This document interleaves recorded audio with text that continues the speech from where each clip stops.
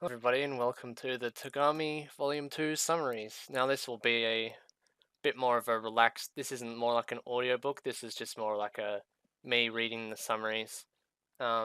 Because I want to do a proper audiobook when the actual translation comes out. I want to read that properly.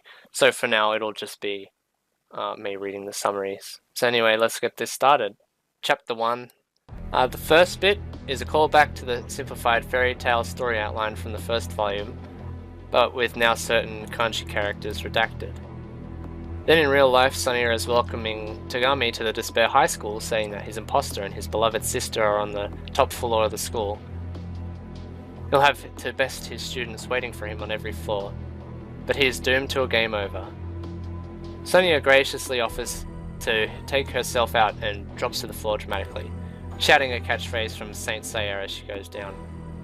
Soda and the Kagami sisters disappear into the school. One thing I'd like to mention is that the Kagami sisters and the Hasegawa Research Institute and the Ketoin conglomerate and all that are also characters from another series, Kagami Family Saga. So those are just like sort of references to that sort of book series, which is also written by the same guy. So Togami pretty much beats the game within 5 minutes. And he tells Sonia to get up, nudging her with his foot, and when she mumbers some silly lines about being shocked by this power, he steps on her face and demands to know where the imposter is hiding. So Sonia resists for a bit, and then Togami pulls a bag of powder out from his tuxedo pocket, which, yes, he is still wearing the tuxedo with the little flower on the lapel. So it's the truth serum that the Hasegawa Research Institute were going to use. So he tells Sonia that the side effect is death, supposedly, but shall they try it out? No one will miss a traitor to Hope's Peak and an enemy of the world. Sonia laughs at this and says that her involvement with the Despair High School is top secret, and Togami's the one on the world's wish list right now. So Togami scoffs and says that he's sick of this nonsense. He's just gonna go ahead and actually take over the world, so there. And Blue Ink's narration notes say that this is something Togami could achieve within 100 pages, had things not taken a turn. So he asks where an imposter is, and one more time Sonia tells him on the top floor. And do you expect me to check every room? Togami asks, then threatens Sonia with the truth serum again. She relents and tells him to take what's in his shirt pocket. And so Togami retrieves a map of the school, dumps the truth serum into the princess's throat anyway, and pieces out to the principal's office, leaving Sonia to fill the halls with the elegant sounds of her vomiting as she tries to get the serum out of her body. Togami reaches the office, and it looks like just about every other principal's office with a desk, sofa, trophy case, etc. The only thing that stands out is that in every former principal portrait is of Monokuma. Shinobu, Blue Ink, is tied to the sofa, limbs splayed in a very unladylike fashion. She apologizes, attempting to close her legs as much as she can, and Togami responds with, "This is certainly despairing." Suddenly Togami's own voice tells him not to do anything lewd, and that voice is coming from behind a curtain in the corner of the office. So I guess there's three things that stand out in the room. Imposter decides to channel his great and glorious leader for a moment and asks Togami if he's getting excited seeing his dear big sister trussed up on display and just how he likes. And so I don't know where he's getting this info on Togami's preferences, but he's probably Fukawa. Togami ignores this and of course tells Imposter that he's got some good news for him. He's going to take him up on this whole taking over the world business. And Imposter says that that's an unexpected surprise and asks him why. And Togami says he's fed up with this world, just like the room. Everyone wants to take over. Despair High School, Ketoin Conglomerate, Hasegawa Research Institute, Hope's Peak Academy, just everyone wants to be in charge of the world in some way. So Togami pretty much wants to be at the top, calling all the shots. Imposter asks everyone if he really wants to be in charge of everything, including the United Nations, the Red Cross, the Howard Hughes Medical Institute, etc, etc, and Togami says they do. Whether trying things bring permanent peace or eradicate humanity, it all stems from the same unsatisfied feelings. His sister notes that no matter how lofty one's intentions, trying to change the world is still a form of world domination, so Togami is going to take over the world because until he does, the world won't be happy. This speech earns some pithy applause from behind the curtain, and Sagashi says that the world would be happier if he up and died. Togami tells him he has no plans to die, and suddenly Sagishi brings up Jansiska. He asks if Togami knows him. He's a Shek hero and the first man to create an armored force. He didn't lose a battle in his entire life. Was he a military genius? Togami tells Imposter to expound his knowledge somewhere else, but Imposter wants to know if Togami is aware of why Zizka lent himself to the fight against the Catholics. And it's because his younger sister was wronged by a priest, was it not? Imposter says Togami is classy, huh? But call a spade a spade. It was because his sister was raped. Because of this one rape, the curtain was raised on a holy war. Does he see what should be taken away from this story? And it's pretty strange to see that the real Togami is silent. The moral is if you disgrace or defile someone's family, they get really, really mad. At this point, Shinobu suddenly feels like she wants to throw up everywhere, because she isn't stupid and can sense which way the wind is blowing. Next, Imposter muses about how Togami's dissatisfaction has predated tonight, and he's always held this ball of frustration inside of him. He then makes a magnificent pun on the word air, spelling with the kanji for resentment and hate, in case you're curious. Togami remains unflappable though, says he can't be shaken from his course. His legitimacy is unassailable. In fact, you'd stick the Togami name on it. A silence fills as the office as Imposter adjusts the curtain. He goes on to say that it's also very in character for Togami to remain calm and collected, deciding to take control of the world and other people. He should really have died back then. Shinobu starts to feel an intense burning anger coming from behind the curtain. There's no doubt he must know about their past. What happened on that island? What happened in that castle? How? The cover-up should have been perfect. No one unrelated to the biggest, worst incident in the history of the Togami family should have known anything about it. Unrelated? The memory of that person's existence bubbled up within me. But it couldn't be them. Still, I realized that the heat of rage was seeping from between the gaps in the curtain. The imposter could no longer hide his bitterness towards Byakuya-sama. The temperature in the principal's office rose 0.4 degrees according to Borgs. Borgs. My gouged out right eye. Speaking of my right eye, I wondered what became of it. Byakuya-sama, with no interest in neither my suffering nor the imposter's rage, slowly reached for the curtain. Well, imposter, let's see what you really look like. He pulled the curtain away, then appeared. Huh? Huh? Chapter 2. This chapter opens up in the past. If you thought this chapter was surprisingly straightforward for the writer, you'll be happy to know that he gets back into a strategy of tossing the reader into the action with little explanation right here. The chapters are further divided into little mini-chapters, which are now going to be replicated, as you may have known from the previous audiobook. Prologue.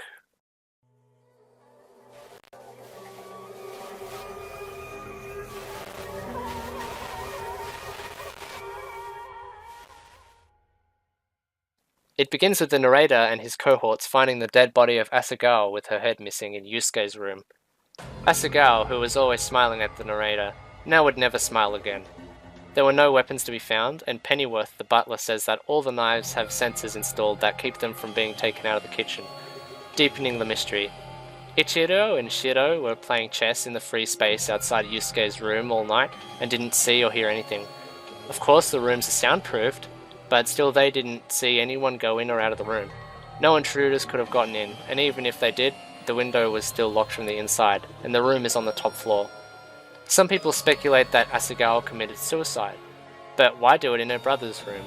And where is her head? It doesn't make any sense, but somehow Asagao is dead. Part 1. The narrator explains that he more than anybody needed to become the next head of the Togami family. He may only be 13, and as such in dead last in terms of the odds, but he needs to win the competition to decide the next heir of the Togami family, which will be shortened to just the competition from now on, because it's like the name of the stupid committee from Danganronpa Kirigiri or the Junko Apocalypse. And I don't want to read out the title every single time. He needs to win first place and be number 1, take home the gold medal and become king of the world. That's why he's here. This is where we finally get a sense of orientation. The narrator shares that everyone is currently on an island in the Seto Inland Sea, which is the same island, which is set for the movie Battle Royale. Yeah. So if you know this, I think you know where it's going. The Togami conglomerate purchased the island and then wiped it off the map. There's a small digression about how the address is technically part of a town called Ushimadocho, which means cow window town. Yeah, cow. Which gets its name from a tale about Emperor Chuai's empress, who supposedly got attacked by a giant cow demon while traveling and tossed it so that it tumbled over. The original area was called Ushimurabi in reference to the cow falling down, so essentially they called the place cow tipping, but over the years it morphed into Ushimado. Pretty much, yeah. I only mention this just in case you haven't forgotten about the Kodan stuff. The Togamis put in a castle on the island called the Taojo, the Castle of 10 Crows. And the characters we're in the shit with now have all been called there. Asagawa's body was discovered on the morning of the 5th day.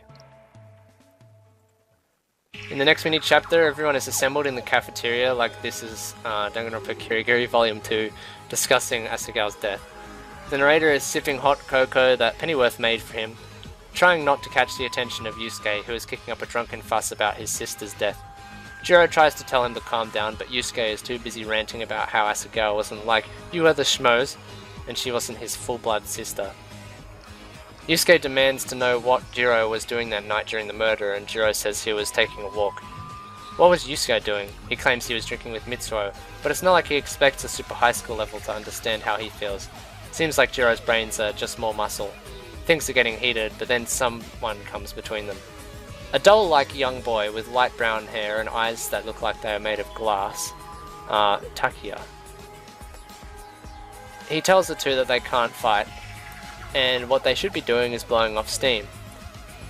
Which is kind of weird given off what we learn about Takia later, so just keep this in mind. Yusuke wants to call the police, but Pennyworth is like, "Nah bro, sorry, this is the competition and we can't stop that for something like this." Only in exceedingly formal Japanese, not in that. The narrator says that Pennyworth is kind, but he is entirely devoted to the Togami family and won't yield on this. Yusuke gets upset that no one is backing him up, and he calls them all crazy. Takia suggests that they look into the matter for themselves and try to puzzle out what happened to Asagawa, which Yusuke grudgingly agrees to. Then he turns to the narrator and asks him, "Hey brat, did you do it? Huh, you little shit, you four eyes? Don't look so hurt, you imposter. Why are you even on this island?" Oh, whatever, let's find Asagawa's head. If we track it down, we might have some evidence with it. Yusuke flew out of the door of the cafeteria. Dramatic fucker, Jiro mumbled. Part 4. Which I think I forgot to read the other part names, so it doesn't matter. So a party of Takia, Yusuke, Jiro, and Shiro, the narrator head out onto the island with a married couple named the Macabres, who took care of the grounds and cooking and so on to look for the missing head. Yusuke has sought to bring along some smokes and a bottle of whiskey. We find out that he's the former super high school level gourmet, and that his sense of taste has almost entirely been ruined by probably thanks to the nicotine and booze. The narrator resents him. How dare he ruin his own talent when there are people like him who have none? We also learn that Jiro is the super high school level karate master, which is surprisingly straightforward. The Macabres, however, are just two normal people who happen to work on the island. They aren't sworn into the family like Pennyworth or anything, and the narrator has always liked them for being so refreshingly normal. They reach the tower, which is a pyramid that was originally supposed to be the central pillar of the gazebo that never got built, and at the base of it they find Asagawa's head caked in mud. Yusuke lets out a howl, but Takia tries to stop him, talking about how they have to preserve the crime scene. Yusuke throws him aside like a tiny sack of potatoes and tells him to shut up and quit playing detective, and it takes Jiro using a karate move to incapacitate Yusuke and stop his fit. The Macabres begin chanting and the narrator muses how Asagawa was a Catholic, which means we should move on to the afterlife following her judgment. He wonders if it matters if her head and body are separated. Takia later looks closely at the head and notes that looks like a beheading was not a clean job, which makes sense since all the weapons, including blades, had to be surrendered when setting foot on the island. He turns to the Macabres and asks them if there was a saw. No, a wire, anywhere on this island. The couple whispered to each other in a foreign language and then replied that there's a wire in the storage shed used for vacancies, because we can't just call it an old normal vacation. This is a rich family. French for everyone. Which is probably why I mispronounced vacancies to something else. This is not the first trip the potential heirs have taken to the island. They've been there before for vacancies. I'm just going to pronounce it that way, sorry. As a way to get to know their brothers from a mother and sisters from the same mister but from a different mother. The narrator says that it's not just fun and games, but more a way to size up future rivals in the competition. Many of the talents of the narrator's half-siblings are coming into play now during this investigation. Like when Shiro, who until now has done a whole lot of nothing, notices with his eagle eyes that there's a trail through the dirt. Seeing all the others be useful in this situation gives the narrator a severe inferiority complex, and he wonders if someone like him could ever be the heir to the Togami conglomerate. No, he has to win this competition, it's his duty. The group collects the head and returns to the castle where there's a fuss happening outside. There are more Togami kids standing in the garden and the man-made pond there. There's Pennyworth, Ichiro, Ayumi, and Togami Shinobu, my older sister. The four of them seems to be looking at something floating in the man-made pond. Wasuke is lying dead in the boat with an evidence of a stab wound in his chest. What is this?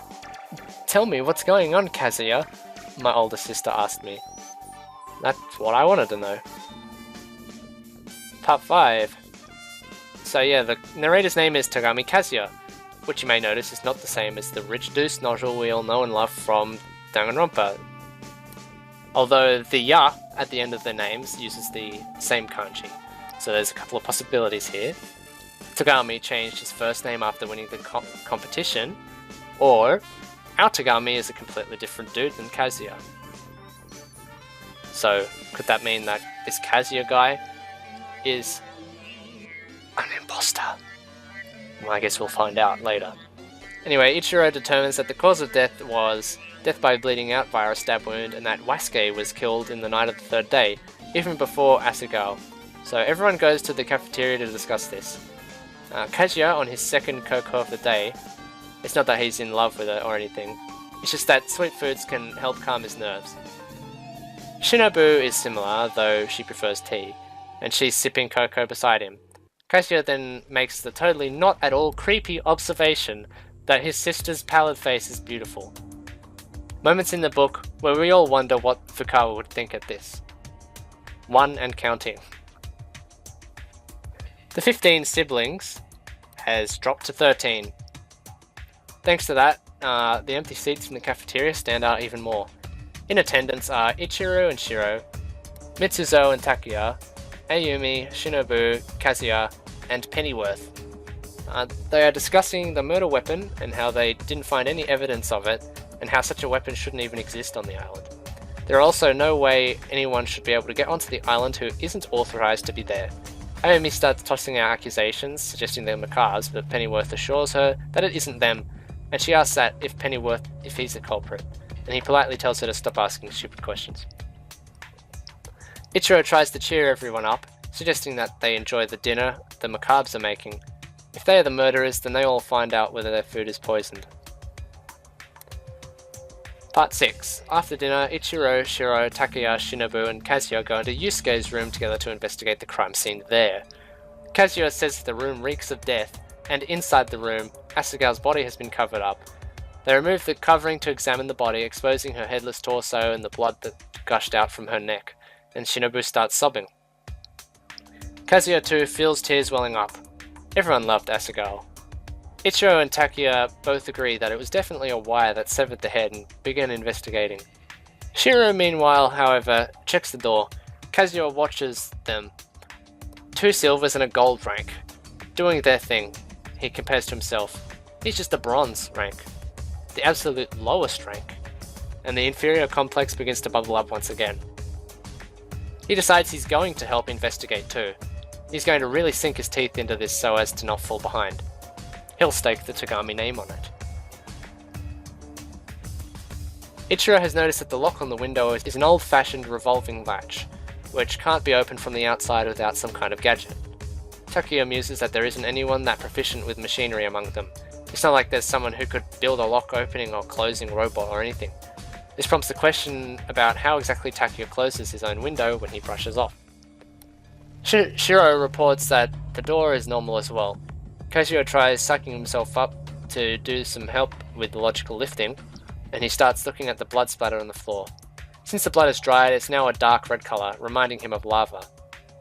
And which pretty much can remind everyone of the image of the bored Togami sprite in the messed up classroom in the first game with the actual red dried up blood. Kazuya notices that there's a strange rectangular spot about the size of an envelope where there's no blood. Takuya sees that he's found something there, surmising that it might have been a suicide note left there. Kazuya sees that this is the line of thinking that he should be taking and wondering why the suicide note isn't there. Was it actually a suicide note after all? Kazuya, you and Shinobu, go back to your room. Leave these kind of things to the adults. But, don't worry, I won't let anyone else die. But, this is a job for a Togami. You probably didn't mean to hurt my feelings, but my mood plummeted. A job for a Togami. A job for a Togami. A job for a Togami. Shiro, you go back too. Ichiro Nissan, what are you going to do about the culprit? I'm going to question him to see if he did it. Part 7. This chapter opens with Kazuya and Shinobu hanging out in the hallway, listening to Yusuke scream while Ichiro, Jiro, and Takuya interrogate him. This is the family you want to marry into, Fukawa. Mitsuzo comes, but he lacks the courage to open the door to Ichiro's room. Asking what's going on, the siblings answer that there's questioning underway, and Mitsuzo comments that it sounds more like torture, so he decides he didn't hear anything and runs off. Shinobu takes Kazuya's hand and tells him to stay near her, which he agrees to. Insert cute awing sounds. He's happy to stay close by, but feels like he should be the one protecting her instead. But she survives the loss of an arm and an eye, and who knows what else, so I think Shinobu's gonna be okay. Finally, the door opens and Ichiro, Jiro, and Takuya come out, reporting that Yusuke has told them nothing. Takuya says that it would have been easier if he were the negotiator rather than the super junior school level agitator. So there's the DR aesthetic. So once again, we meet one of those junior school levels like the vice president, rather than the elementary school levels like Monica and Nagisa from Ultra Despair Girls. So chatting among themselves, they three interrogators head off down the hallway. Through the cracked door, Kazuya can see a beaten up Yusuke looking like the bullied turtle in a fairy tale, which is the Urashima Taro fairy tale, so give that a look up. Yusuke is staring straight at him, laughing and lips flapping, repeating die, die, die, die over and over.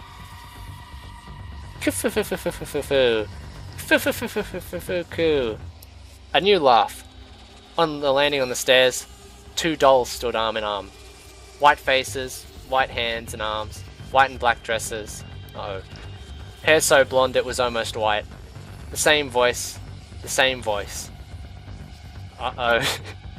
Everything about them was cold and robotic. Yet they were human. Togami Asa and Togami Yoru. The two were one. The two were the super high school level weather forecasters. The twin sisters laughed at the same time, then stopped at the same time. Oh Kazuya, shirking your responsibilities. Oh Kazuya, even now relying on your big sister. The curtain has only just been raised on the killing. The killing is not finished yet. There is a 92% chance the murders will continue. The chance that the murders will continue is more than 92%. Having shared their disconcerting and eerie prediction, the twins left, arms still entwined. And that is how I spent most of the night on the 5th day. Poor Kazuya. Twins in Danganronpa are never ever a good sign. Even the Ketoins weren't particularly great for Togami, although they're fraternal twins, so that's less bad, I suppose. And the twin sisters from Danganronpa might as well be Kirigiri's ability to hear Death's footsteps, but for the reader. and then you got the Kirigiri, Danganronpa Kirigiri, weird paranormal investigators who investigate twins and their supernatural abilities from, was it like volume 5 or something?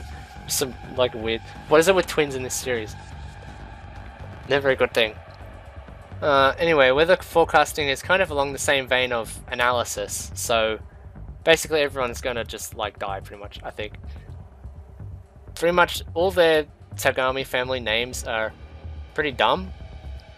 So in this case, the twin Gami names are Morning and Night. So yeah, they just got some funny pun names. Anyway, this is where I think I'll stop. So that was chapter 1 and 2's summaries. Well, half of chapter 2's summary. These will be a bit shorter episode length, just because the summaries are a lot shorter. Like this summary is only 100 pages long. I mean, I'm only on 10 pages. I'm only 10 pages in so far, so who knows. Plus, like, the next part is, like, really long. But I guess, for sake, I will just give the names to, the Togami children.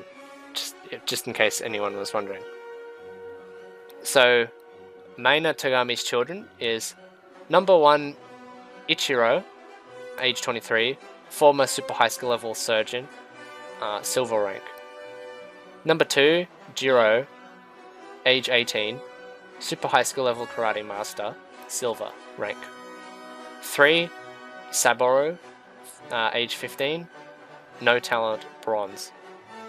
4, Shiro, age 14, no talent, silver.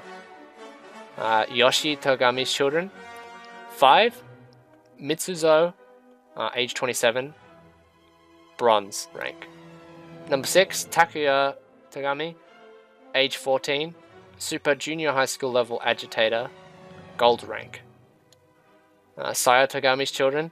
Number 7, Yusuke, age 31, former super high school level gourmet, bronze rank. And 8, Asagao, age 28, no talent, bronze rank. Lord Togami's children. 9, Wasuke, age 22, no talent, bronze rank. Kanako Togami's children. Number 10, Ayumi Togami, age 19, bronze rank. Anastasia Togami's children. Number 11, Asa, 16, super high school level weather forecaster, bronze rank. And 12, Yoru, 16, super high school level weather forecaster, bronze rank. Michiko's children. Suzuhiko Togami, age 26, former super high school level hitman, rank silver. Number 14, Shinobu Togami, age 14, no talent, bronze rank. Number 15, Burger King footlet, no, I'm just kidding. Number 15, Kazuya Togami, age 13, no talent, bronze rank. Favored to win, Takuya, gold rank. Opposition, Ichiro, silver rank. Possible to win, Jiro, silver rank. Could come from behind, Suzuhiko, silver rank. No mark, Shiro, silver rank. So there is the children, the 15 members. Now, you might have noticed, was Suzuhiko is on here again? Come on. Exactly my thoughts. I mean, Suzuhiko is a kind of cool character, I guess. I mean, a little bit of a rip-off in my opinion, but oh well. Anyway, I hope you enjoyed this little summary, and I will come back to you next time on the next summary video. Take care, everyone.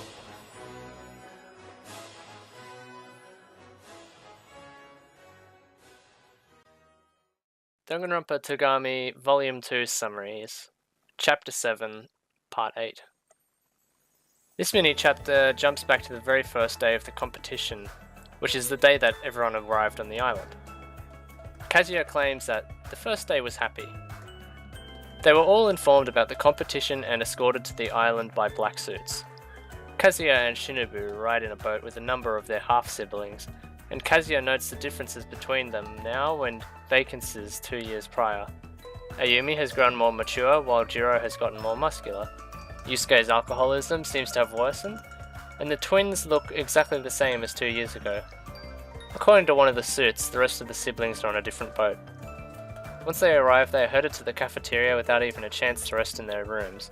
The seats are all labelled with their names and contain a sheet of paper, which reads as such. Which is at the end of last episode. I recorded this little section just showing off the participants of the competition to decide the head of the next Togami conglomerate, which is all the children and their super high skill level talents if they have them, their age, name, and what if they're bronze, silver, or gold. So judging that you remember what I said or have gone previously back, first, yes, that is the name Suzuhiko, we know as Otsuki Suzuhiko from Volume 1, who has Mole Man as an alternate personality. And yes, he is Shinobu and Kazuya's older brother. So that does make it quite interesting now. Also, all the names are a little bit silly for Japanese names. So, Saburo, which means third son, is mentioned, since we had Ichiro, first son, Jiro, second son, and Shiro, fourth son, already. Also, there are 3 kids that have the kanji for knight in their name. So, Japanese knight, hawk knight, and just plain old knight. Then we've got the names that are actual names but double as words, like Asagao meaning morning glory, Shinobu meaning ninja, etc. While a bunch of these kids have like super duper Japanese names despite their mothers not being Japanese, which I guess is their dadgami is responsible for that. So Yusuke and Wasuke raise a bit of a stink about how they're being basically rated like horses, and there's a general sense of irritation regarding this across the board, but Kazuya is just relieved as there's nothing weird noted on his column. Aloysius Pennyworth comes out to welcome everyone to the island of the competition.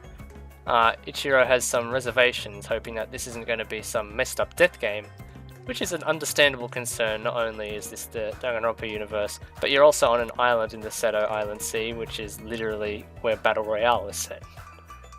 So Kazuya mentions in his narration that the people with too much time and money develop repulsive habits like watching strangers kill each other on TV, or detectives facing off against criminals, which is just a little callback to DR Kirigiri. Kazuya vowed to himself that if he becomes the head of the family, he'll take down all these people. They'll just hurt his sister too. So Yusuke supposes that these odds are listed to try and motivate the lower rank to work harder, but that won't work on him because he refuses to be ranked by other people. Jiro tells him to withdraw in that case, and asks why he quit being a gourmet. And Yusuke says that he must not have heard him. He refuses to be graded by others. Jiro scoffs and says that a gourmet is the one who gives other people grades, not the other way around, and they work themselves into a standoff that gets diffused by Asagao raising her pointer finger, which causes both of them to look sheepish and sit back down. Then Takuya tries to start some shit because he's the super junior high school level agitator and can't help himself. Apparently at 14 he's already participating in world affairs, helping to spark unrest and trouble, or rattle warlords' cages and whatnot. So thanks to that, he's the only one with a gold rating. Everyone else is either silver or bronze. Pennyworth tells them that they've been brought here to compete, and that this isn't a game. He stares through them with his grey eyes, and Kazuya understands. They all understand. Now isn't the time to fool around. He has to win for his sister's sake. Pennyworth announces that the competition is about to begin, and holds up a cassette player, asking everyone to listen. If you're thinking that the cassette player indicates the general time frame of the era, this is Japan and people commonly use outdated technology just for tradition's sake. So he presses the button and the tape begins to play. I see you've made it here, my children. It was the current head of the Togami conglomerate, Togami Kijo. So, in addition to being a couple of syllables off from Kidojo, Someone back when the current head of the Togami family was born decided, I'm gonna name him Kijo and use the kanji for Demon Castle, apparently. Yes, because naming your child Demon Castle is quite appropriate. Kazuya isn't sure if it's his nerves or the way the tape is distorting his father's voice or what, but he suddenly feels heaviness in his heart. Togami goes on to say that the 15 of them were called to the island to determine which of them will become the heir to the family and receive the secret to the success of the Togami family. He also mentions that he has more than 15 children in total. There's 108 of them. Yeah, so if you're thinking about what was said in the Togami free times, the first free time of Togami in DR1 was that there was the 15 main children who were eligible for the competition. But it turns out that there were actually also 108 other kids there were 108 kids in total, and only 15 of them were actually eligible, and we will find out why. Anyway, the competitors are understandably shocked by this announcement. Yusuke thinks that the number of the Togami kids is too damn high, and Pennyworth stops the tape temporarily.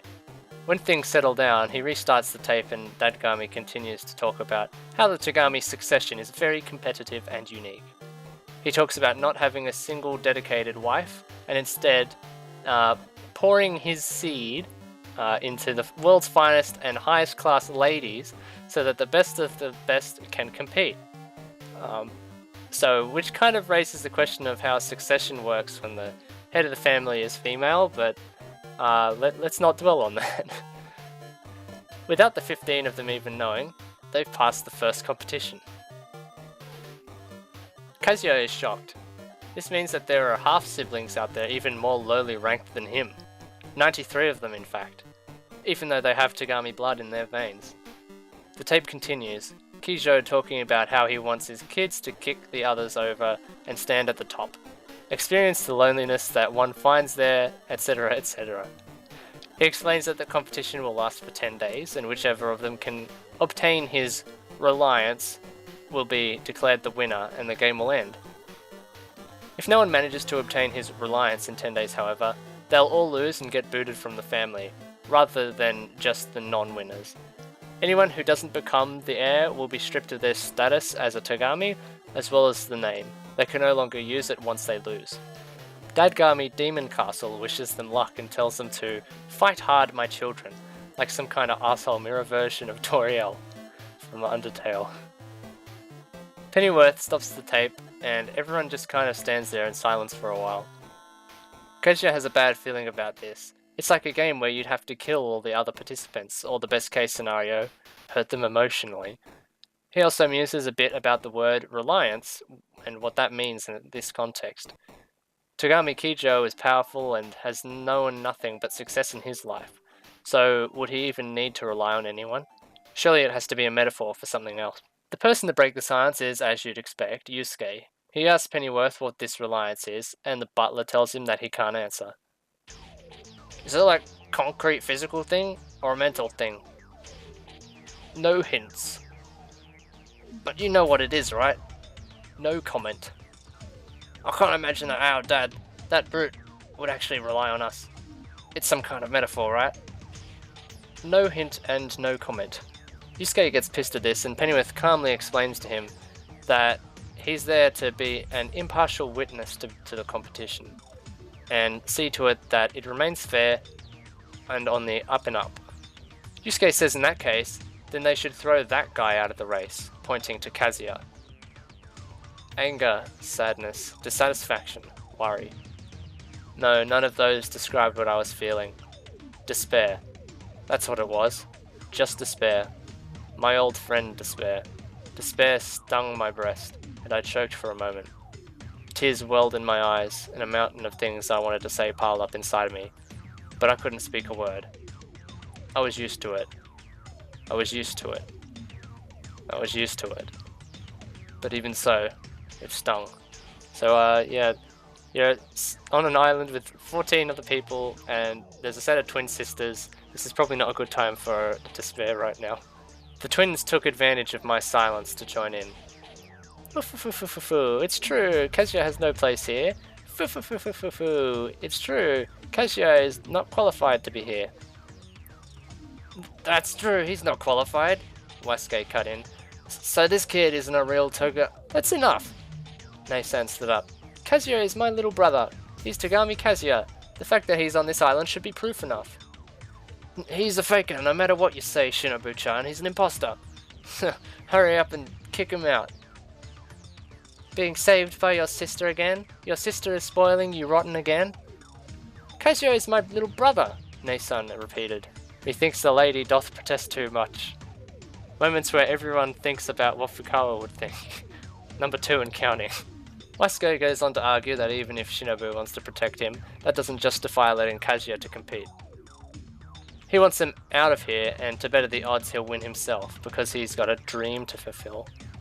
A dream of becoming the head of the family and crushing his half-siblings under the weight of terrible, soul-destroying jobs. Yusuke calls him a moron and spits on his shitty dream of revenge. The twins, however, say that dreams are a personal, subjective thing and one cannot rate them objectively.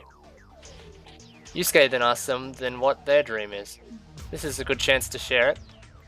They answer that if they become the head of the family, can they both do that?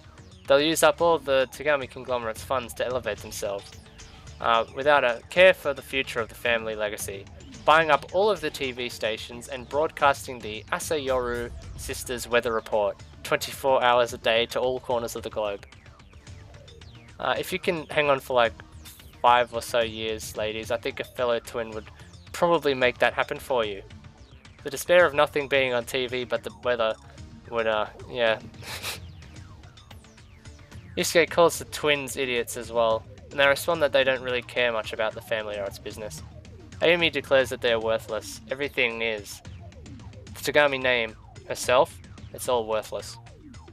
If that's the case, then drop out of the competition. I'll take what I can get. That's my policy. If I win this battle, I'll use the Togami resources to start wars all over the world. Then I, the world, everyone will die. She was crazy. They were all crazy. And Ayumi, if you survive in this book, which is unlikely but still, I know exactly what you'll be doing in a few years. Well, this is kind of interesting as it highlights a key difference between this line of thinking and Junko's. Ayumi wants the world to end in a bang and for everyone to die, but Junko wants everyone to be lashed to an eternal breaking wheel of hope/despair. Which is a subtle but important difference, I think. Mitsuzo's dream is to feast with all of his half-siblings. Jiro doesn't care about becoming an heir, but he's vowed to never lose a competition. All Saburo can say is that he wants to eat meals and meat. Ichiro seems like he would actually be invested in the family legacy and business, but the moment he became heir, both Kazuya and Shinobu would lose the protection of the Togami family name, and the value of Kazuya's existence would plummet to be on par with the amount of respect Kirigiri has for her dad, i.e. 0. I had to win. For the sake of the Togami name. No. For Nei-san's sake. So, Yusuke's getting bored of this stupid talk and saying that he's going to go back to his room to sleep. But the second he leaves the cafeteria, the twins purport that he's actually going to get drunk, and Wasuke starts talking shit and brings up a rumor that Yusuke's entire sense of taste is gone now. So, Asagao cuts him off, finger in the air as always, and say that it's okay. They're all family here. Then she shares her own dream, that all of her siblings will cast aside this ranking system and live happy lives. She's willing to give her life if need be to make that dream come true. Of course, after that, no one can say anything. Kazuya looks around and sees that aside from Yusuke, who's just left, there are 2 people missing. Saburo and that man, Suzuhiko. Though it was full of despairing omens, the first day was really happy. Part 9. On the morning of the 6th day, they find Yusuke's headless body in the same room, in the same spot Asagawa's had been. Ichiro basically goes, "Oops, my bad," and Shinobu and Kazuya tremble while Pennyworth lets out an exasperated sigh. Ichiro notes that the door and window were unlocked and then asks Pennyworth to assemble everyone in the cafeteria. Takuya runs off to check the area around the tower, and everyone aside from Takuya, Saburo, and Suzuhiko gather in the cafeteria, where Ichiro says he's going to tell them what happened. Asagao and Yusuke commit suicide. No one argues with that assessment, instead listening patiently and with expressions as if they knew this was the case. Kazuya wonders if he was the only one internally freaking out. Ichiro goes on to say that they both killed themselves in the same way too, by using a suicide device Yusuke made as a way to kill time, or as a tasteless joke. He never actually intended to use it, but then his sister decided to put it to use seriously. Kazuya is stunned. Asagao killed herself? The explanation of the device goes something like this. Yusuke took a wire and an electric winch from the storage shed and anchored the winch near to the tower. Then he attached the rope to it that he tied all the way up to back to his room, up through a small window, and made a noose of a wire that he tied to the end of the rope. The noose would go around his neck with a remote control. He could turn on the winch to make it begin reeling the rope. The wire would then cut through his neck, beheading him. Of course, this would be unbearably painful, but since there'd be so much pressure on the trachea, screaming in pain would be out of the question. Hence why no one heard anything outside the door the night Asagao died. Which is pretty brutal. So what's Juko doing now right in the timeline, besides from possibly being Lycorn? She needs to talk to Yusuke, so there's an execution to top Kawadas. Because yeah, that's pretty messed up. Ayumi asks why the head wasn't in the room in that case, and Ichiro explains that the skin and neck meat got caught in the fibers of the wire, causing the head to get dragged all the way out to where the winch was. That's why Asagao's head was dirty. It was dragged through the mud. The next question is, why the door and window were locked? And this Ichiro says was Yusuke's doing. He found Asagao first, then he locked the door and window, stole the suicide note to make it look like a murder. Why he does this, no one knows. And perhaps because messing with crime scenes is a Togami family tradition. It's odd to me that very little time is devoted discussing to the topic of Asagao's motives for taking her life, but I guess this isn't the Kirigiri family, so I can't expect too much of them in that front.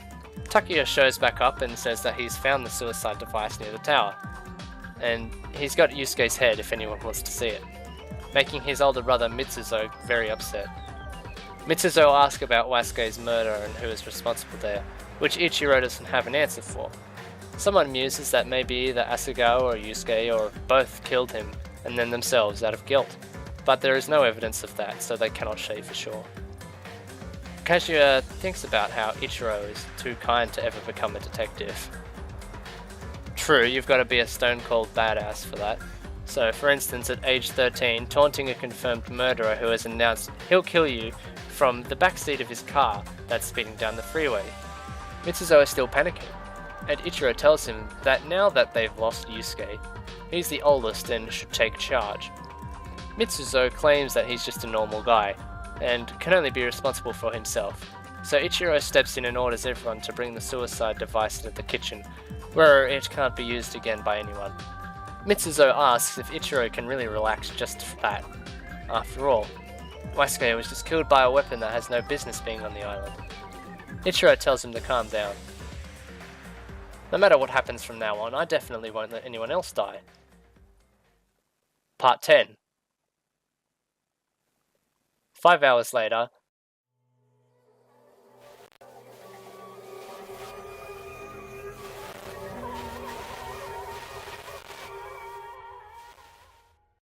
Ichiro's corpse was discovered in a locked room. His body was lying face down on the floor, and on his right side, he'd written a character, which is in kanji either yoru or ya in his own blood. And with that, the 6th day ended. 4 days remained. Part 11. This chapter is a conversation between brothers Mitsuzo and Takuya. Mitsuzo is freaking out, thinking they'll soon be murdered and wanting to escape the island immediately.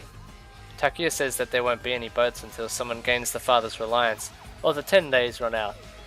So Mitsuzo tells him to use his super junior high school level talent and win the damn race already.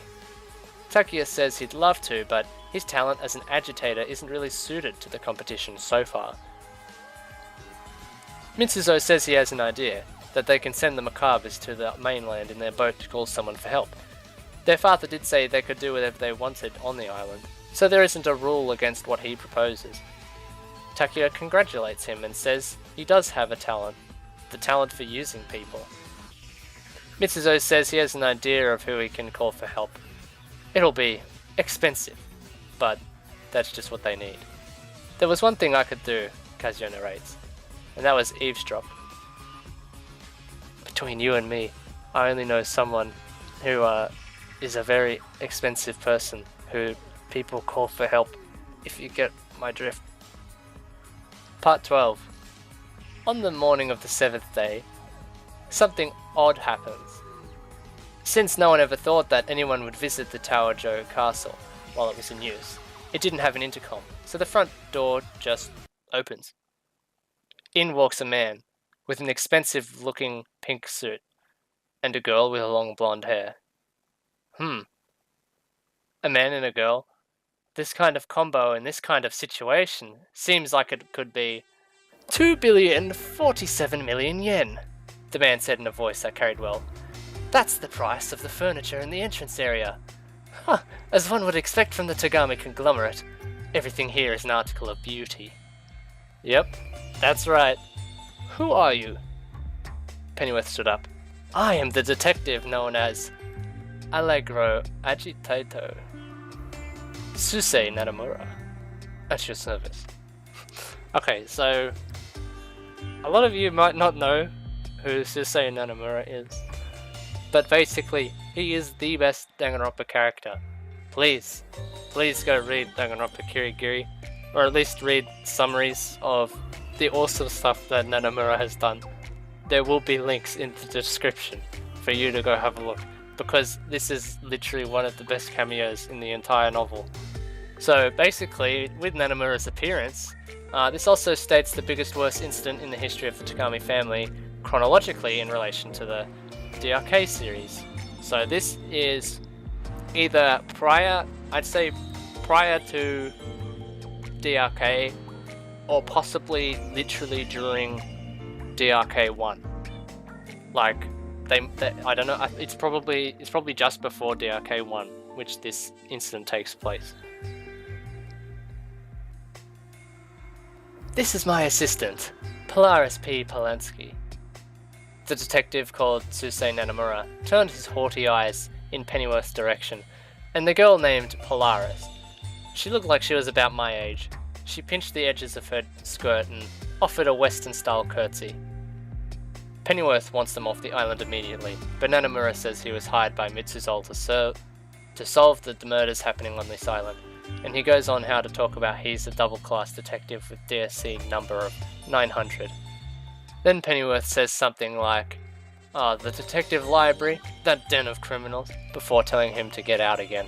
Nanomura also makes a comment at one point how Pennyworth clearly doesn't have a very high opinion of detectives, which makes us wonder how he'll react to finding out his ward associates pretty closely with Kirigiri several years from now. Nanomura reports that the Macabres ditched and fled back to the mainland, leaving them stranded on the island so they can't leave even if they wanted to. Pennyworth relents begrudgingly, submitting both Nanomura and Polaris to check bodies. As in doing a body check, so. Nanomura tells him to do what he likes, but he is here to answer the call of his mistress, Mystery. He'll solve any mystery that's in front of him. That's why he exists. That's why he has a DSC number of 900. We know that's not the case, of course, but that's the story the Togamis get from him. I wonder if this ever comes up between Togami and Kirigiri. So Togami is talking about this incident, and he's like, oh, this jerk of a detective named Nanomura showed up, and Kirigiri cuts him off like, Nanomura Sensei? That asshole tried to shoot me once. He got taken down by a spoon-bending psychic. And then Togami's like, oh well, he deserved that. So Nanomura begins walking around the entrance hall and fills them in on the details of the case so far. Serial killings on an uninhabited island, you say? This is just like a duel noir. So yeah, so that's it for the summaries this time. Well, you know what? I'm just going to read out some of the really funny stuff that happens with Suisei Nanomura. If you don't want to have real like spoilers, then you can just end the video now. Thank you very much for watching. If you want to keep continuing, this is some cool stuff about Suisei Nanomura. So things Suisei Nanomura has done so far in Danganronpa Kirigiri. Randomly drop a Santa Claus hat onto Kirigiri's head, which she doesn't notice until her partner Yui Samidari, who is the protagonist of Danganronpa Kirigiri, points it out to her. Yeah, he invites Yui and Kirigiri to dinner in a very tall building, but he finishes eating his dinner before they get their first plate. He throws dishes and flatware over his shoulder to be caught by his attendants and waiters. He interrupts an argument with a trumpet produced out of thin air, which is literally like just randomly used out of nowhere and then tossed over his shoulder, caught by a waiter. Rides around in a helicopter with just playing on a trumpet, Die Valkyrie. Finds out that the bill to the meal that he was eating and that they were all eating was like thousands of yen. So he basically jumps out of the like 100-story building window and parachutes to the bottom just to get out of paying. He wastes an entire day before starting his Jewel Noir detective work despite having a time limit because he has his quote-unquote own stuff to do first. He also refers everyone to ladies and gentlemen, and he tried to get through what he deemed to be a locked door, so he threw a coffee table through a wall to get past the locked door, but the door wasn't actually locked. He's done much more things, and there's many other funny moments, but I'm not going to spoil the rest because it's just amazing, absolutely amazing. So definitely go check out DRK. The summaries for those will be updated after Togami 3's translation is finished and after everything else. So hopefully sometime in the future, before 2030, I'd say that they're all done. Anyway, thank you for listening to this week's summaries. Although maybe it's not a week, maybe it's like a 2-week, because these things always seem to manage to take time because I'm finding it difficult to have time to record these since it's holidays and like everyone's always at home all the time, so it's kind of difficult to record. Anyway, thank you for listening to this week's episode. Have a great day, everyone.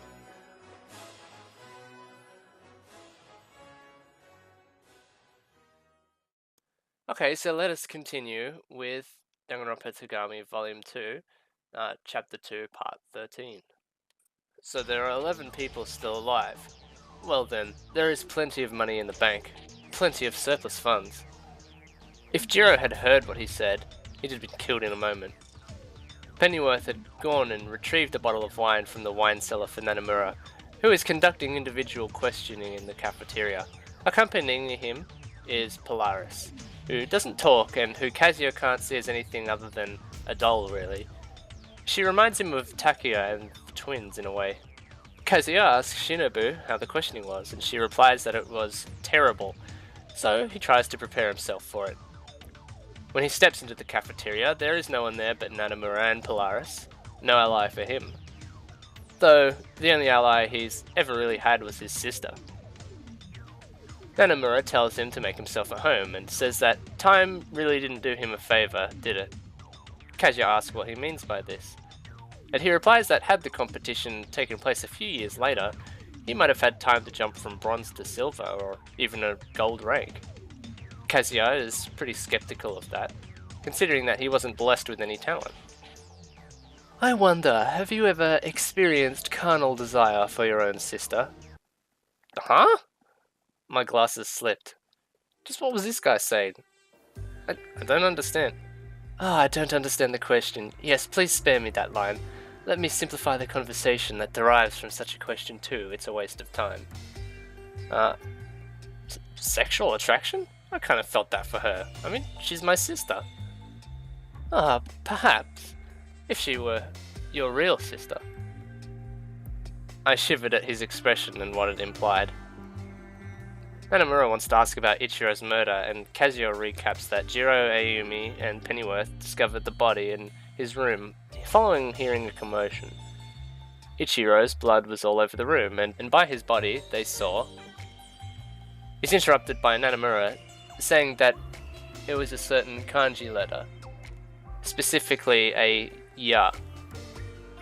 Now that certainly narrows it down, since there's only 3 people it could apply to: Takuya, Yoru, and Kazuya, and now that kanji can apply to Yoru as well. Kazuya doesn't appreciate that implication, and says he didn't do it. Nanamura responds with, "Oh, of course you would say that."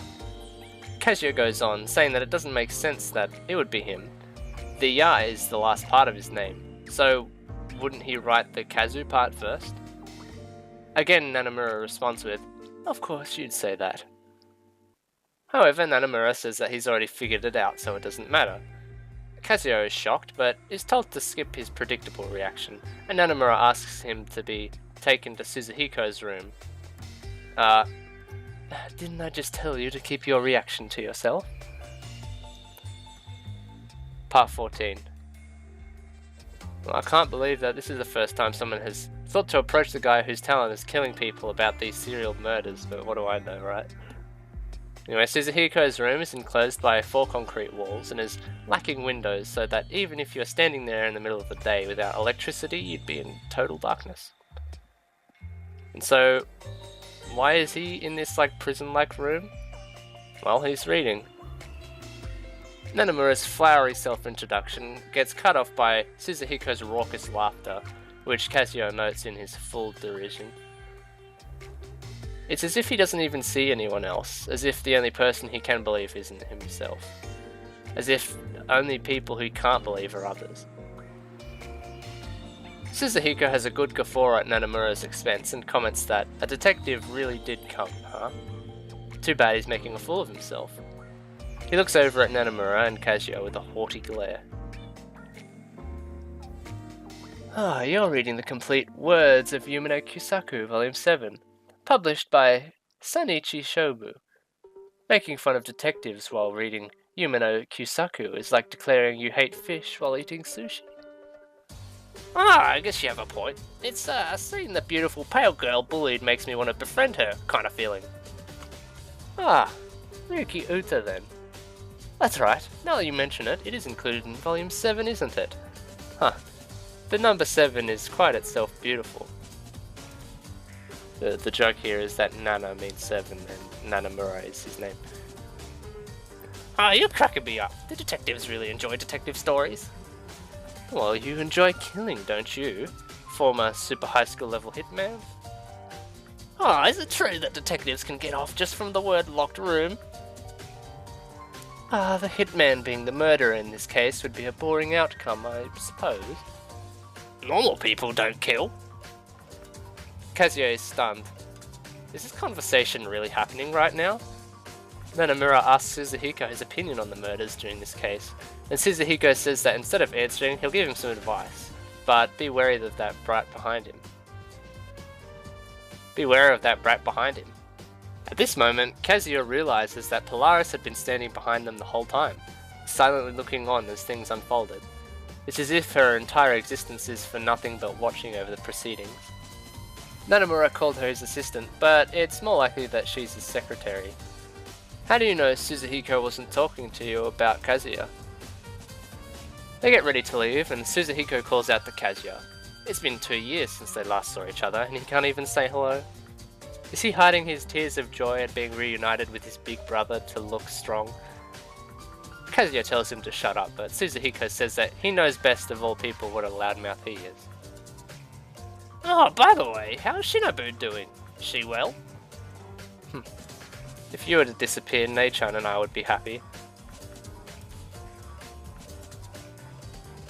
Suzuhiko reacts to this in a fashion eerily similar to what Makuro did once in Zero, saying that Big Bro is just shocked at his little brother's scathing words. He's so hurt that he might just up and flee Okayama altogether. Kazuya slams the door on him mid-sentence, thankful that it's a noise-cancelling door. Your brother, is he always like that? Yes, he is. The killer. Kazuya thinks a bit about his brother Suzuhiko and how he killed so many people that Hope's Peak scouted him. He thinks about Hope's Peak and how they're so devoted to gathering up and cultivating talent that they throw aside things like morals. If they continued to do that, someday they'd collapse from the inside.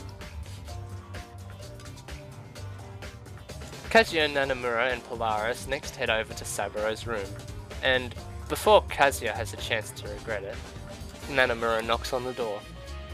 There's no response. Nanamura grumbles about these Togamis not taking his time seriously, and Kazuya looks at him, thinking about how a normal person might be worried about someone if they didn't answer the door. But all Nanamura cares about is his schedule. With a renewed fervour, Nanamura assaults the door with a volley of knocks before throwing the door open. The air in the room is so humid that Kazuya's glasses fog. The place is full of paintings which Kazuya can't discern the value of. Nanamura totally can though, and he announces a price in the billions of yen. Not at all in keeping with the grandeur of the room, Saburo pokes his fat, sweat-drenched face out to squeal at them like a pig, video camera in hand. And that's literally what it says. That's not a translation thing, that's literally what he describes him as, which is funny.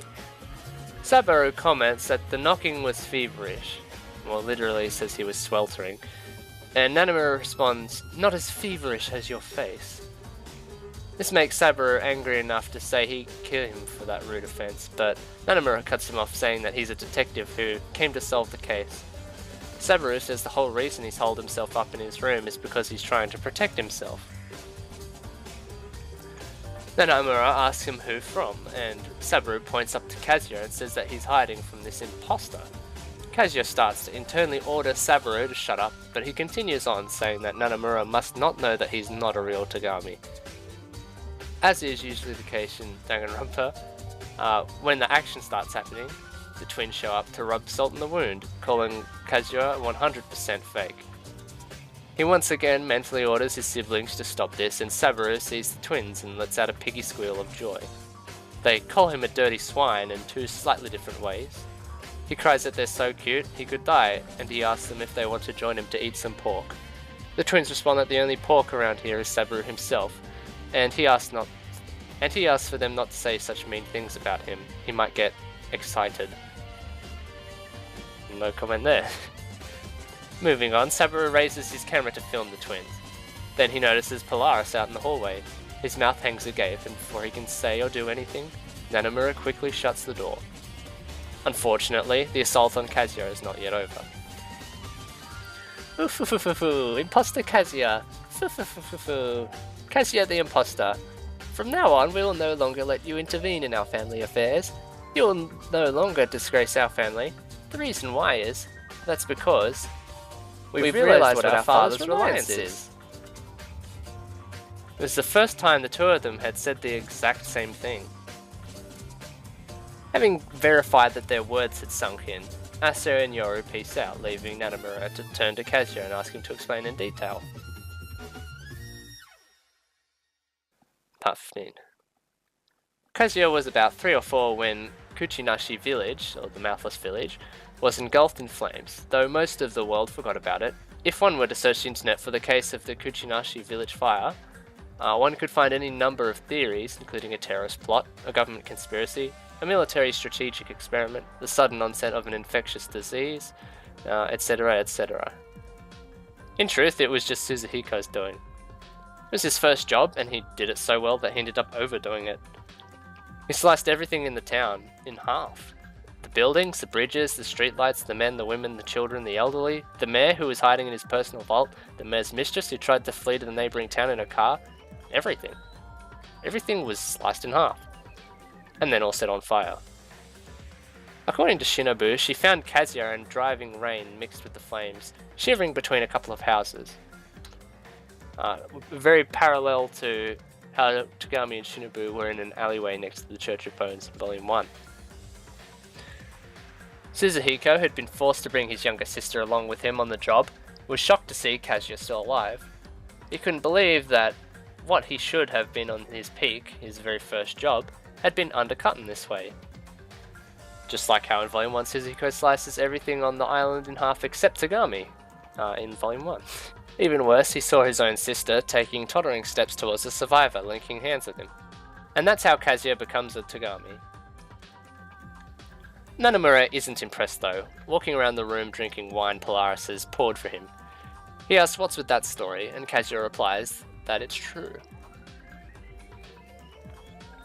What he can't believe is that the culprit was Suzuhiko and the survivor Kazuya. Though he reasons he is in the Togami domain now, and a certain degree of extraordinary circumstances should be expected. No point in complaining about it since the stage is set. However, Nanamura can't quite accept that Kazuya has been truly folded into the Togami ranks. Well, what gave it away there? The potential heirs calling him imposter every other second? Kazuya says, no shit Sherlock, and thinks to himself that the only people who ever considered him family were Shinobu and Asagao. And Asagao is dead. Nanamura asks if he's ever had a DNA test done, and Kazuya explains that his adopted mother, Michiko, was strongly opposed to it. Nanamura supposes that Michiko probably wanted to have an extra chip in the game, to better the odds that one of her kids ended up being crowned heir. However, doesn't the current head of the family doubt his legitimacy? He heard the special way in which the Togami heir is chosen, but can any old kid just be entered? Kazuya supposes that his father will recognize him if he wins the competition, to which Nanamura asks if until then he just gets randomly called to be a Togami. Kazuya replies that technically all of his half-siblings are in the same boat, since they only get to stay Togamis if they win. Nanamura changes the subject to ask about the estrangement from Suzuhiko, and Kazuya tells him that he was kicked out of the house 2 years ago because of a petty incident.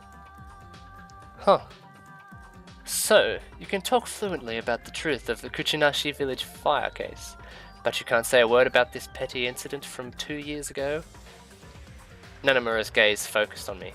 By the way, Nanamura mentions the butler let him listen to the tape.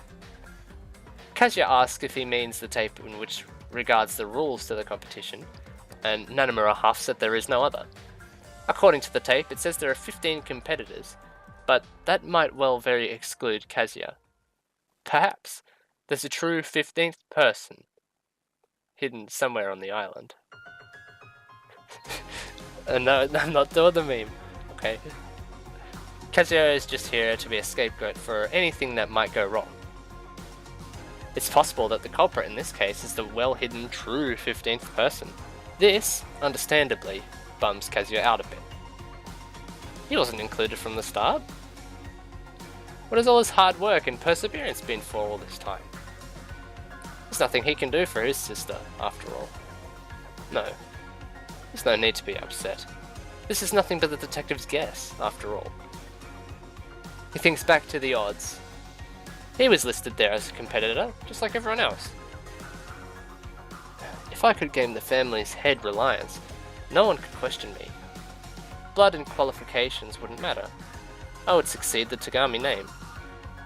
I would become a real Togami. That's all there was to it. There was no other path. If I didn't, the name Togami Kazuya would cease to exist. I had nowhere to go home to. My past, Kuchinashi village, my true family, they no longer existed. If someone else were to win the competition, I would no longer be Togami Kazuya. And Nei-san would no longer be Togami Shinobu. The precious thing that bound Nei-san and I together would disappear. At the same time, Suzuhiko and Nei-san were connected by blood. Because of this, she couldn't be saved. There was no one who would come to save her. I wouldn't succeed the Togami name. I would become a Togami. That's all there was to it. There was no other path. My goal was to become the next head of the family. I'd stake the Togami name on it. So Nanamura starts talking shit on Kazuya, insulting him by saying he's an imposter who has no talent or pedigree, etc. And Kazuya gets pissed enough to leave his own room. Neither Nanamura nor Polaris follow. He figures that since he isn't considered a real part of the Togami family, There's no reason to suspect him. In the hallway, Kazuya runs into Jiro, who has been zoned out ever since Ichiro was killed. Kind of like a reverse of the beginning of Chapter 3 in the first game. Is this what happens when your full sibling is killed? If that's the case, then Kazuya will never know how it feels. While that's somewhat relieving, it's also a bit saddening to think about. The 7th day is the first in a long time since there wasn't a murder. Kazuya still has a shot at gaining the family's head reliance, even if his participation is a little dubious. Part 16. After dinner on the 8th day, Shinobu and Kazuya are relaxing in the library. Which is kind of like that small moment in DRK4 where Kirigiri refuses to take off her shoes and socks, off in terms of small character quirk consistency. Which is always a good thing, calling back on that canon, old canon. The Togami library is filled with all kinds of secret information, including things that are not yet released to the public. However, they like to protect their own, and as such the Kuchinashi village fire case isn't kept on file. The Togami conglomerate completely erases anything that might sully its image. Shinobu asks why Kazuya looks so down, and he tells her about what Nanamura said. She lets him know that no matter what, he's still her little brother. Kazuya, though, tells her that he wants to win the competition and become the next head of the family, because he wants to save her. I'm fine now. But I'm fine now. Kazuya says that these words are how Shinobu seeks to save herself, but he knows that words alone aren't enough. If he loses his spot in the Togami family, he'll just become a nameless boy, and the only person left before her will be that man. Nissan, is he a precious family member too? Was that man family too? Was she okay with it just being the two of them? Shinobu is about to answer, but she gets interrupted by a noise. Turns out it's Shiro, who came to borrow a sherbet scone, who happened to overhear the conversation.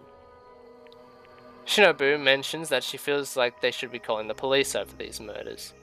Which, I mean, they kind of call the detective, but police, I guess, are a bit different.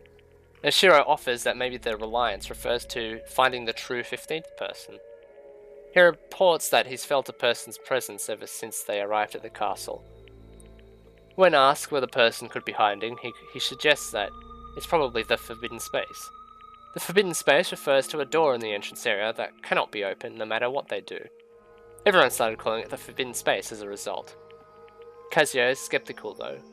Is the secret to winning the competition really as simple as opening that door? Is that really okay? They hear a new noise, and the twins silently enter the library and head into the special collections area, closing the door behind them. That's where the secret information and documents are kept. Shiro goes on to say that he thinks the competition should take a back seat to solving these murders, but Wasuke's murder weapon is still throwing a wrench into the works. Kazuya suggests that the culprit is Pennyworth, and immediately regrets it, but feels compelled to go on anyway.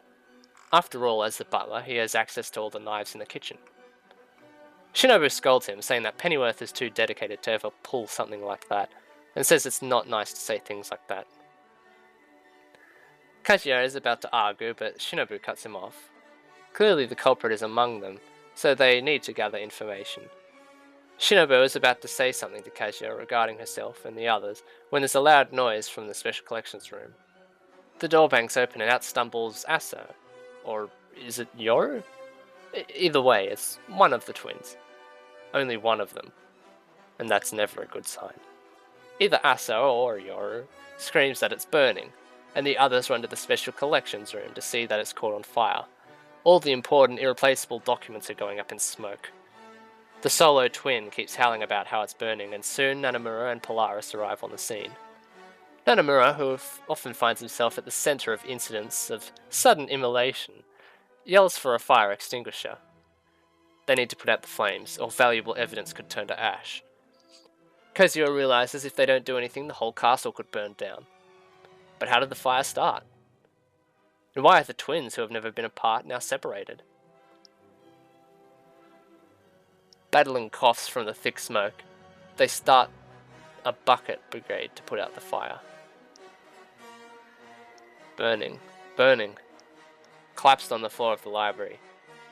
Either Asa-san or Yoru-san was crying. crying and smiling. God damn it, Danganronpa twins. Why you gotta be like this all the time?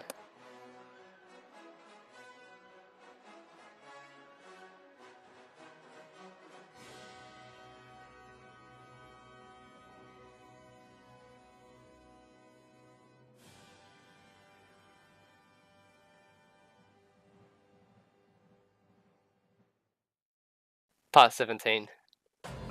Once the danger has passed, everyone but Suzuhiko, Saburo, and Jiro gather to discuss what the hell just happened. Everyone recounts what they were doing in the library, and everyone reports that they didn't notice anything amiss in the special collections room while they were there. Turns out the surviving twin is Yoru, who Nanamura tells could be depressed on her own time. He needs answers. Once the fire was out, no one was able to find any evidence of Asa's remains. Yoru reports that she and her sister were just reading a book one moment, and the next Asa suddenly caught flame. She fell onto the bookshelf and Yoru panicked, not knowing what to do. Nanamura asks what book Asa was reading when she went up, and Yoru replies it was The Sun Also Rises. Nanamura seems satisfied with the answer, and goes on to say that in such a short time, there's no way a body would burn that quickly. Kazuya wonders if maybe Asa slipped out while everyone was distracted by the firefighting, using the smoke for cover, but then he remembers that Polaris was watching over the library door the entire time, so that's impossible. Meanwhile, Yoru is shouting, "Why? Why? She was burning!" Part 18. Early in the morning of the 9th day,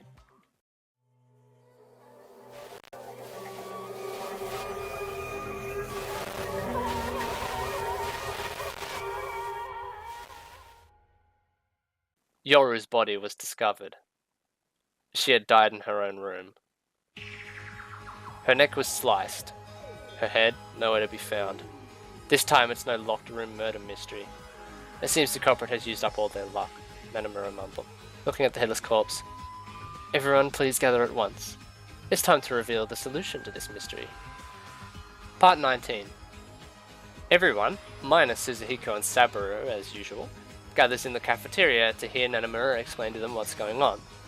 Aside from Pennyworth, there are 9 survivors of the original 15. Nanamura gets up and says that as the Allegro agitato, he's going to start explaining how things went down, but he'll try to do so in a format that makes it easier for the reader to follow along. Shinobu ignores this, impressed that instead he's already discovered the culprit. Nanamura tells her that it's a cliche thing to say, but he'll respond with another cliche thing. He solved all of the mysteries. But first, he's going to reveal the trick behind Asa's spontaneous combustion. Basically, Yoru made sure everyone saw her go into the special collections room, and then she lit the Asa doll on fire. Mitsu responds with a giant, "What the fuck?" asking if that was a doll, and where the real Asa was. Togami Asa never existed. What you saw, ladies and gentlemen, was a skillfully made doll. Now, I've noticed that in Western mystery fiction, the detective solves his cases through highly perceptive observation and tiny details, while in a lot of Japanese mystery fiction I've read, the detective is the one person with enough sense to be like, the missing guy's corpse has been on the floor at your feet the whole time, or one of the twins was a doll. So yeah, everyone has a tough time swallowing this, but Nanamura counters them. She walks normally. No, Yoru was always supporting her, and that's why they were always arm in arm. Has anyone ever spoken to Asa alone? No, they haven't, because Asa would only say things that Yoru had pre-recorded, and since that they always talked at the same time, everyone assumed the twins would have similar voices and no one noticed. So yeah, Yoru lit the doll on fire, threw herself out of the room, and screamed that it was burning, and let things go from there.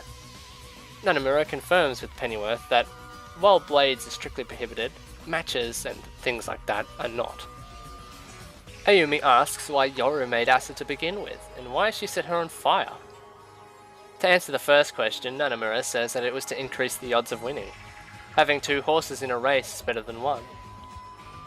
As to why she burned it, well, there was an attempt to gain the reliance.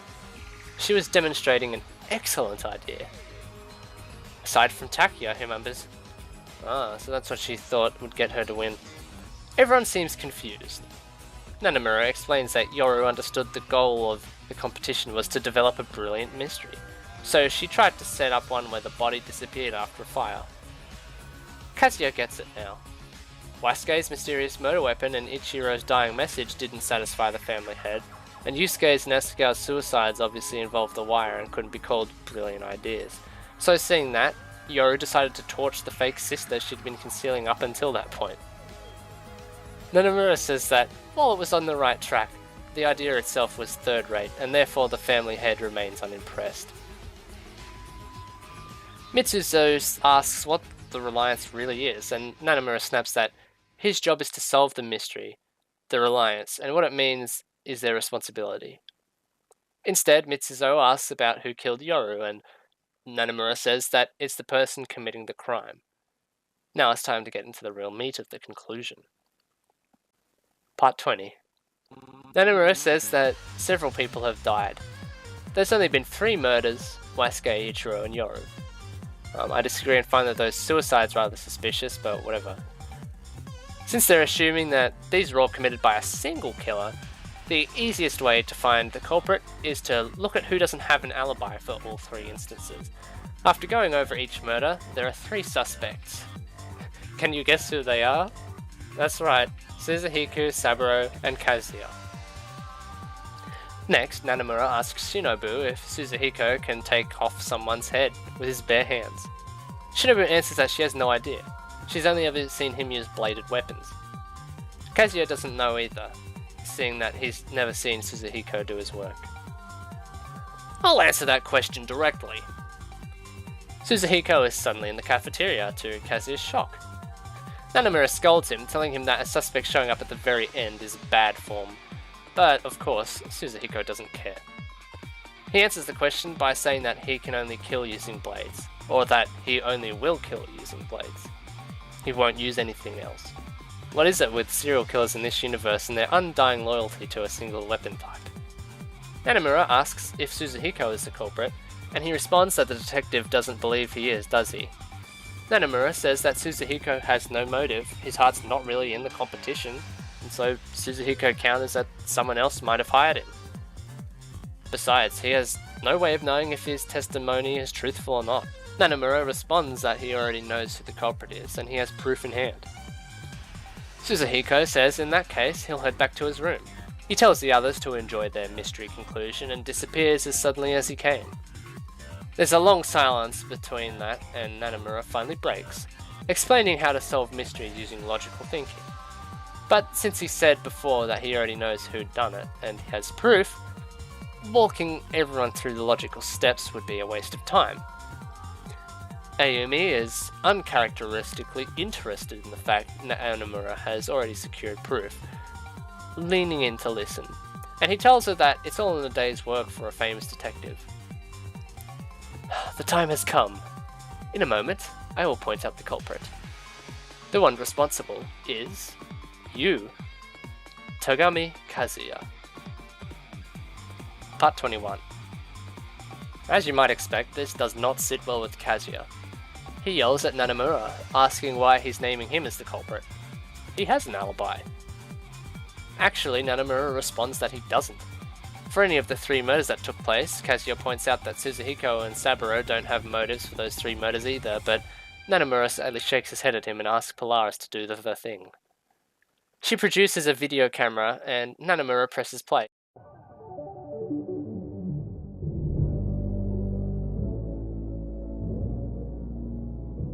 Everyone is treated to a video of Saburo enthusiastically singing and dancing to an idol song, Buck Naked. This repulsive video is apparently Saburo-kun's hobby. While in this castle, he has not left his room, vigorously singing to idol songs, completely naked. Just as Nanomura says, Saburo is dancing around, letting it all hang out, stopping occasionally to shove snacks in his face. Nanomura says that he doesn't normally like to speak badly of someone else's hobby, but this one is garbage. And I have to agree, that's pretty gross. He stops the video and says that he and Polaris watched all the recording footage from the duration of the time of the castle, at 10 times speed. I don't know how anyone could watch it at 10 times speed, but okay. Anyway, they found no evidence of editing at all. This means that Saburo has an alibi for the entirety of the competition, since he was too busy overexciting himself in the name of probably Mizuno's group to have time to kill anybody. Nanomura tells Kazuya that if he has a similar alibi, to please produce it. I finally realized. This detective was trying to frame me. He was trying to rip the name Togami Kazuya from me. He thought he'd beaten me. If I weren't in the castle, Nei-san would be all alone. Then one of our insane siblings would become heir and she'd be expelled from the family. If that happened, she'd be collected by Suzuhiko again. This wasn't a joke. I would definitely win first place, become successor to the Togami line. For Nei-san's sake, I'd stake the Togami name on it. Kazuya fires back that Mitsuzo's and Takuya's alibi for Ichiro's murder is pretty weak, given that they're full brothers and are the only ones who could vouch for each other. Of course, they go on to point out that they have an alibi for Yoru's murder. They were discussing in the case with the cafeteria with Nanomura and Polaris. Pennyworth even brought them drinks, and the butler affirms this with a nod and an unreadable expression. Besides, Nanomura adds, Mitsuzo was the one who hired him. The only ones without alibis for all three murders are Kazuya and Suzuhiko. Next, Kazuya tries to bring up Ichiro's dying message. But Nanomura insists that he was trying to write Kazuya's name. Ichiro was injured and locked the door after his attacker fled in case they came back, and then fell to his knees as injuries began to overtake him.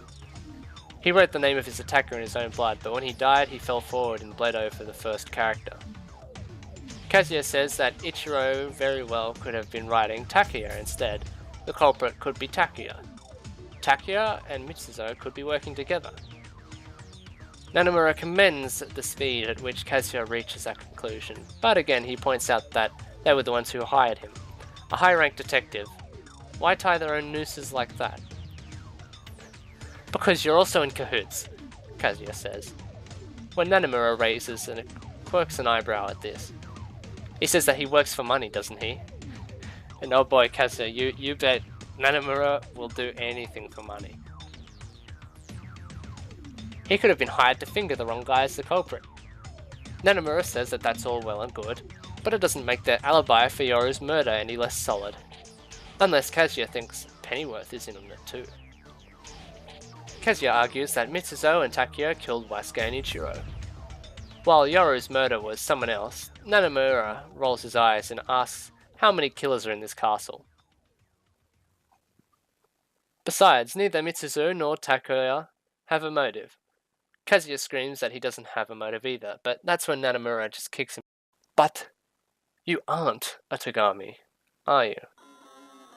Kazuya is staggered by Nanomura just bluntly saying the family's worst kept secret out loud. He tries to keep it together, saying that since that's the case, he has no reason to kill anyone, but Nanomura thinks otherwise. Oh no, Kazuya thought if he killed all the other competitors, he'd be crowned the heir. Internally, Kazuya wonders why Shinobu is not defending him. And not just her, but everyone is looking at him strangely. How can they just blindly believe this detective's lies? How have they been seeing him his whole time? What can he do to clear his name? Ah, the weapon. Kazuya brings up the fact that no one has solved the mystery of the weapon. He doesn't have any blades, and he's a child, so it's not like he could obtain them anyway. And to think that a small kid like him could overpower adults like Wasuke and Ichiro? Nanomura cuts him off that he'll show evidence more damning than that of a weapon. He calls Polaris over, and she brings him a big paper bag. Nanomura explains that, with Pennyworth's help, they were able to investigate Kazuya's room. There he found this. The detective stuck his hand in the bag. And then, what held inside was aloft. It was Yoru-san's head. There was a scream. It was Nei-chan. When Nanomura tossed the head onto the table, Nei-chan screamed at the top of her lungs, went into convulsions and collapsed. Shiro immediately rushed to tend to her, and Mitsuzo let out a girly scream and fell out of his chair. Takuya examined the head with interest, while Pennyworth and Jiro remained motionless. What was this? This was in my room? It's a lie. It's a lie. It's a lie. As I thought, Nanamura was laying a trap to frame me. Nanamura says that he and Pennyworth conducted the investigation together, so he can vouch that everything was on the up and up. Kazuya wonders if Pennyworth is in on the conspiracy too, but more than anyone values the sanctity of the air race. Or was it that Kazuya isn't a real Togami, so he doesn't care what happens to him? Is he going along with these lies just to wrap things up? Yet, if he starts to doubt people, it'll never end. He doesn't have time to doubt anyone else. Ayumi is disappointed that the imposter is the culprit. Takuya says it's a shame that this happening and averts his eyes. And Mitsuzo screams for Kazuya to be thrown in the basement dungeon until the end of the competition. Everyone falls silent, and Kazuya wonders if there really is a basement dungeon in this very castle. Nanamura produces a wine glass out of nowhere, and Kazuya thinks that the wine is redder than blood. And that's all for my conclusion. In the detective world, we don't toast at the beginning, but rather when things are over.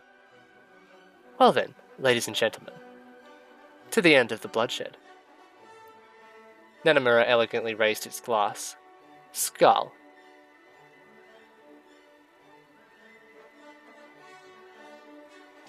Hope you enjoyed this chapter. What a chapter it was. Next time, we will be reading the summaries for Chapter 8 of Danganronpa Togami. The biggest worst incident in the history of the Togami family unreality volume. The sequel. Don't think this is over just yet. Oh yeah, there was a really cool discovery recently in kind of spoilers for Danganronpa 3. But in episode 11 of Despair Arc, we found a discovery. I was pretty shocked when I saw it, but in Despair Arc, we'll put pictures up on screen. But you could see that there's like it's literally just like an image of Prague next to the Vltava River, and it's like all on fire, and like on there's a bit that blows up. Now we're not sure what that could be quite exactly, but then it like zooms out and you can see Sonia in like a room with a whole heap of people here, and on the screen you can see up in the corner there's one panel which is of like Europe, and there's like you can see like Italy and all this sort of stuff, and you can see the Czech Republic just like up on top, and next to it is a picture of a satellite. Now, a bit of speculation that explosion could have either been damage caused by the first satellite crash, which is what we suspect, or it was the actual first satellite crash. And obviously the second satellite is the one that they're monitoring. Now, I'm not going to say... Well, I want to say Togami confirmed as a reference there, seeing that DR3 is like they love referring to spin-off material in that show, like to an extreme, excruciating detail that not many people would actually even care to pick up on if they were not analyzing frame by frame, which is what I actually like love about DR3 is the amount of like, even for the amount of stuff that it gets wrong. As in, well, you as in like maybe pacing and all that. It gets right up good with proper fan service. Kadako was really right when he said DR3 was for fans, because like any fan that's like super hardcore and is the type of person to analyze things frame by frame just would really appreciate it. I know I'm gonna sound weird, but that's what I think anyway. But yeah, Togami confirmed, question mark? Also, I'd love to see this entire section done in like that comic climax style. If we were to ever make a Togami game after the Zero game, I would definitely want to see that. That'd be awesome. Anyway, hope you all had a great time. I'm having a lot of fun doing this, so see you guys in the next video.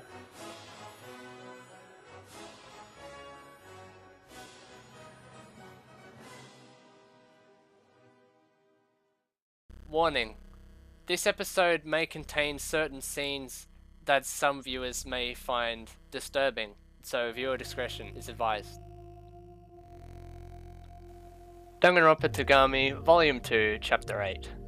The biggest worst incident in the history of the Togami family, Unreality Volume. Part 1. Kazuya, freshly accused of multiple murders, gets locked into the basement prison cell, where he despairs and begins cursing everyone's name. He curses Nanamura for falsely accusing him, he curses Mitsuzo for hiring Nanamura and setting him up, he curses all his siblings for not saving him. He curses his sister. So, you want to take over the world or something? Is this why you're behaving so murderously? From the cell where I should have been alone, there came a voice. A hallucination, right? I'm over here. Right here. When I looked over my shoulder, a girl was standing there. She had long hair and was wearing a plain dress. Her face was unbelievably white with two wet-looking eyes. I didn't recognize her. Could this be the true 15th competitor? She really existed after all? So then I hadn't been included from the start. My despair deepened. So you're Kijo-kun's heir? You don't look much like him. Kijo-kun? Did she mean the current head of the family? If so, this is a very unusual way to refer to him. Hey, how did you get into this cell? Oh, I got here like this. The girl struck the ground with a light noise. Part of the floor opened, and it must have been a secret passageway or something. But why would that kind of thing in a prison cell meant to lock someone up? Oh, you have to get used to it. The girl replaced the floor tile with some difficulty. Oh, the trick is to hit the corner really hard. That aside, who are you? Oh, me? I'm Kudan, the Pitiable. Kudan? How do you write that? What does she mean by pitiable? Oh, of course, that's just a nickname. It doesn't really matter what I'm called, the girl named Kudan said without interest. I've been called many things besides that.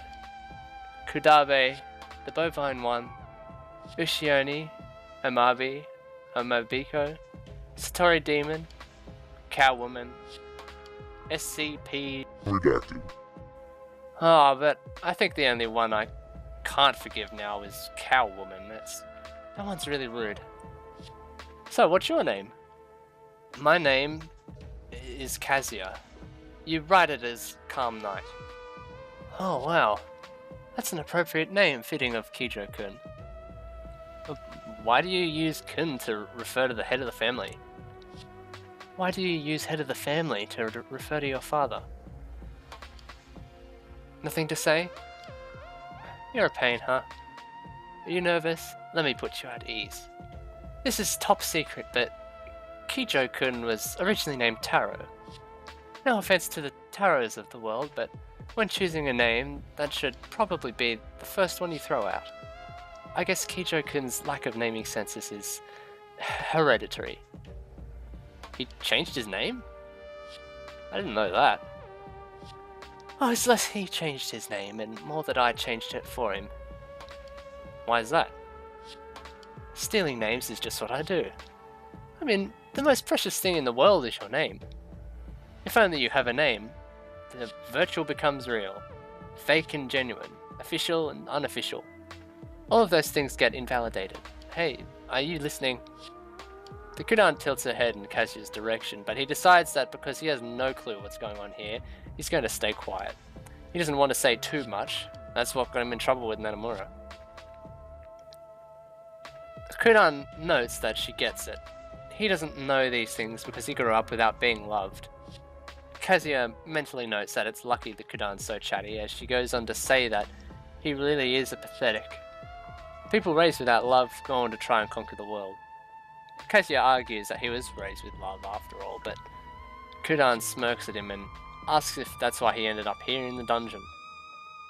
Kazuya realizes he can't just stay quiet at this time, and he announces that he's won. I mustered my courage. What would happen now? What would this turn out?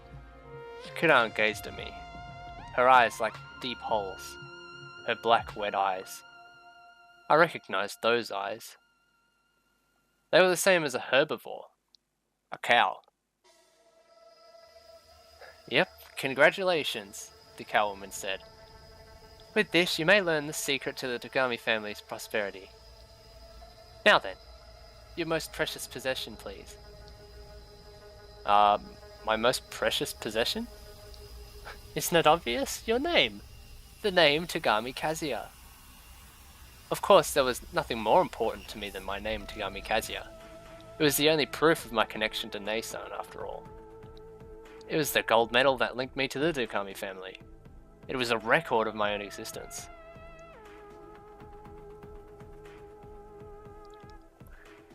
Kazuya gives the go-ahead, and Kudan puts her finger on his forehead. Apparently, that's all it takes for her to take his name, though he feels it is a bit anticlimactic. He tries not to let that show, because he doesn't need Kudan thinking that he's suspicious of all this.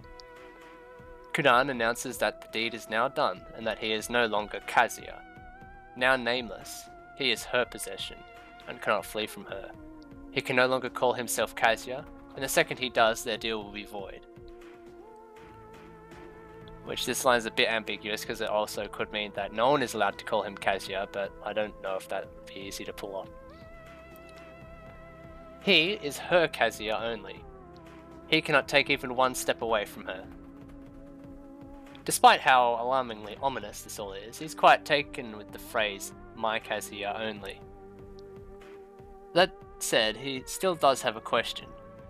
What should he call himself, now that he is nameless? Kudan says it's up to him, and starts listing off some names that were appropriate to Taro. The character formerly known as Kazuya latches onto one of these names. Byakuya. Huh, you like that one? The never-setting sun, the symbol of eternity. I like it. I've decided to use it. I quietly adjusted my glasses. From today, I am Byakuya Togami, heir to the Togami conglomerate. Yes, congratulations, Kudan said again. Look, everything is so simple so long as you have a name.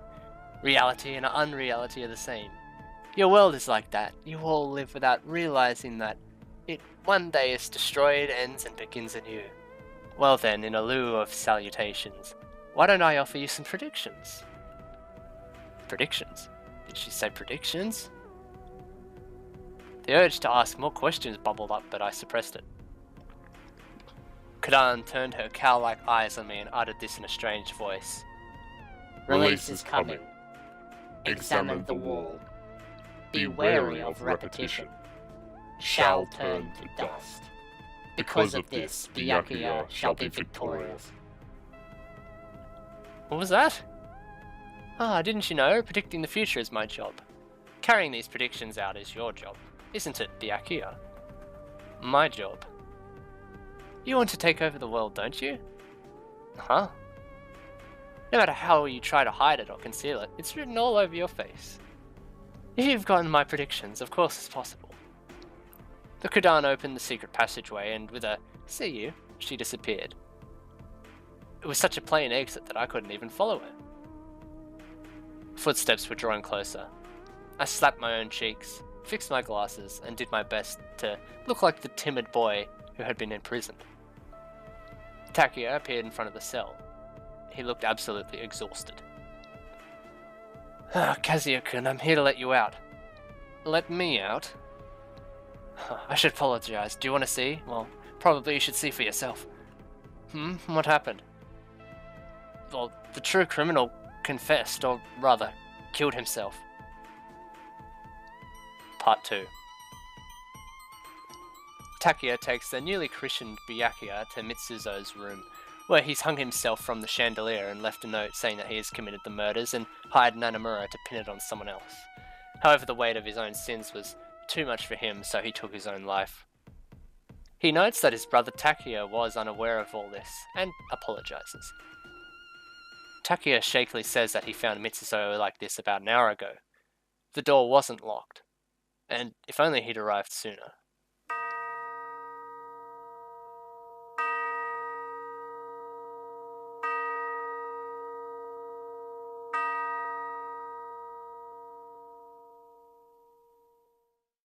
The clock strikes 4, and Byakuya looks around, recalling the Kudan's first prediction. Release is coming. He asks Takia if he's informed the others, and Takia replies, of course. Shinobu cried at the news, and Suzuhiko obviously just guffawed. Byakuya then asks if this couldn't be a murder set up to look like a suicide. Takia says that there's only evidence of the noose and nothing indicating that he was strangled first and then strung up. Besides, the suicide note is definitely in his brother's handwriting, which Pennyworth can attest to. Though Takia laments that this is what he was afraid of, he composes himself and says that now is only the beginning. They can really focus on the competition. Now that the culprit is dead, the competition ends at noon the following day. Byakuya has forgotten about the competition entirely since finding the Kudan. He's already crossed the finish line before even gaining the family's head reliance. However, he can't let Takia know that. So he decides to just answer him normally. That is, Part 3. Until they hear a sound from coming outside. Takia and Byakuya dash outdoors to see a helicopter hovering over the island. Since my client is dead, there is no reason for me to stay here. The detective, Nanamura, was standing on the helicopter deck. Damn you, are you running away? Kazuya-kun, congratulations on your acquittal. Shut up! It was simple to unlock your room using nothing but my own hands. Security in this castle should really be improved. Shut up. With my client Mitsuzo dead, I have only received the advance fee, but it was quite generous. I'm grateful to the Togami conglomerate. I hope you call me if another case comes up. Shut up! Nanamura tells Takia that if things go according to the odds, he'll probably be the winner as the one ranked gold. Takia and Byakuya glare at him while the others rush out of the castle, begging to be taken to the mainland. Nanamura tells them that the helicopter is overweight and that they still have the competition to complete. Horses have to finish their races, after all. He wishes them luck and says goodbye. His helicopter circling the island once before disappearing off into the distance. Susei Nanamura, everybody. Byakuya gets the feeling that out of everyone, Nanamura made out the best. He used his talents to their fullest and then took the greatest reward. Wholeheartedly, I made a half prediction, half curse. Somehow, that detective would get into a dangerous situation thanks to his own greed. Then he'd fall into despair because of his own talent and commit suicide. Well, Kazuya, I've got some good news for you. Kazuya! Nasan hugged me tightly. A sweet aroma spread around me, and I felt as though I would melt. Nasan. But I'm not Kazuya anymore. I'm Togami Byakuya, the heir to the Togami conglomerate. I've won. It's all over, so there's no reason to worry anymore. Nasan, why are you crying? Part 4. Since this is the first time no one's had to fear death in a while, they all go to the cafeteria to eat. Byakuya is feeling pretty good about all things, and all he has to do is hang out till tomorrow, and he'll have won. So, long as no one finds out how to gain their father's reliance, he's got this in the bag thanks to the Kudan. Then Shiro opens his big mouth and starts blabbering about the competition and about how the winner will not only become heir, but will also learn the secret to the Togami family's prosperity, and about how he sent someone else in the castle this whole time. While Byakuya is mentally screaming at him to shut up, Ayumi chimes in and says that she saw someone, a girl, on the other landing the other night. She disappeared when she got closer, but Ayumi couldn't find evidence of any trick or anything to explain how she got away. Shiro wonders if they should take another look at that forbidden space. Byakuya excuses himself and heads back to his room, thinking to himself on the way that perhaps he should have been a little less conspicuous there. On the way, he remembers Kudan's second prophecy. Examine the wall. His feet naturally take him to Mitsuzo's room, where the body has cleaned up a bit, but everything else is undisturbed. Like Saburo's room, the walls are covered in paintings. Byakuya imagines Nanamura priced them all off while meeting here with Mitsuzo to frame him. That detective. He's the one Byakuya will never forgive. Seething, Byakuya checks behind all the paintings and comes up empty-handed. As he mulls over this, the clock strikes 10. The clock. He removes it from the wall and finds a button there. And without hesitation, he presses it. He hears pulleys, and then with a shudder the floor begins to descend, as if he's in an elevator. Looking up, Byakuya sees that the ceiling is awfully high up. So is the chandelier. In fact, you can't reach it at all, even by standing on a chair. Byakuya sees the rope dangling and then looks around, seeing nothing but 4 walls, and he understands. This is why the forbidden space exists. To allow room to the floor to descend like this. He presses the button again, and goes back up to his starting position, looking as though nothing is out of place. It doesn't take him long to piece together what happened. Writing the suicide note, putting the noose around Mitsuzo's neck, making it appear to be a suicide. There is only one person in the castle who could have done it. Togami Takia. It's all his fault. Using his talent as the Super Junior high school level agitator, he deceived Mitsuzo and then pressed the button himself to kill him. He's probably also Nanamura's true client. He's just used his brother as a scapegoat. The gold-ranked competitor, fanning the flames and dancing atop this stage of his own making. But Nei-san was in trouble. I dashed out of the room. I scrambled and finally arrived outside the cafeteria. Beep, beep, beep, beep, beep, beep. Some kind of mechanical noise had taken over the castle. What was that sound? What happened this time? Please cease this at once. It was Pennyworth's voice. It was the first time I'd heard him sound so upset. Why would Pennyworth-san, who remained so calm throughout the murders, sound like that? I had a very bad feeling about this, but I didn't have the luxury of choice. I could either enter the cafeteria, or go back and lock myself in my room. I didn't have options like these. My only choice was to go inside. It was within my reach. My hand would not be broken. I had to make it to noon tomorrow. Tranquilly and peacefully. Nothing strange would happen. For my sake. For Nei-san's sake. I'd stake the Togami name on it. But, faster than my decision, the strangeness came to me. Jiro-san, holding a knife, came out of the cafeteria. Takia told me everything. The voice sounded too insane to be coming from Jiro-san's throat. I beg of you, please desist, Jiro-sama, Pennyworth said, and he sprang from the cafeteria. You cannot. Please calm yourself. Never! With a knife in his hand, Jiro stabbed Pennyworth-san in the gut. Beep, beep, beep. Watching this murder take place with my own 2 eyes, I felt strangely carefree. Oh, so that's what it was. The kitchen was broken into, so the alarm was going off. Beep, beep, beep.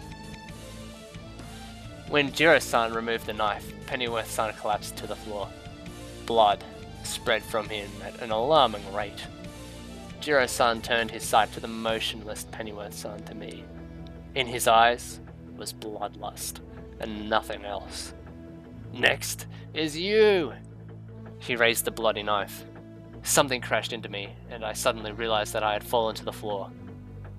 Above me was Nei-san. Are you okay? This is... Look out! I kicked Nei-san off of me. The next moment, and the knife flashed where her neck would have been. Jiro stumbled. I kicked him in the leg, but that attack did nothing to the super high school level karate master. He immediately regained his balance and moved to catch me on his knife. A scream drowned out the alarm. Both Jiro and I instinctively stopped. We suddenly realized that Ayumi-san was standing there, gaping at the madness before her. Her usual poker face was gone, replaced with that of a terrified girl. Jiro-san ran up to her and in a burst of anger, slit her pale throat. Fresh blood began to spurt all over Jiro-san's burly body. Like that, I could only see him as a demon. Ayumi looked like she wanted to say something, but because her throat was cut, she couldn't speak. Nothing but wheezing air came out. Before long, Ayumi's life left her body, and she crumpled to the floor. Jiro-san, no, the demon, turned his gaze on Nei-san. Nei-san, run! In response to my words, she made to run, but her leg was caught, and it kept her from walking, causing her to fall down. Die! The insane voice and the insane blade moved to attack Nei-san, but Jiro-san's knife was stopped a hair's breadth from Nei-san. A new blade and a new insanity had blocked Jiro-san's attack. Well, fuck me! I thought you'd just kill people while I was out of the loop. And hey, a karate guy shouldn't be using a karate-style fist to fight. An amateur with a blade only ends up cutting himself. Anyway, a pretty girl wouldn't want to look at a muscly boy like you even if you cut your wrists. It was the first time I was ever grateful to hear that laugh. It was my big brother, the former super high school level hitman Togami Suzuhiko. Nissan. Ah! This is a surprise, Kazu-kun. How many years has it been since I heard the word Nissan from your cute little mouth? Adorable! Oh my, my maternal instincts are welling up. But I'm the big brother. I'm a man, so I don't have any maternal instincts. Byakuya asks Suzuhiko what's going on, and he replies that he's the one who should be asking that. He then quotes a detective novel and then starts fighting back against Jiro. Hey, Karate Kid! He says at one point, asking Jiro why he's going around killing everybody. Jiro roars that he heard, and Suzuhiko says that he asked because he hasn't heard. Apparently, Takuya told Jiro that all the others are responsible for Ichiro's death. I don't know if this includes his two younger brothers, like if he doesn't care about them because it never really comes up.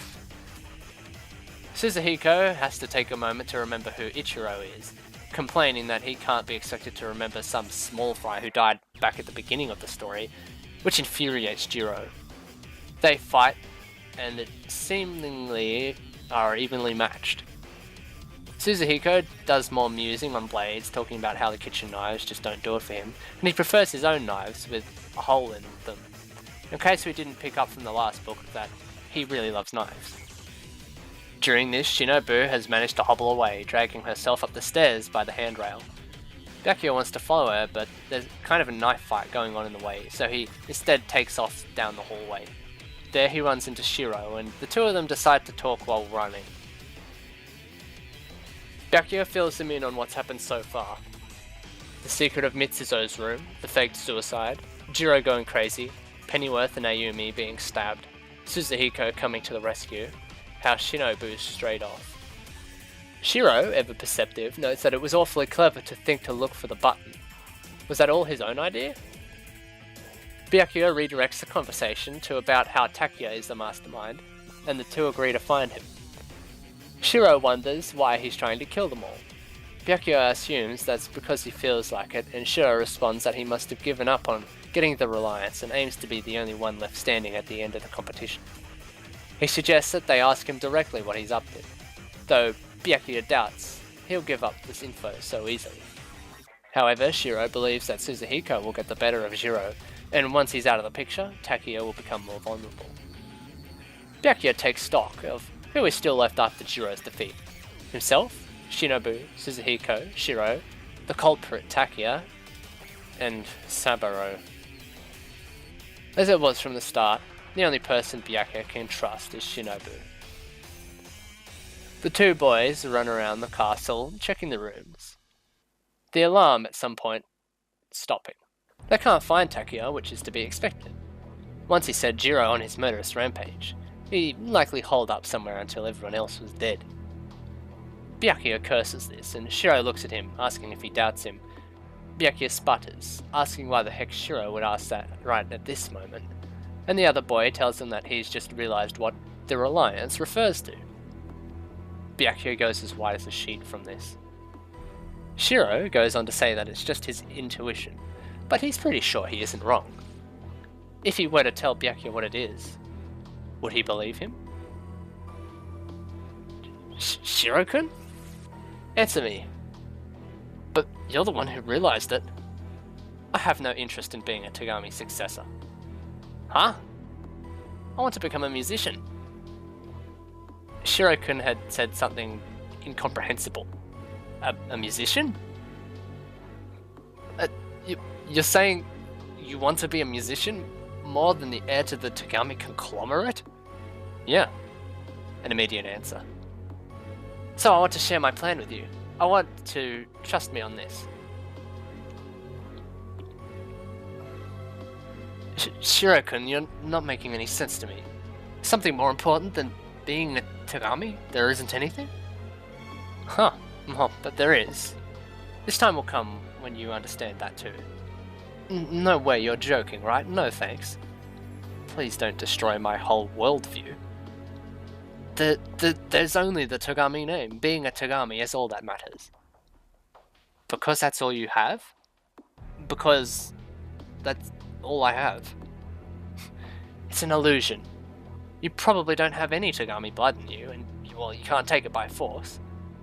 You need to treasure what you have in your grasp now. But I'm empty. I truly believe that. If you take the Togami name from me, there will be nothing left. Is that so? For a single moment, Shiro looked extremely sad. If that's the case, now I have to tell you the meaning of reliance. Even if you refuse, I'm going to say it anyway. So, our father's reliance is... Something sprung up from the shadows and crashed into Shiro-kun. Two figures tumbled into the hallway, fiercely grappling. Before long, I heard a short scream, and just after, a different scream. There was two dead bodies. One was Shiro-kun's. The other was someone who should have been long dead. Togami Yoru.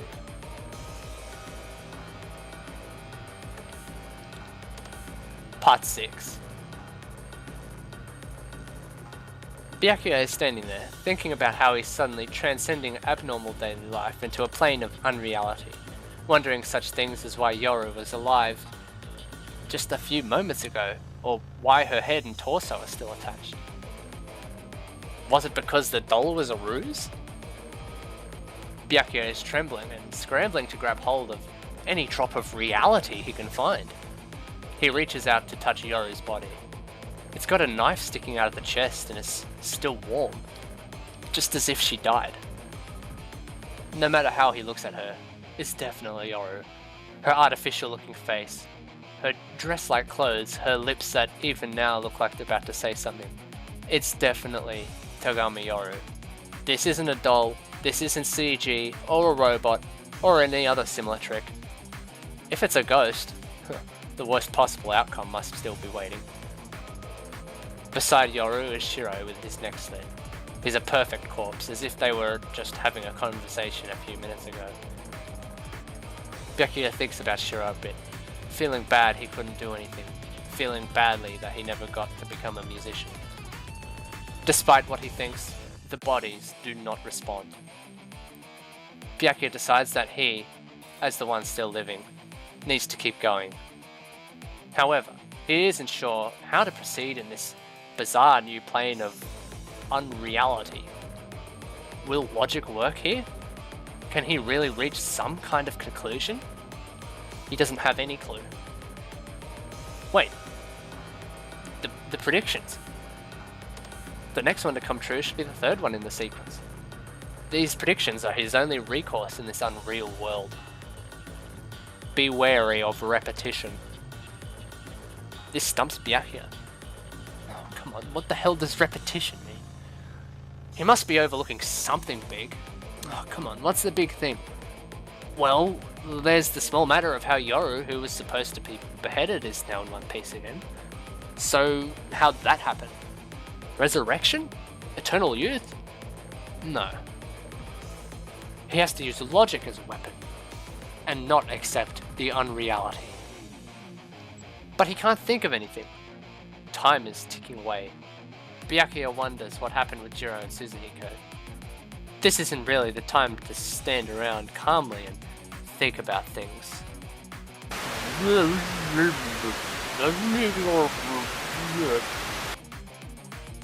Huh? That scream just now. Nei-san! I suddenly felt nauseous and spewed vomit everywhere. Nei-san! It was such a strange sight, these two bodies covered in vomit. Nei-san! Then I came to my senses. Nei-san! I pushed my weak legs into action and ran. The hallway felt terribly soft. I ran and I ran, but I felt as though I wasn't moving forward, frustratingly sluggish. Then I felt nauseous a second time. Knock it off, this isn't the time to throw up. I had to get to Nei-san as fast as possible. There wasn't a second to lose. On unsteady feet, I managed to make it to Nei-san's room. Nei-san! I opened the door. Togami Yoru was stabbing my sister with a knife. Nei-san's face was covered in blood and her left arm was dyed bright red. Yoru-san was riding her like a horse, humming and seemingly enjoying her slaughter. Perhaps she had not had the strength to fight back, or perhaps because her arm was being stabbed over and over and over and over and over and over. Nei-san didn't budge. Over and over and over and over. What was that about repetition? Huh, what the? Still alive, huh? You sure are a tough little brat. As if it were a pain, Yoru-san got off my unmoving sister. Oh, looks like Takiya's got a weird thought in his head, huh? Taking advantage of the fuss and going on a killing spree. You got me thinking that this has got to be the way to get Dad's reliance. Ha ha ha ha! The chance that we'll be the winners is 100%. Who are you? Ah! I'm the super high school level weather forecaster, Togami Hiru. Hiru means midday, by the way. It's not like weather only happens in the morning and at night, right? That'd be unnatural. You always gotta have noon too. Upon answering in an unbalanced tone of voice, the girl called Togami Hiru let out a vulgar laugh. When did you get to the island? Oh, I've been here from the start, of course. I'm a legit daughter of Togami Kijo, after all. Unlike a certain somebody. We're the Asahiru Yoru triplets. Been here since the very beginning. Playing chess and eating with all you. You didn't notice? But, what? I wanted to refute this strange existence as soon as possible, but on the first day there was no Togami Hiru listed in the odds. Huh? I don't know what you're talking about. Those odds were just something made by those guys who wanted to make a game out of the competition. All it means is that they didn't know I existed. Huh, no wonder. I hid myself like a pro, after all. You were hiding? Well, the more chips you got in the game, the better. Just like that detective said. But you don't gotta put them all on the board right away, you know? The fog of unreality began to clear. I finally understood what the third prediction meant. The Asahiru Yoru triplets made us all think they were Asa and Yoru twins by switching out with Togami Hiru. It was probable that they'd all had taken part in vacancies. It was highly likely. It was a practice run for this very competition. Of course, Pennyworth-san knew about Togami Hiru, but he probably thought the rest of us already knew about her and didn't bother to say anything. Or maybe they asked him to conceal her existence? It was possible that they'd used such an underhanded trick. In fact, everyone but me had likely used similar tactics. In hindsight, no one would ever know the truth, since everyone would tell a different story. So, how the hell did all three of you ride on the boat? Oh, by using our brains, but yeah, that was the trickiest part. The first day, 15 siblings were split up onto 2 boats and brought to the island. On my boat there had been Togami Asa, the doll, Togami Yoru, Then on the other boat, there had been Togami Asa, the real one, and Togami Hiru. Because the competition had started the moment we stepped on the boats, off the boats, because the competition had started the moment we stepped off the boats, there probably wasn't anyone who would bother to remember what happened aboard them. Furthermore, once the serial killings began, we'd even be less inclined to think about it. And just to make sure, the 8th day.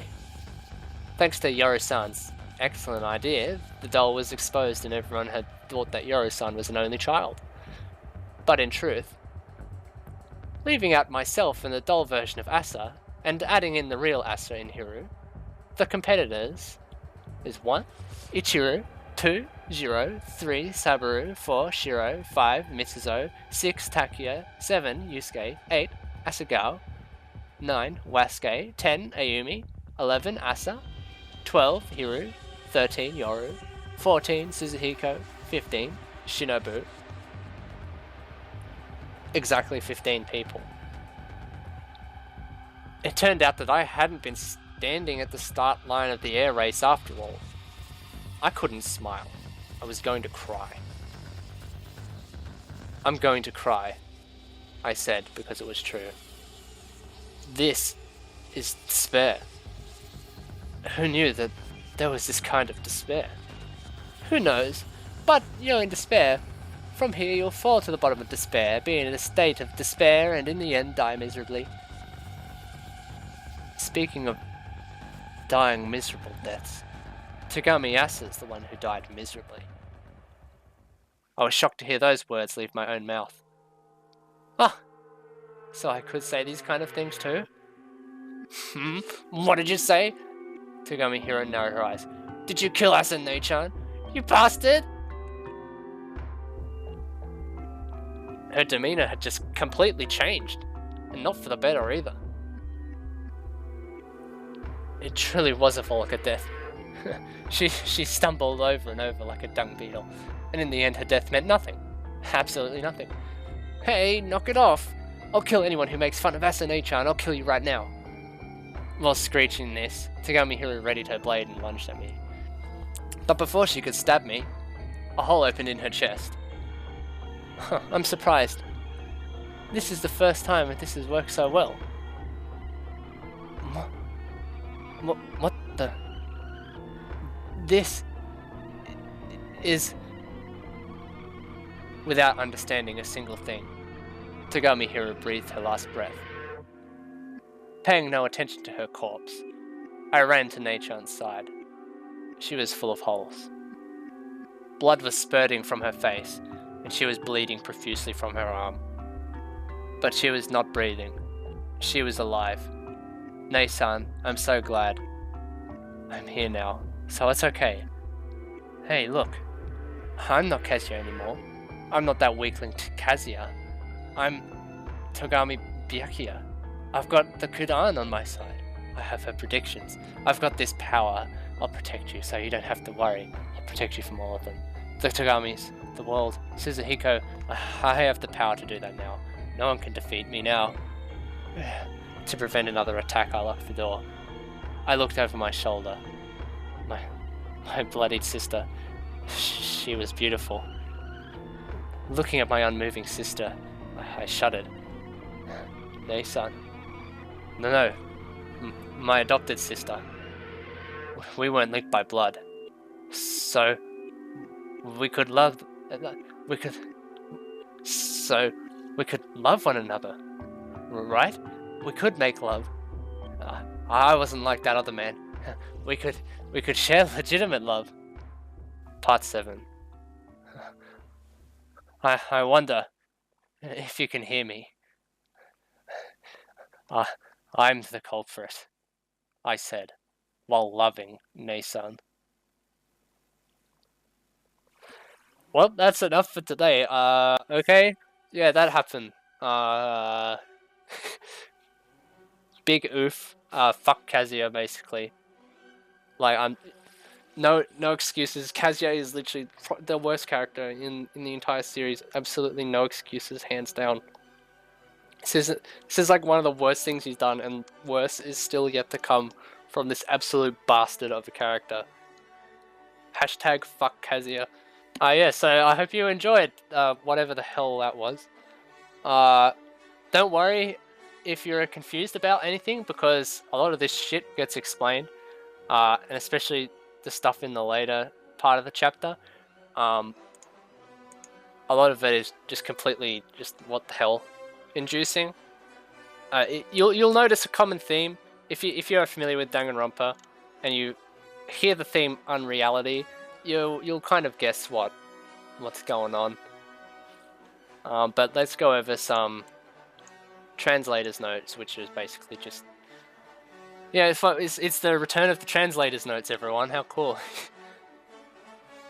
So first we have a whole heap of Kudam names like Ushioni, Amabi, Amabiko, and Satori Demon. Now clicking is just me opening the links to their Wikipedia articles. So the Ushioni, or known as the Gyuki, is a creature which appears in the folklore of Japan. They are various kind of Ushioni, and all of them have some sort of monster with a horned bovine head. Now, an Ushioni is the term for a woman with a cow's head, as opposed to the Kudan, which is a cow with a woman's head. Or in this case, the Kudan actually just being a person with cow-looking eyes. Who is the Kudan? Well, we'll find out in Volume 3. It's fun time. The Amabi is a legendary Japanese mermaid or merman with 3 legs, who allegedly emerges from the sea and prophesies either abundant harvests or an epidemic. So quite similar to the Kudan. And the Amabiko is the group of that the Amabi belongs to. And the Satori Demon is a mind-reading supernatural monster, which is said to live within the mountains of Hida and Minu, so Gifu Prefecture. People are said to meet them while walking mountain paths or resting up on the mountains, and they can read a person's mind. So they say that the person's thoughts are allowed faster than a human could. Yeah, and by the way, yes, Japan does know about SCP, if you were wondering. And also if you've been wondering about the redacteds put into the audiobook series so far, I remember in chapter 1. That was some good editing. That was I think that's from the SCP podcast, I believe. So yeah, here's a big translator's note. Giving out some of these names is quite difficult because there are basically no Wikipedia pages for the Kudan. So a lot of them have links, but stuff like the Kudabe doesn't even have an entry on Wikipedia. So the best you can really look at is a Yu-Gi-Oh card of all things, but it's spelt incorrectly. But it's not really important since that's just literally a different name for the Kudan anyway. So yeah, there's your half human, half cow, whatever. I love the bovine one. It's a great name. So yeah, the name Cowwoman, however, is an interesting. So here the Kudan takes offense to be called Ushiona, and on the Japanese wiki page for Kudan it says the Ushiona was a legend that started circulating during the restoration post-World War II. Apparently there were rumors of finding a cow woman's body among burnt down wreckage following air raids. For instance, in one case, it was said that the daughter of a butcher gave birth to the monstrosity and it was locked in a room until the air raid. Creepy and also kind of relevant. However, there were 3 distinct differences between a Kudan and an Ushiona. A Kudan is born from a cow, and an Ushiona is born from a human. And a Kudan is a cow with a human face, and the Ushiona is a woman with a cow face. And the Kudan is intelligent to speak human language, but the Ushiona isn't necessarily. Now, I'd like to point out, Great Gozu. His design is designed off an Ushiona. Yeah, Gozu, I'm pretty sure is like bull or something, but well, that's that for cow people. Yeah, and also Byakuya Togami, the real Byakuya Togami, his birthday is May the 5th, which makes him a Taurus, which is the horoscope, which is like a bull, a cow. Yeah, very very cow, very good. Oh yeah, when Shiro says, "I want you to trust me on this," the same word they use for trust they use to refer to the family head's reliance is the same basically. So there wasn't a proper way to translate the kanji into a single reusable phrase originally. So it was originally trust, and then figured reliance would be close to what they were going for. So it could be a bit of a retcon. So instead of the family's reliance, it would be the family trust. But it's not. It's a bit, who knows what it could mean either way. Oh yeah, and when Hiru dies, Togami Hiru, her last words are the exact same as Mikuru Ikusaba. Well, unless you count Killer Killer, but I think the last words in DR1. Oh yeah, and when Togami Hiru says she narrowed her eyes, that there's a certain phrase that doesn't really translate into English, which basically means her demeanor has changed. So yeah, that was Togami for this week. Well, the next episode will probably be the most batshit insane episode, just full stop. But don't worry, everything gets explained in a completely rational way that'll make you go, oh wow, okay, that's actually pretty interesting. And I can see that Togami is in fact not actually crazy and is a worthy entry into the series after all. I'm looking at you, George Joestar. Well, I hope you all enjoyed today's episode. I will see you in the next one. Take care, everybody. Danganronpa Togami, Chapter 8, Part 8. The first person I killed, Wesuke-san, couldn't be helped. He called me out to the bank of the pond on the night of the third day. Wesuke believed that the secret to gaining the reliance was to show enough determination to kill someone, so he set his sights on me, the youngest, and therefore the easiest to take out. While he was strangling me, all I could think about was you, Nei-san. At that moment, I realized that I didn't want to die then and there, because I had to become the Togami heir and rescue you from Suzuhiko. And, well, because I couldn't leave you there all alone, and with all these dangerous people. And then, this power manifested. I didn't know how or why, but before I knew it, a wound had opened in Wasuke-san's chest and he died. Since then, I didn't understand what was going on. I got scared, and I hid his body in a boat. I had wanted to push the boat to the center of the pond, but at the time I wasn't as used to dead bodies. It never occurred to me to ride in the boat with the corpse. With Wasuke-san's body hidden, I was about to return to my room when I looked up and saw Asagawa-san. She was in her room shivering. But, I liked Asagawa-san a lot, and so I decided to forget about it. If I forgot about it, she'd forget about it too. That's what I decided when I went to sleep that night.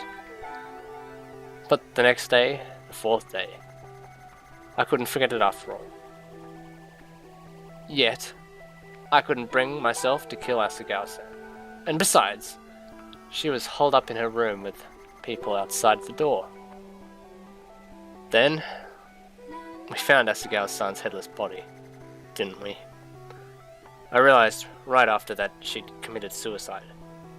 Asagawa-san most likely thought all of us would go crazy because of the competition. And so, she gave her life as a way to try and stop it. While investigating Asagawa-san's suicide, a few things caught my attention. Such as the fact that her suicide was being made to look like a murder. And there was evidence of a suicide note that was now missing.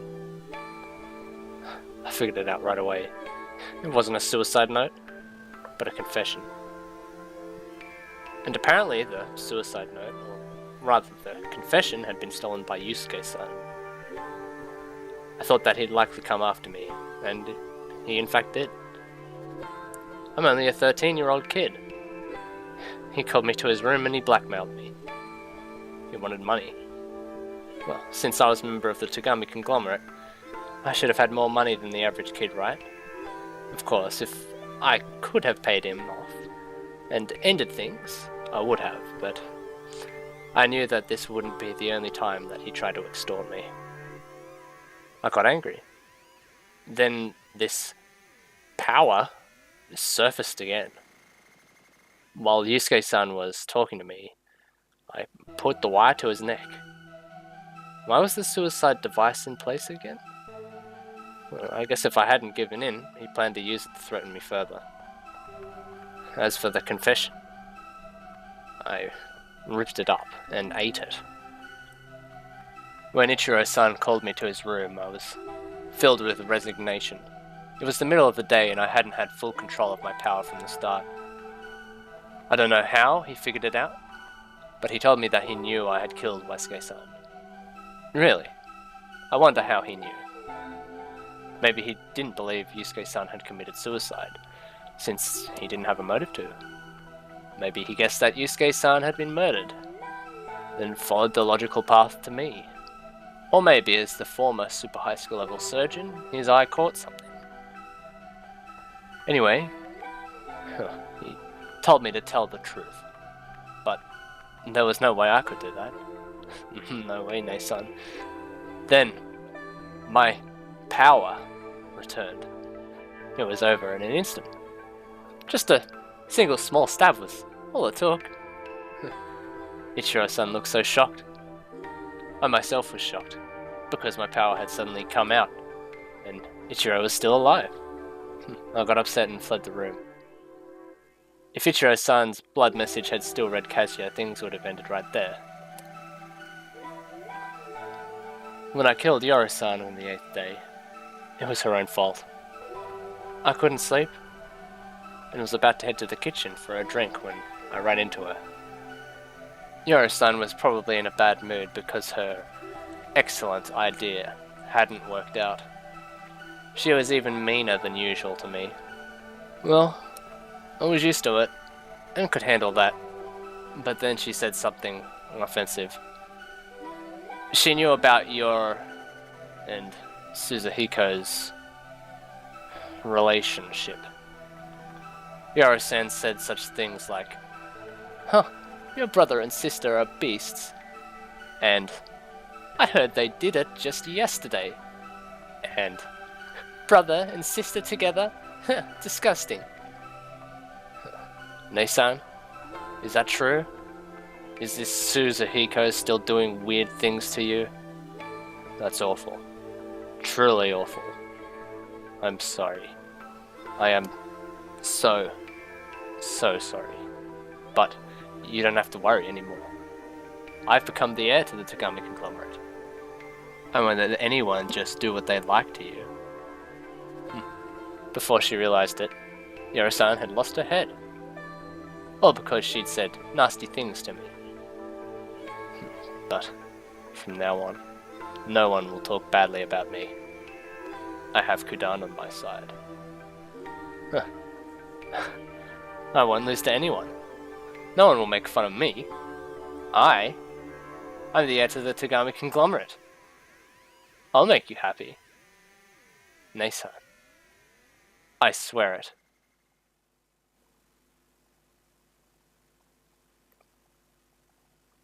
Part 9. It's about 11:32 PM and there's only about 12 hours before this Byakuya becomes a prince. He's trying to administer first aid to Shinobu, wrapping her in bandages and trying to stop the bleeding. He's being about as effective as his adopted brother's alternate personality will be as in a few years' future, and he feels compelled to make yet another observation that his sister is beautiful, this time while she's wrapped in bandages. And seriously, if he isn't already creepy enough, Kazuya is just... yeah... Shinobu manages to croak out a question. What was Yoro's head doing in his room? Byakuya blames it on Nanamura and Mitsuzo trying to frame him, and then remembers that he has to tell her about Takuya murdering his brother and being responsible for everything. However, Shinobu corrects him.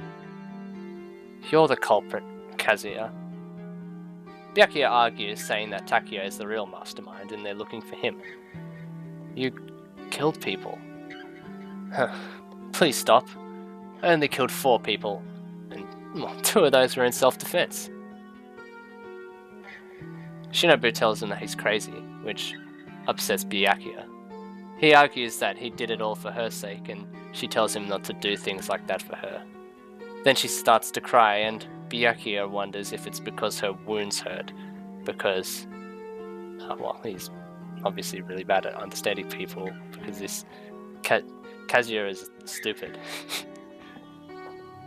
He tries to calm her down, blabbering on about winning the competition and how he's got Kudan's predictions, so... Then the door opens, and Jiro appears, with a knife in his hand. Byakuya realizes that Pennyworth had a master key on him, so the whole locking the door business was totally pointless.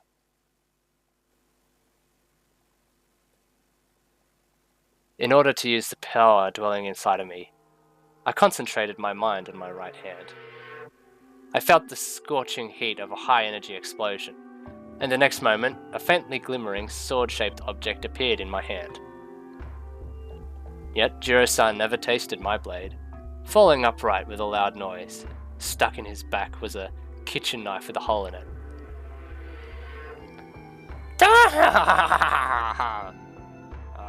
Huh?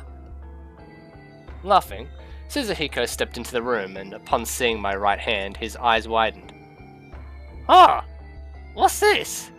Are you, cosplaying as, Star Wars, Kazuya-kun? If that's the case, well, you shouldn't kill your big brother, but you're dead. Oh, oops, spoiler alert. And here we thought we were on Earth.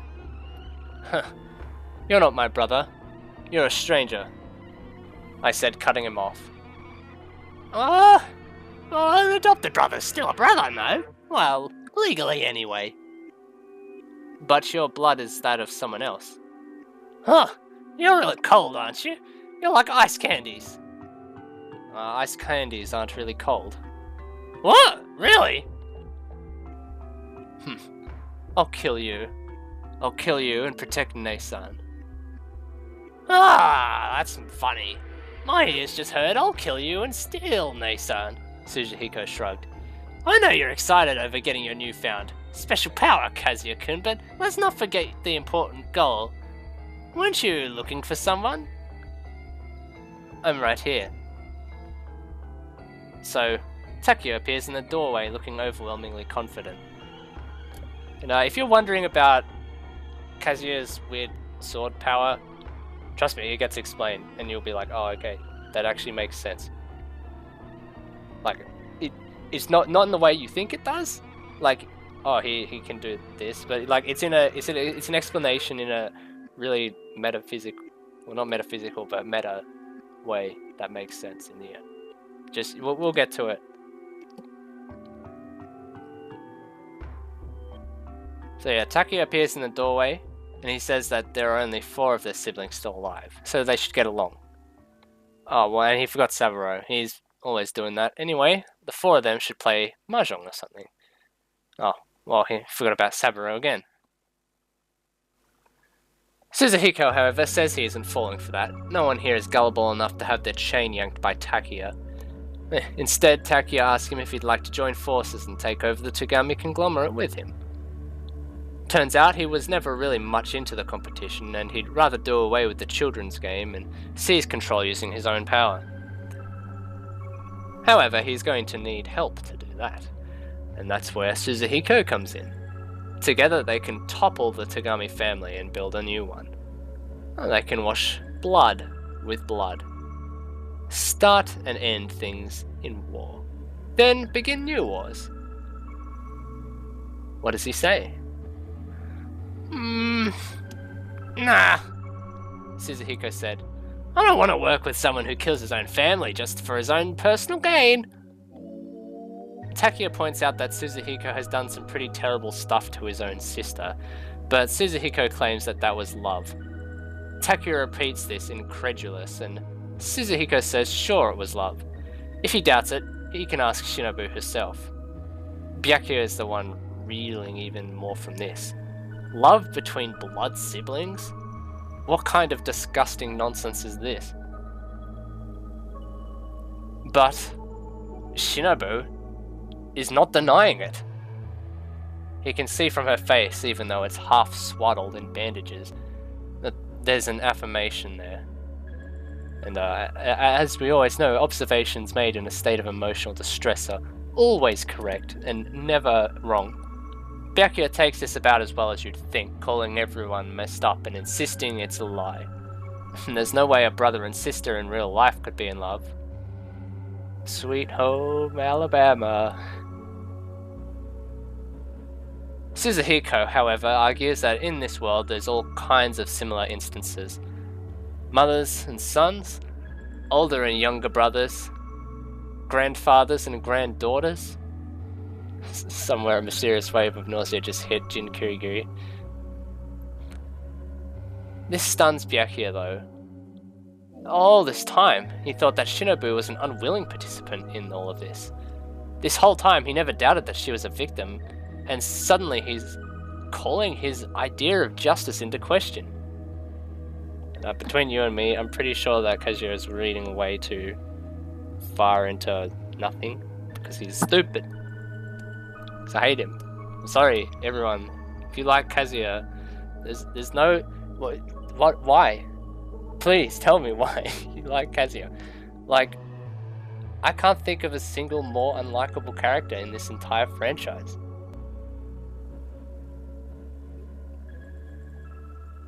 Anyway, during Byakuya's mental breakdown, Takuya agrees that, yeah, that's pretty fucked up, but whatever. If Suzuhiko won't help him, then he'll just go alone. Suzuhiko tries to taunt Takuya a little bit more, but Takuya signs off with a declaration that he's going to take on the world and throws some kind of liquid down on the ground. Which is actually gasoline, which he then sets fire to. Suzuhiko treats this more like an inconvenience, tossing Shinobu over his shoulder with one arm and bringing down his free one to separate the flames. He and Byakuya jump through this and start to head down the hallway, only to find that Takuya has planned for the possibility that his offer would be rejected and set things up so that now the entire castle is on fire. Byakuya muses about how Takuya is truly alone and can't trust anyone. It must be similar to how he feels now that he's lost Shinobu. He remembers the fourth prediction of the Kudan. Shall turn to dust.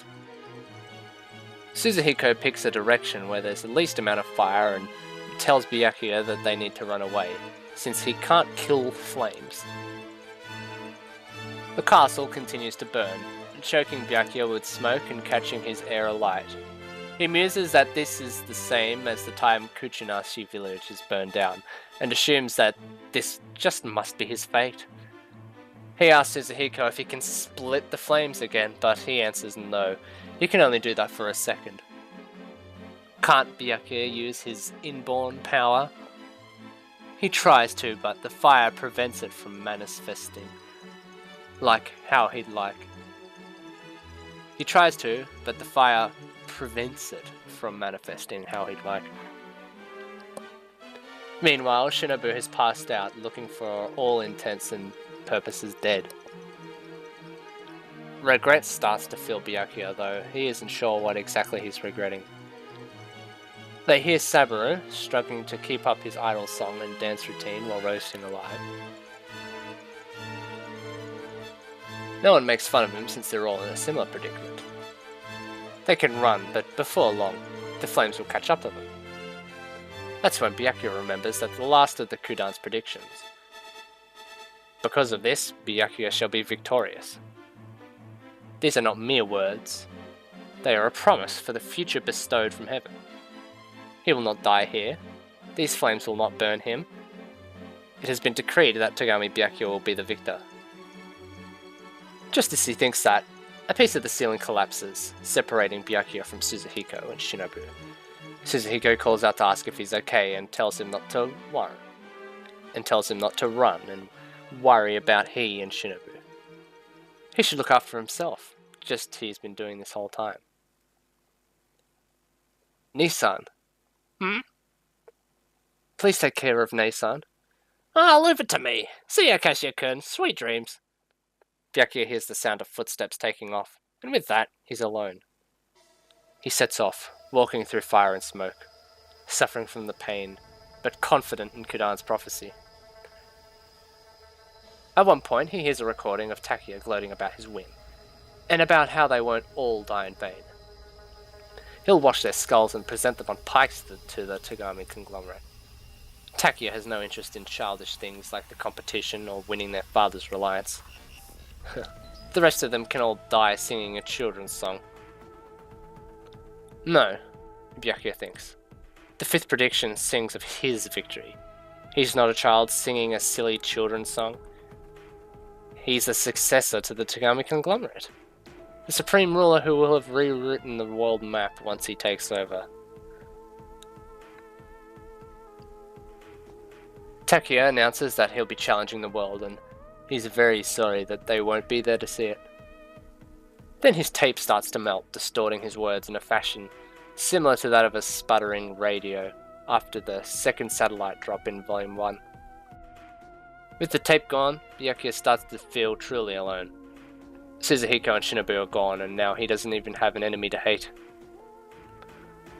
I was alone. I was back where I started. I could hear the sounds of collapsing rubble around me. The flames were growing furiously.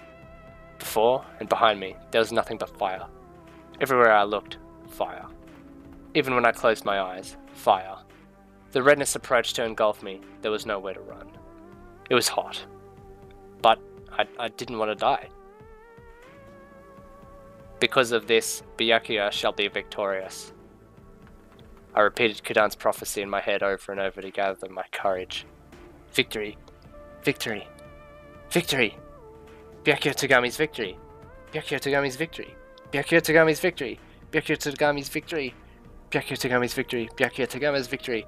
Byakuya Togami's victory. Byakuya Togami's victory. Byakuya Togami's victory. Byakuya Togami's victory. Byakuya Togami's victory. Byakuya Togami's victory. Byakuya Togami's victory. Byakuya Togami. Byakuya Togami. Byakuya Togami. But my name was Kazuya Togami, not Byakuya. It was hot. It was so hot.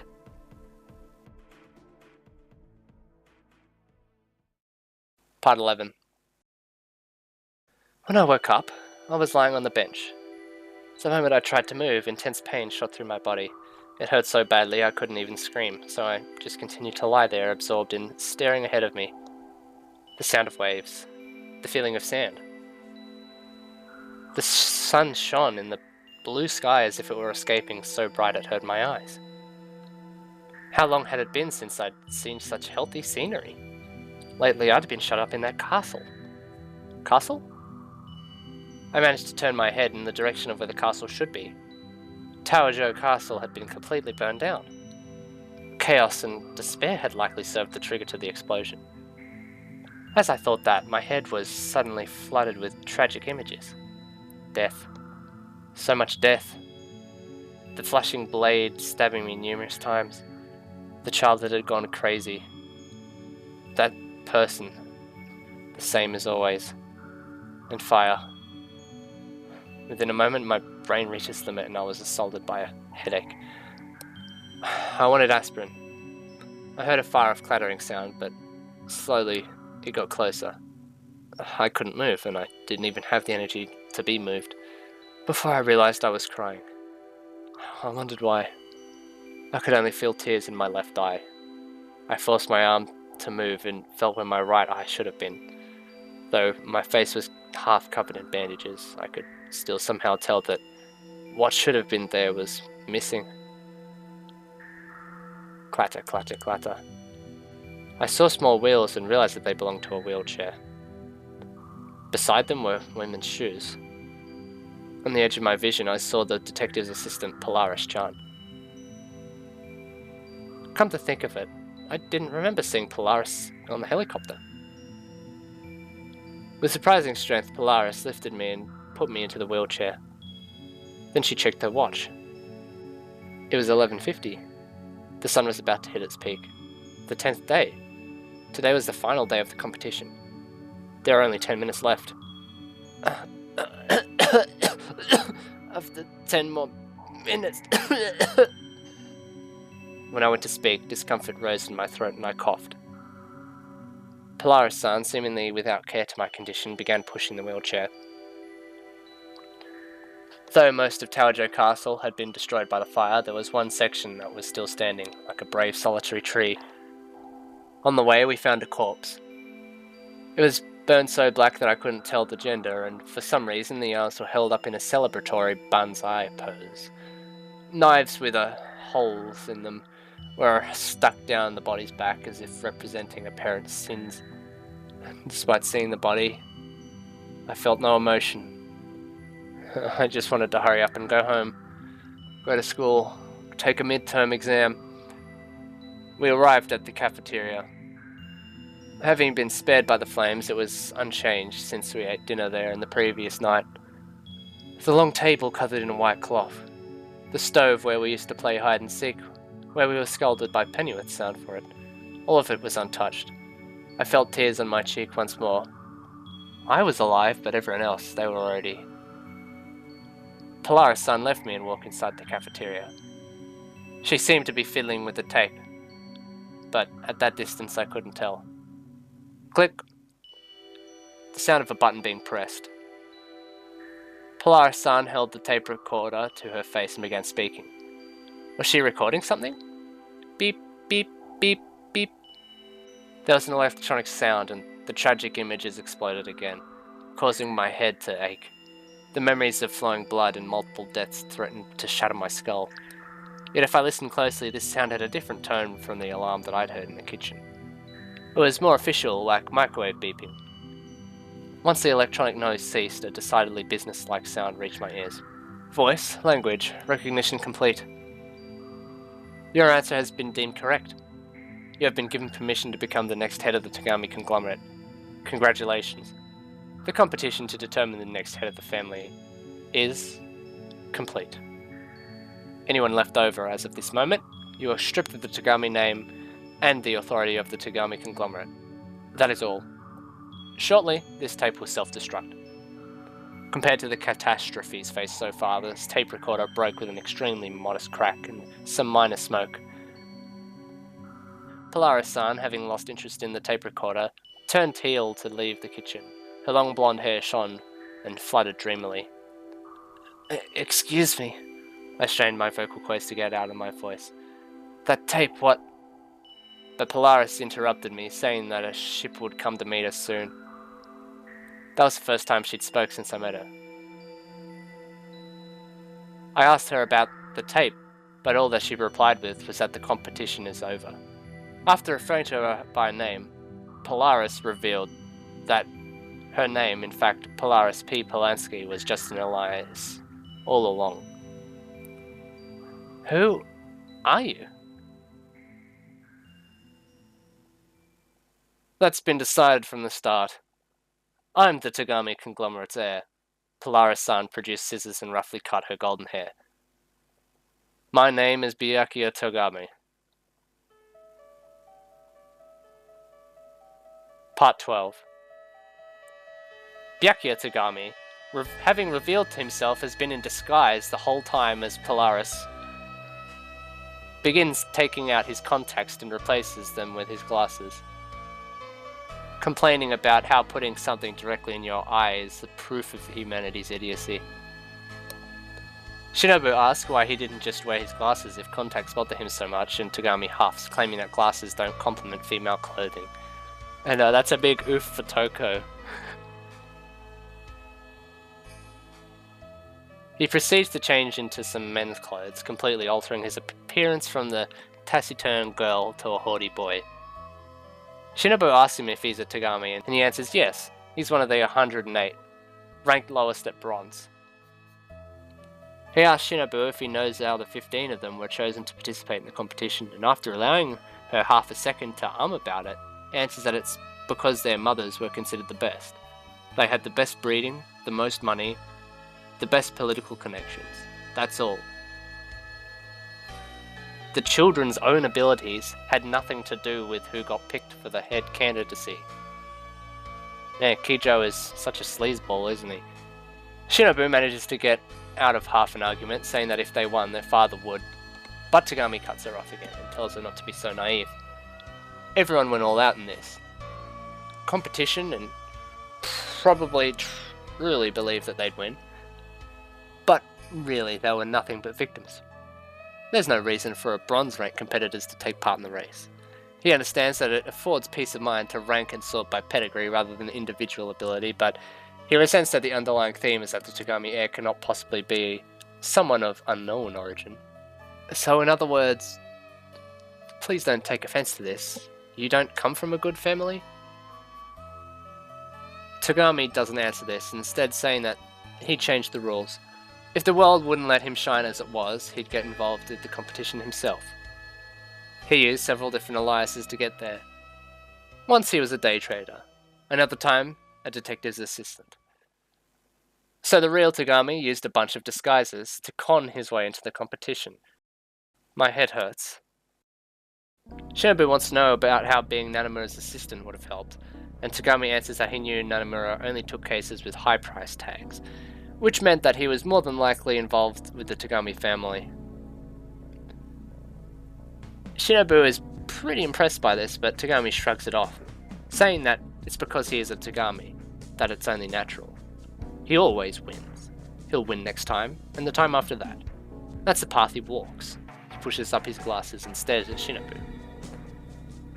She takes this opportunity to ask about the others, and Togami tells her that Pennyworth is still alive. His wounds look bad, but were actually quite shallow. Takia is burnt to a crisp in the entryway. Saburo has been roasted like a pig, and he can't find either of Shinobu's brothers. If that were the case, I had nothing. You now have nothing, the boy pronounced. You've lost the Togami name and power. You've lost your brothers. You've lost an arm and an eye. Well, how is that? Are you bitter? Are you in despair? I don't know. You don't know? I don't really experience hope or despair. I can't think of a time when I've had that luxury. I accept things as they've come and carry on with my life. Being a Togami, being loved by my older brother, being loved by my younger brother. Everything. You have a very rare personality. You were rather unmotivated during the competition. Did you not want to become an heir? I don't know. I never really thought about it. There's something wrong with you. Shinobu muses that that's probably true, but that's just how she's always lived.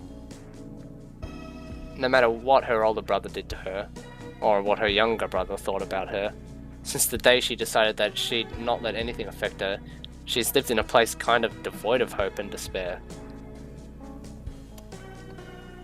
Togami huffs and says that she's passed his test, and tells Shinobu that he has wanted someone with the same viewpoint. She seems confused, and he tells her that he wants her to write his biography.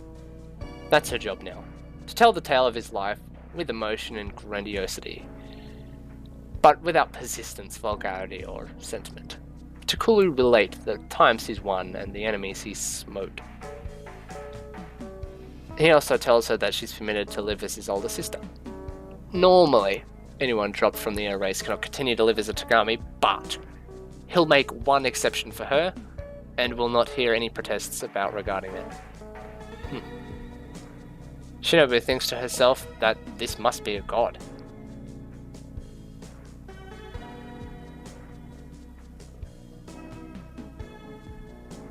Unreality flashback epilogue.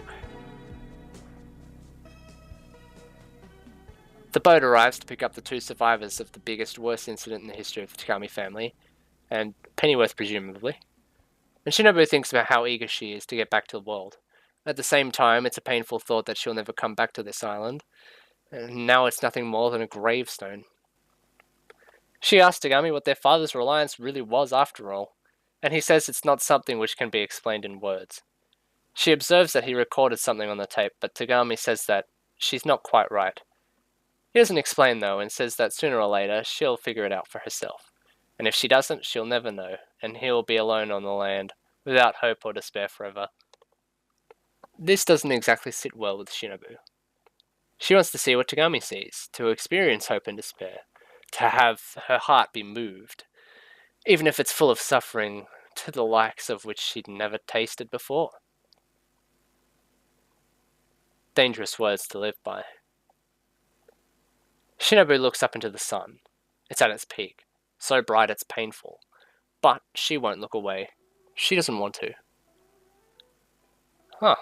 I'll get an artificial eye, she suddenly decides. A beautiful artificial eye that sparkles. Spring mornings, summer light, the full sky, winter nights. Even if her right eye can't see these beautiful things, it could reflect them. It could spread them. Reflect, spread.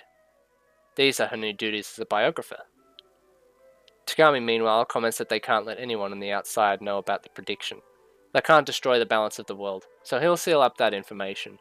And as far as anyone knows, he rose to the top by his own efforts alone. That is all. May I say one thing? Permission granted. What is it? If I'm going to be your big sister, you can't talk to me that way. His taken aback expression was like that of a boy you'd find anywhere. The biggest worst incident in the history of the Togami family. Chapter complete. Well, that's an interesting flashback. Now, a lot of weird stuff just happened. And I think considering the other spin-offs we got afterwards, like Killer Killer and all that, it seems pretty normal. Nowadays, at least. And yeah, especially considering V3 as well, it seems fairly normal as well. However, at the time, a lot of people had a lot of angst towards these two particular chapters. And I mean, I can totally see why. Kazuya is a total douche nozzle. And the stuff he does makes, without the proper context of the explanation, no sense. Like a sword, like that he just summons a lightsaber. Like, oh, what? It's like the one time when somebody's head gets cut off and then reattached and they're like perfectly normal. that was a thing that happened sometime. So this flashback, this is going to be real spoiler heavy because I know there's going to be some people like, well, this is stupid. So if you don't want to listen to the explanation and spoiler about this flashback, which is going to literally spoil up to Volume 3. Speaking of Volume 3, and not just of Danganronpa Togami, but Danganronpa Kirigiri as well, it turns out that there is now a Chinese translation of the 3 Togami novels and the 6 Kirigiri novels. The Kirigiri novels are still going, so Volume 7 will be hopefully soon. But since they've been translated into Chinese digitally, that means it's much easier to Google Translate stuff.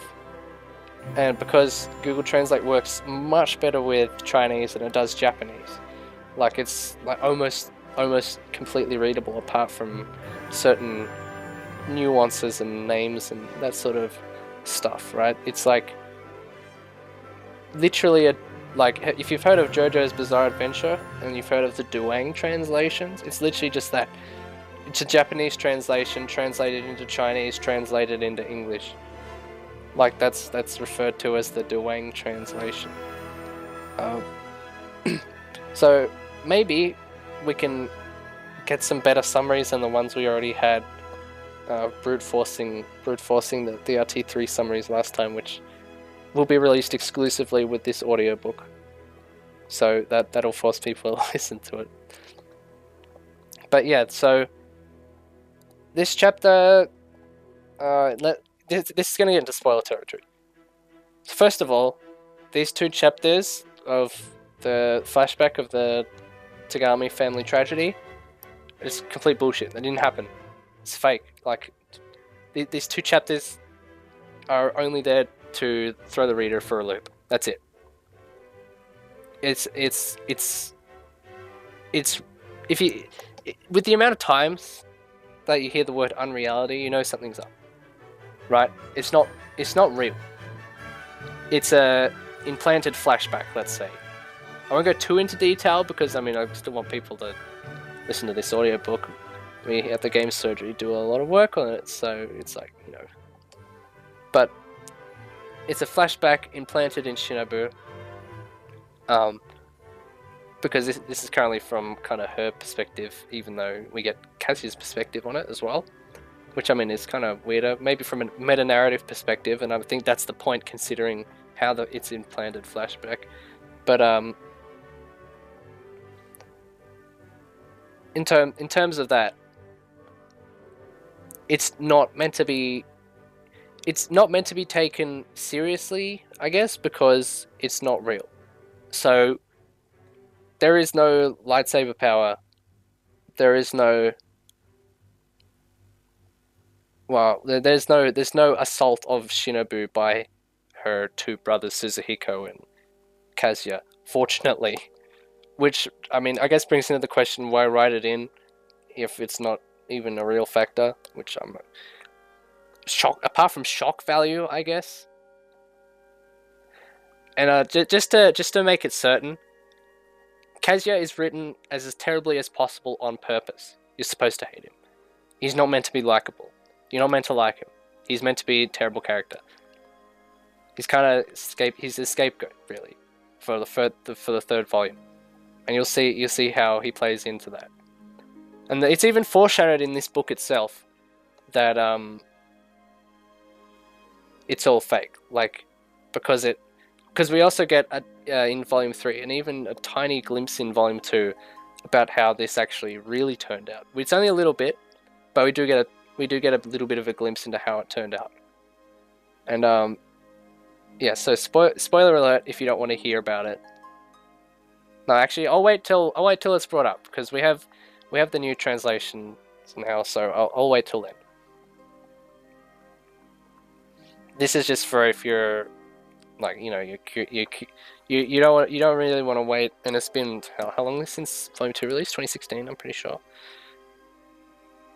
Hey, one thing that is good to mention is that I know a lot of people say that it doesn't line up with the Danganronpa 3 well, to which I disagree to a certain extent, especially with Volume 3, because Volume 3 pretty much just rectifies everything that happens, which is all foreshadowed. By the way, if you're wondering, like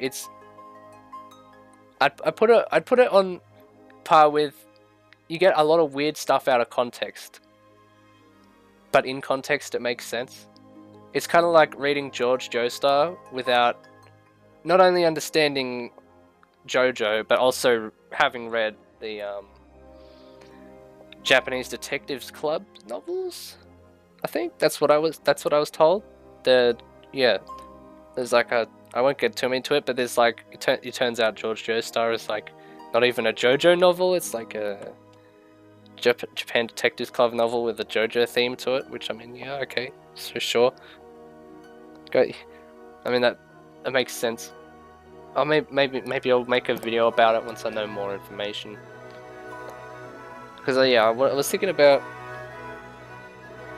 helping write a script for a video that, after the summaries are done, discussing why this Togami gets so much flack, and I was possibly thinking, oh, I could do one for George Joestar, and then compare the two of them, because they get compared quite a lot to each other. Like, I see it all the time, like my Joe's works get compared to Sato's works all the time, and even get compared to Nishio Ishin's works.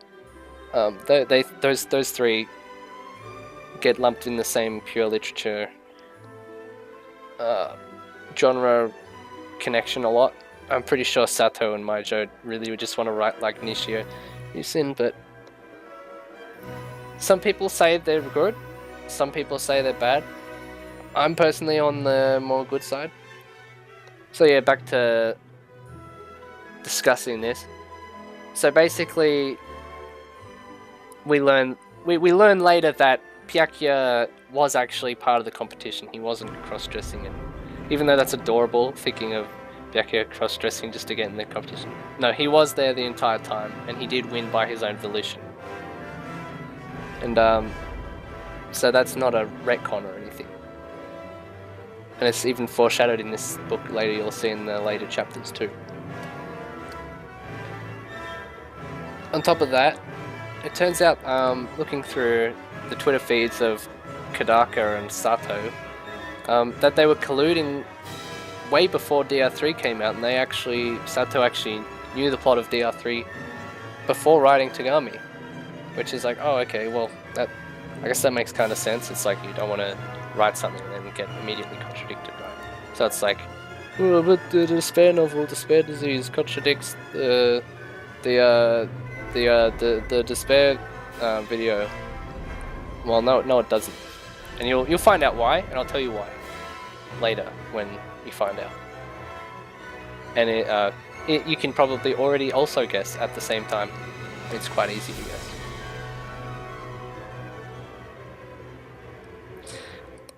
That also reminds me, a long time ago, in Volume 1, there was a confusing scene where I said something like, oh, how does Suzuhiko get from Japan to the Czech Republic?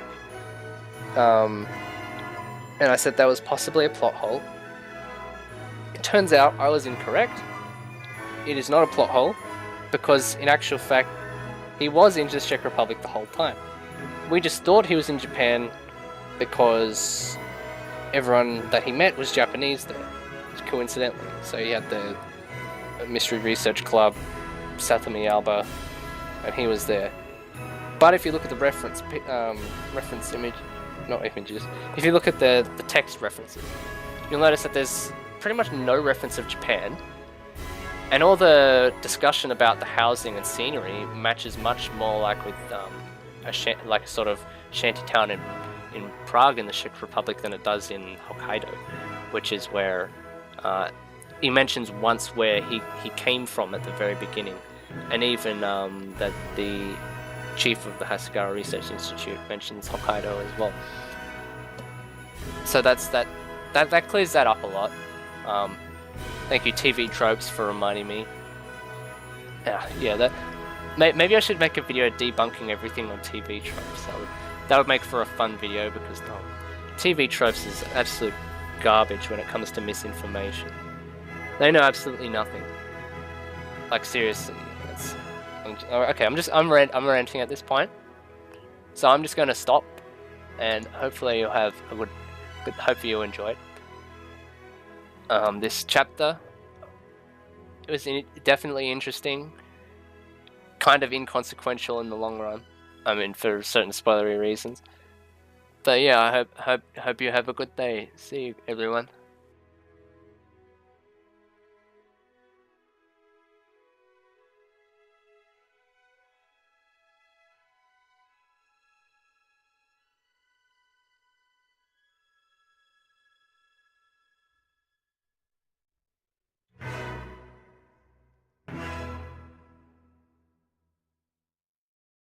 Danganronpa Togami. Skyfall. Just before we get into the next chapter, let's quickly go over the last chapter and remember the details about the characters, because they never get brought up again, and I thought it'd be nice to just go over them one more time. Ichiro Togami. Mother Maina. Age 23. Special skills: former super high school level surgeon. Rank: Silver. Full siblings: Jiro, Saburo, and Shiro. Notes: seems like a pretty good guy, intelligent, and likes to do the right thing. Attempts to solve the murders and keep everyone safe, but ends up dead instead. Kazuya thinks he'd be one of the few to make a good heir. Status: dead, killed by Kazuya. Best representation of another character from the series would be Ishimaru. Jiro Togami. Mother Maina. Age 18. Special skills: super high school level karate master. Rank: Silver. Full siblings: Ichiro, Saburo, and Shiro. Notes: combative, and proud at the outset. Tends to get caught up in arguments, and probably not the brightest bulb in the box. Super muscular and competitive. Adores his big brother Ichiro to the point where he has a mental breakdown following his death and goes around killing the others as revenge. Status: dead, stabbed by Suzuhiko. Best representation of a character would be Sakura, except extremely hot-headed. Saburo Togami, mother Meina, age 15, no special skills, rank is bronze. Full siblings Ichiro, Jiro, and Shiro. Notes: reclusive and quite heavy set. Loves idols and likes to record himself singing and dancing to their songs, naked, making pig noises. Status: dead, roasted alive when the castle burned down. Obviously the best character representation would be Yamada. Shiro Togami, mother Meina, age 14. Special skills, none officially listed, but he proves himself to be very observant. Rank silver. Full siblings Ichiro, Jiro, and Saburo. Notes: quiet and clever. A very kind person who would rather become a musician than the heir to the Togami conglomerate. Figures out how to win the competition and promises to tell Kazuya. Seems to feel sorry for him. Status: dead. Throat slit by Asa or Kazuya, although not quite easier to tell which one. Best character representation: a more gentle Leon Kuwata. Togami Mitsuzo. Mitsuzo Togami. Mother Yoshi. Age 27. Special skills: none, although Takuya suggests that his talent is using people. Rank bronze. Full siblings Takuya. Notes: cowardly and snotty, has no hope of winning the competition, and comes up with the idea to hire Susei Nanamura to find the murderer among them. His dream, if he wins the competition, is to have a big debauchee feast with all his siblings. Shirks responsibility, not wanting to be in charge when he suddenly becomes the oldest. Status: dead, hung by Takuya and made to look like a suicide. Character representation would be Hagakure. Takuya Togami, mother Yoshi, age 14. Special skills: Super Junior High School level agitator. Rank gold. Full siblings Mitsuzo. Notes: extremely intelligent and already participating in world affairs, using his talent to stir up conflict around the globe. Doesn't really want to win the competition so much as to take over the Togami conglomerate by force and shape the world in the way so he chooses. Not at all disturbed by dead bodies. Lights the castle on fire. Status: dead and burnt to a crisp in the entryway, and possibly also stabbed a bunch of times by Suzuhiko. Best character representation: Kirigiri without the moral compass. Yusuke Togami, mother Saya, age 31. Special skills: former super high school level gourmet. Rank bronze. Full siblings Asagao. Notes: irritable drunk who ruined his own sense of taste via booze and tobacco. Argumentative and disillusioned. Tends to end up in spats with Jiro. Loves his sister and is heartbroken by her suicide, but uses her confession of seeing Kazuya murder Wasuke to try to extort money from him. Thinks his half-siblings' dreams are all awful. Status: dead. Beheaded by Kazuya. Character representation would be Mondo Iwata. Asagao Togami, mother Saya, age 28. Special skills: none. Rank bronze. Full siblings Yusuke. Notes: easily the nicest person in the entire castle. Views all of her half-siblings as family, even Kazuya.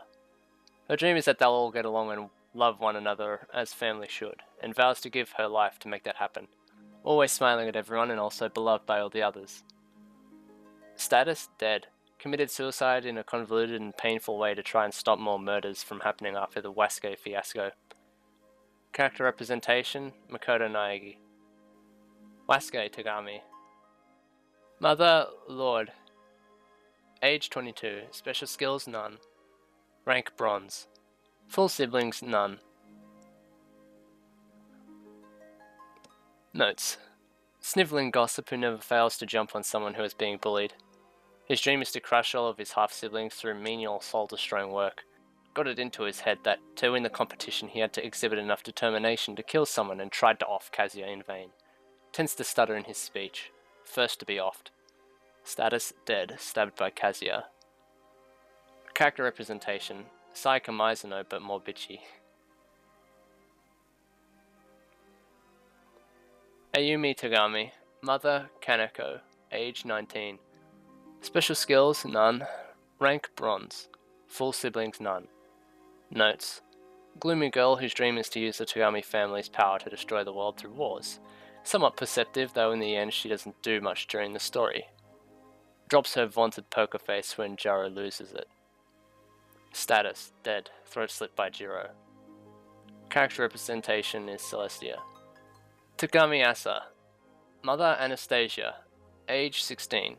Special skills, super high school level weather forecaster. Rank bronze. Full siblings Hiru and Yoru. Notes. Eldest of the Asa Hiru Yoru triplets. Wants to use the Togami family's power to buy up every TV station and then air their weather reports 24/7 along with her sisters. Has an idea to fool everyone into thinking that there are only two, then only one of them. Always ready with a nasty comment. Has a dull version of herself that gets burned in the library. Leaps out from the shadows and attacks Shiro so he can't help Kazuya win the competition. Status dead, stabbed by either Kazuya or Shiro. Dull version destroyed in a fire. Character representation, Junko but not as clever. Togami Hiro. Same pretty much as all the above. Special notes, middle sister of the Asahiro Yoru triplets. Wants to use the Togami family's power to buy up every TV station and air their weather reports 24/7. Wants to fool everyone into thinking there are two of them and then only one of them. Spends most of her time in hiding but sometimes swaps out with one of her sisters. On her own, speaks in a very casual fashion with an uneven lilt in her voice. Takes advantage of Jiro kicking up a fuss to attempt to murder Shinobu, causing the latter to lose an arm and an eye. Status dead, stabbed by Kazuya. Tier 1 character representation, Makuro. Togami Yoru. Same as above. Notes, youngest of the Asahiro Yoru triplets. Always ready with a nasty comment. Hangs around as an only child to fool the others into not realizing both of her sisters are skulking about. Knows about Suzuhiko and Shinobu and isn't afraid to publicly condemn them. Status dead, beheaded by Kazuya. Character representation, also Junko but not as clever. Suzuhiko Togami, Mother Michiko, age 26. Special skills, former super high school level hitman. Rank silver, full siblings Shinobu, adopted sibling Kazuya. Notes, mentally unbalanced killer who stays in his room most of the time reading detective novels, always cracking jokes and has an overall upbeat but unhinged personality. Fancies himself in a reciprocal love with his younger sister Shinobu and has abused her for several years, responsible for snuffing out Kazuya's hometown. Was kicked out of his house 2 years prior to the competition, likely because of the abuse. Later goes on to become Otsuki Suzuhiko, still working as a hitman. Status, currently alive in the present day of Danganronpa Togami. Tier 1 character representation, genocide show with an alternate personality that resembles Fukawa.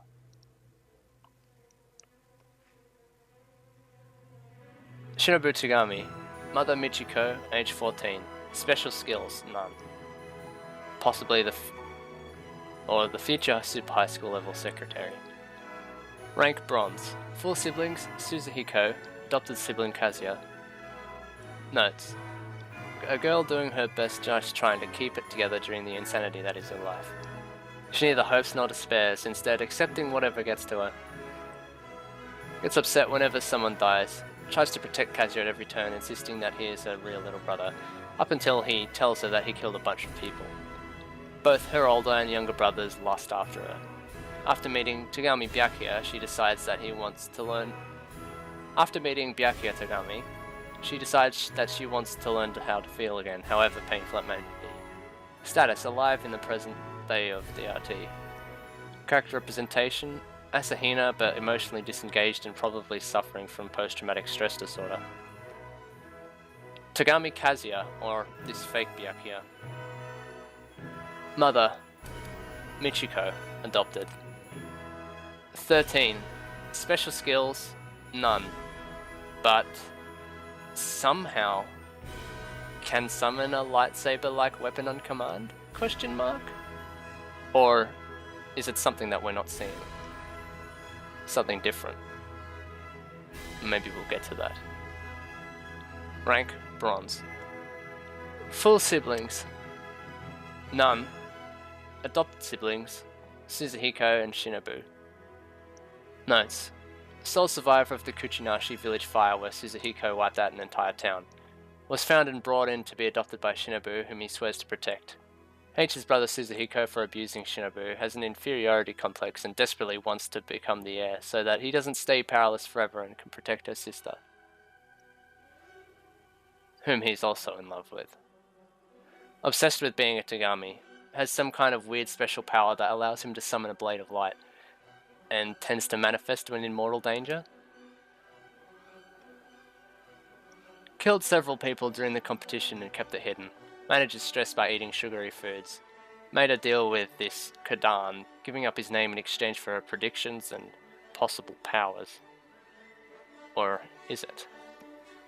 Status? Unknown, but probably alive, as in the present day of DRT. Character representation, evil Fujisaki. Byakuya Togami, the real one. Mother, unknown. Age, around 13. Special skills, disguise, future super high school level heir. Rank, bronze. Full siblings, unknown. Notes. One of the 108 of Kijo's children whose mother wasn't prestigious enough to warrant taking part in the competition.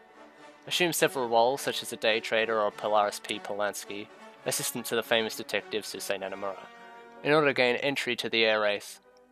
His victory was foretold by the Kadan, though he prefers to let the world think it was entirely through his own efforts.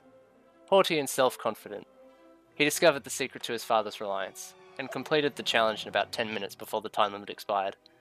Takes Shinobu on as his biographer, and after learning about her unique outlook and how he doesn't hope or despair,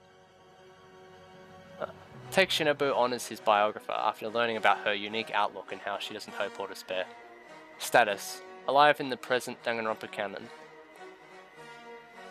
Character representation, well, I'll let you figure that one out.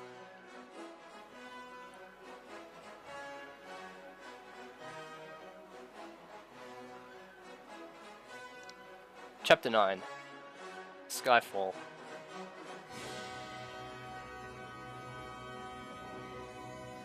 So before we start the next chapter, we'll bring you up to speed on what's happened. The last two chapters were an extended flashback about the biggest worst incident in the history of the Togami family. A lot went down, terrible secrets were exposed, multiple birth kids were assholes as they tend to be in this series, a cheeky cowgirl foretold the future, our dumb narrator Kazuya went off the deep end and demonstrated some supernatural powers or something, and our dear Byakuya Togami swooped in at the end disguised as a woman to nab the air title for the win. Now we're back in the present, which if you don't remember was taking place in the principal's office of the Zetsubo High School, or Despair High School for normal people. Shinobu is currently tied in a rather compromising fashion to the sofa, and Togami has just ripped away the curtain from the present. Shinobu is currently tied in a rather compromising fashion to a sofa, and Togami has just ripped away the curtain from the person taunting them, which we'll get into next episode. Hopefully you enjoyed this short episode. Just thought I'd make it just as a bit of a recap, I guess. Just spoilers ahead, so if you don't want spoilers, you can click off the body now.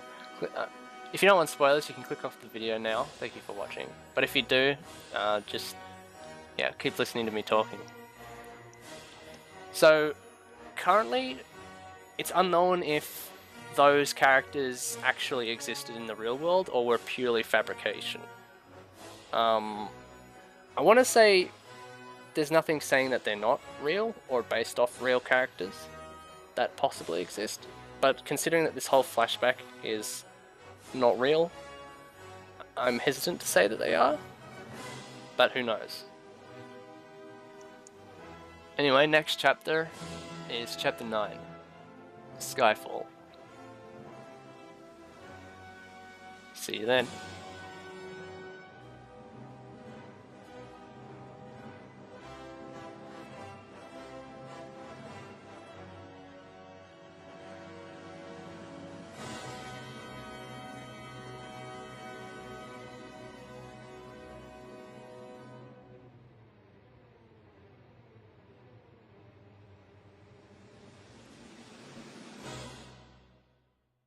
Danganronpa Togami, Volume 2, Chapter 9, Skyfall, Part 1.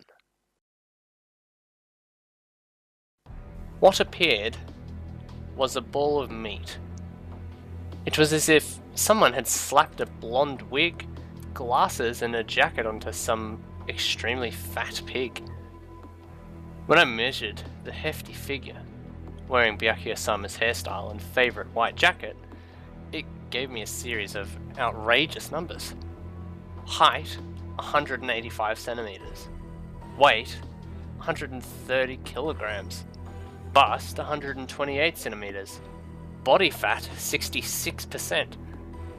That wasn't just overweight, that was obese. An obese life form. There it was, a never before seen creature in the dim principal's office. Part 2. He introduces himself as the Despair high school level imposter, and says that Shinobu and Togami must be speechless in awe of his perfect disguise.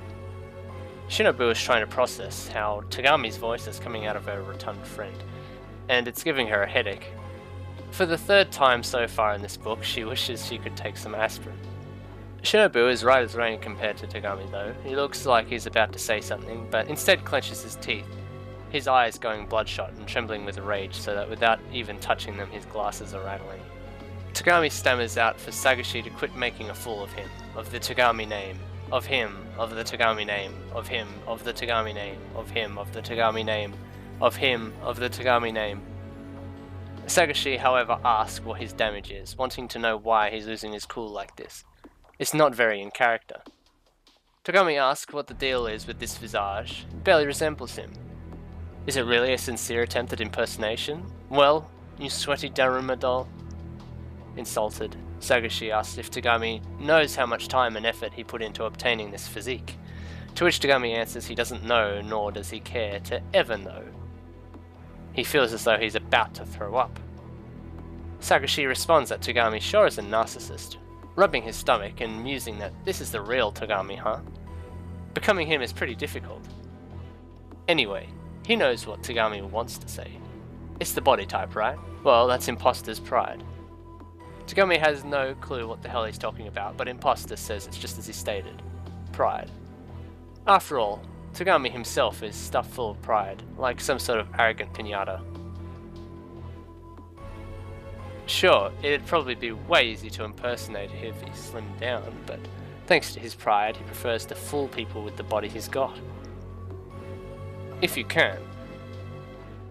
Oh, I can. Right now I've got the whole world fooled. The world recognizes me as Togami Byakuya, no? Silence. Imposters are forbidden from using the name Togami Byakuya. You're the one who should shut up. You've been stripped of all your power and are no longer Togami Byakuya. I am Togami Byakuya. How long had it been since I'd heard such a cry spring from that noble mouth? It doesn't matter what you say, Mr. Genuine Article. Those are just words, nothing more.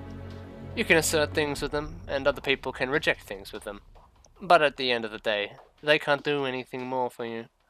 You cannot obtain reliance with words alone. Upon pointing this out, the imposter touched his glasses with one fish sausage-like finger. Reliance.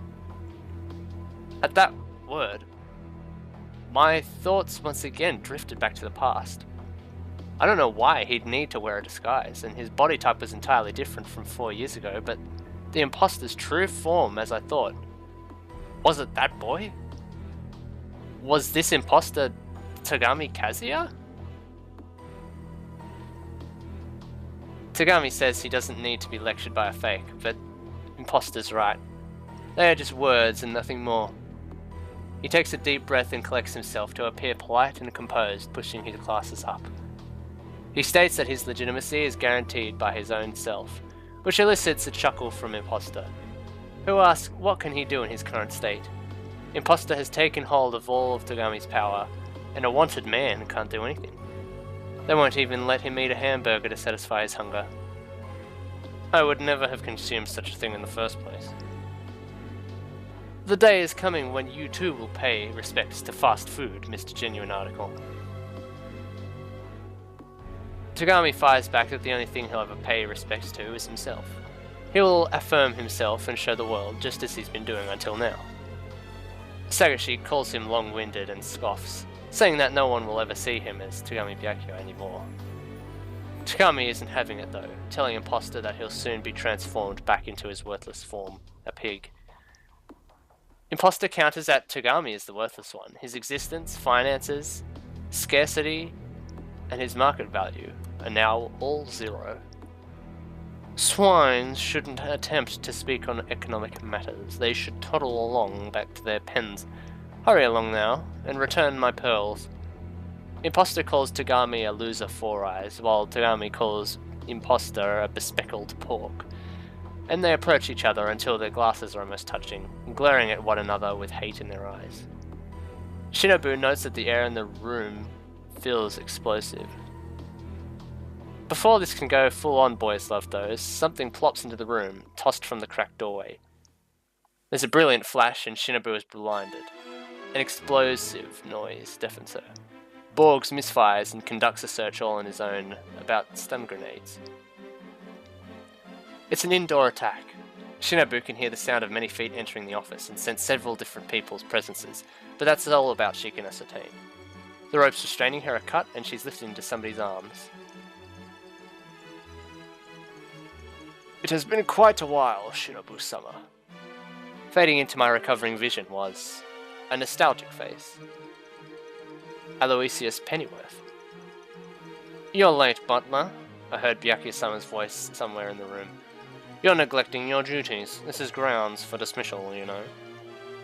I'm sorry to say, young master, but that is quite impossible. I am merely now manager of the butler bar. I have no connection to the Togami family. Togami asks where Imposter is, and Pennyworth tells him that he's fled. Togami wants him hunted and roasted, which Pennyworth says he understands. Still holding Shinobu, he bows once and then returns to the window that has been blown out by the flashbang. Outside, they board a helicopter and take off. Before, they can see the black and white painted Despair High School growing smaller and smaller.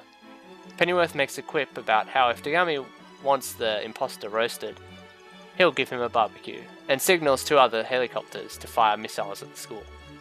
They destroy the thing and leave nothing but rubble, which Shinobu notes looks more like a campfire than a barbecue. It's as if everyone will stand around it and sing songs together. And so, Despair High School was destroyed, and then they lived all happily ever after. Although, the story continues a little bit more. Part 3. The three helicopters begin heading east. It's 12:40 AM currently. Togami asks just what Pennyworth was doing at the school as a former butler. And Pennyworth tells him that the Togami conglomerate summoned him immediately after the World Domination Proclamation. Even though he had resigned from his post, he still owed a great debt of gratitude to the Togami family, and was also concerned about Togami's well-being. It seems that the Togami family had their doubts about the whole thing. On one hand, they believed Togami to be innocent, but in the event that he was actually trying to take over the world, they couldn't mount a proper rescue mission. Instead, they sent Pennyworth and made it look like he was worried about his former master, rounding up Togami's private military force and leaping to his aid. That way, if Togami actually had been guilty, the help would just look like it had come from an affectionate but foolish old man. Togami, however, thinks that this cover isn't quite airtight. How could a foolish old man up and mobilize the Needle Force? Shinobu helpfully looks up the Needle Force with Borgs, and at this point, so that we, the audience, can learn that it's Togami's private militia, formed in the interest of keeping him protected.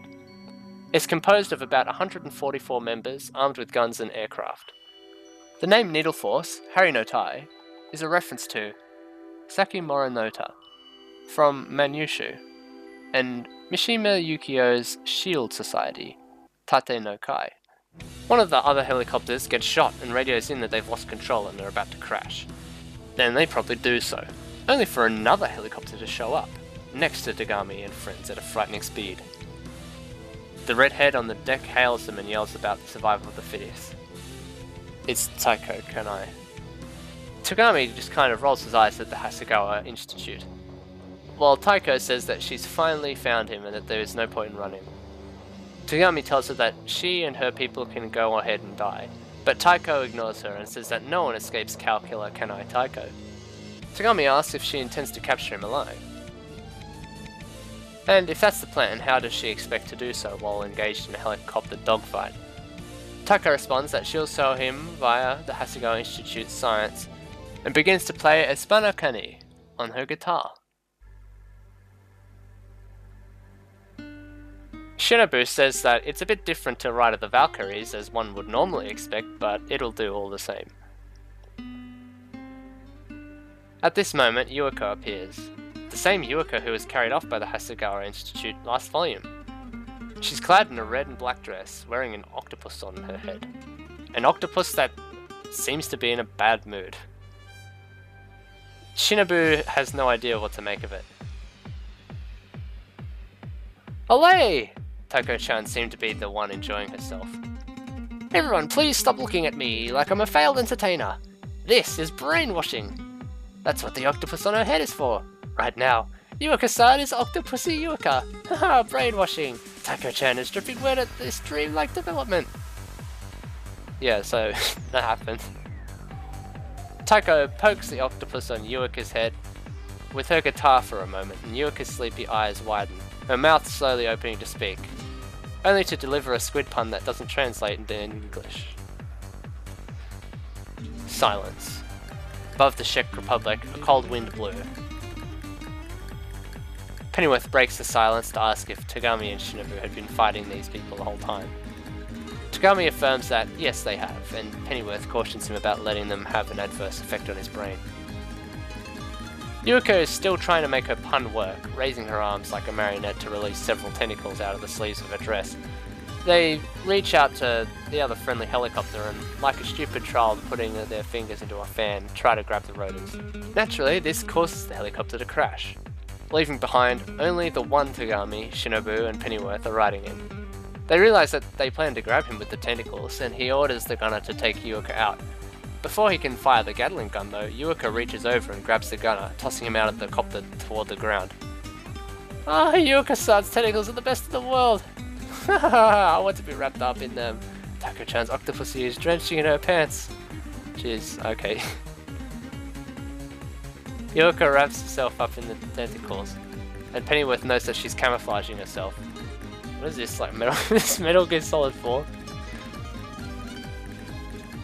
Shinobu looks up at how the squids and octopi change their skin color to blend in with their surroundings, because Sato Yuya is determined to teach us such things, and Shinobu decides to switch on Borg's night vision mode.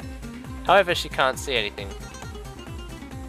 Taiko informs that Octopussy Yuuka's camouflage is perfect, and can't be detected by night vision, heat vision, infrared, ultraviolet, etc. There's a sound that Shinobu assumes is Yuuka getting onto the copter, but looking around she can only see Togami, Pennyworth, and the pilot. Shinobu starts to freak out, wondering about what to do, and then decides to imitate a cephalopod herself by pulling out her pen and flinging ink everywhere. Some of the drops fall in an unnatural way, giving away Yuuka's location. "Wonderbar!" cries Pennyworth, just as one would expect of blue ink. Pennyworth then pulls out a sawed-off shotgun and shoots, causing electrical discharge and Yuuka to appear, now unable to use her camouflage. She touches the octopus on her head and collapses to the floor of the copter, but as soon as she does, the pilot yells, "Evasive maneuvers!" and the entire helicopter tilts at a steep angle. Behind them, a new player appears. Ha ha ha! They were still coming? Part 4. It's everybody's favourite landmine digger, Uragan. It's now flying with a propeller stuck in it, and being ridden by a man called the Professor, and 4 soldiers with what appear to be tentacles attached to them. The Professor laughs and says that he's from the Hasegawa Development Department. Taiko yells at him for being late and orders him to hurry up and explain, so the Professor obliges. He tells everyone that he wanted to make a weapon for stealth purposes and used the idea to use octopi as inspiration. His original weapon was more octopus-like, but thanks to it inviting sexual harassment, he tossed that aside and made the weapons now seen in the helicopter now. They're creatively named tentacles in English. Uragan and Taiko's helicopter are side by side, facing off Togami Itachi's copter. Togami asks Pennyworth for a status report on the ex-butler replies, "One all-purpose helicopter, one pilot, one former butler with a loaded single-barrel shotgun. That is all." Once more I ask you straightforwardly, is this the end of the Togami name? No, it is not. Compared to the biggest worst incident in the history of the Togami family, 4 years ago, this situation is hardly a crisis. Togami says good and orders Pennyworth to blow the Hasegawa people to smithereens. Pennyworth bows and drops Yuka out of the copter, causing a distressed Taiko to make her own helicopter dive to catch her. At the same time, the 4 tentacle soldiers leap from the professor's helicopter and disappear into the night sky. Pennyworth notes that the shotgun has a very short range. He then fires, revealing 2 of the tentacle soldiers via electrical discharge. He explains that there's only so many ways to get onto the copter, so he could easily hit them with a buckshot with his eyes closed. There's the sound of footsteps, but Pennyworth ignores this to shoot at the opposite side of the copter deck, revealing the 3rd soldier in the process. Togami gets sassy, telling Pennyworth not to celebrate just yet. There's still one more soldier that they haven't accounted for. They go back and forth for a bit until they hear a squishing sound and see a red-coated tentacle soldier fall from the helicopter. Pennyworth says that they found the last one, but unfortunately they then notice that the pilot's head had been split open. Even better, someone yells after them, "Osha! I found you! Wait up!" They were still coming? Meanwhile, in this now pilotless helicopter, the heir and the former butler are now having a normal conversation. Togami wants to know what's going on and answers that they're under an attack by a new enemy. They look out to see who it is. There's a fleet of statues of various saints flying throughout the night sky. It's like a cheap version of the Book of Revelations. From St. Augustine's statue, Soda's voice screams and tells them to wait. Togami huffs, surprised that Soda is still alive, and the statue answers that it isn't Soda himself, but rather a pursual system that the real Soda constructed. Togami orders the statue to explain, and he exasperatedly cries out he's trying to, so listen up. Turns out that Soda programmed the basic AI to activate in the event that Despair High School is attacked. Realizing this should have had Togami peeing himself in fear. Togami, however, is in the same class as Fujisaki Chihiro, and as such scoffs at these silly little statues hobbling in the air. This AI is primitive, just as he'd expect of someone like Soda. The AI responds that it was always Soda's dream to launch a rocket. And so these 100 or 200 statues, before breakfast, quit making fun of him. He's got a totally top of the line specs. Togami tells Soda AI that he's already destroyed Despair High School, and so he can go ahead and self-destruct at any time now. The Soda AI answers that he has a job to do and the St. Augustine statue approaches, only to be blown to bits by Pennyworth. "What the hell was that, Grandpa?" The AI yells from the St. John statue this time. This is the only time I get to show up, so let me talk a bit longer. You're brutal, brutal."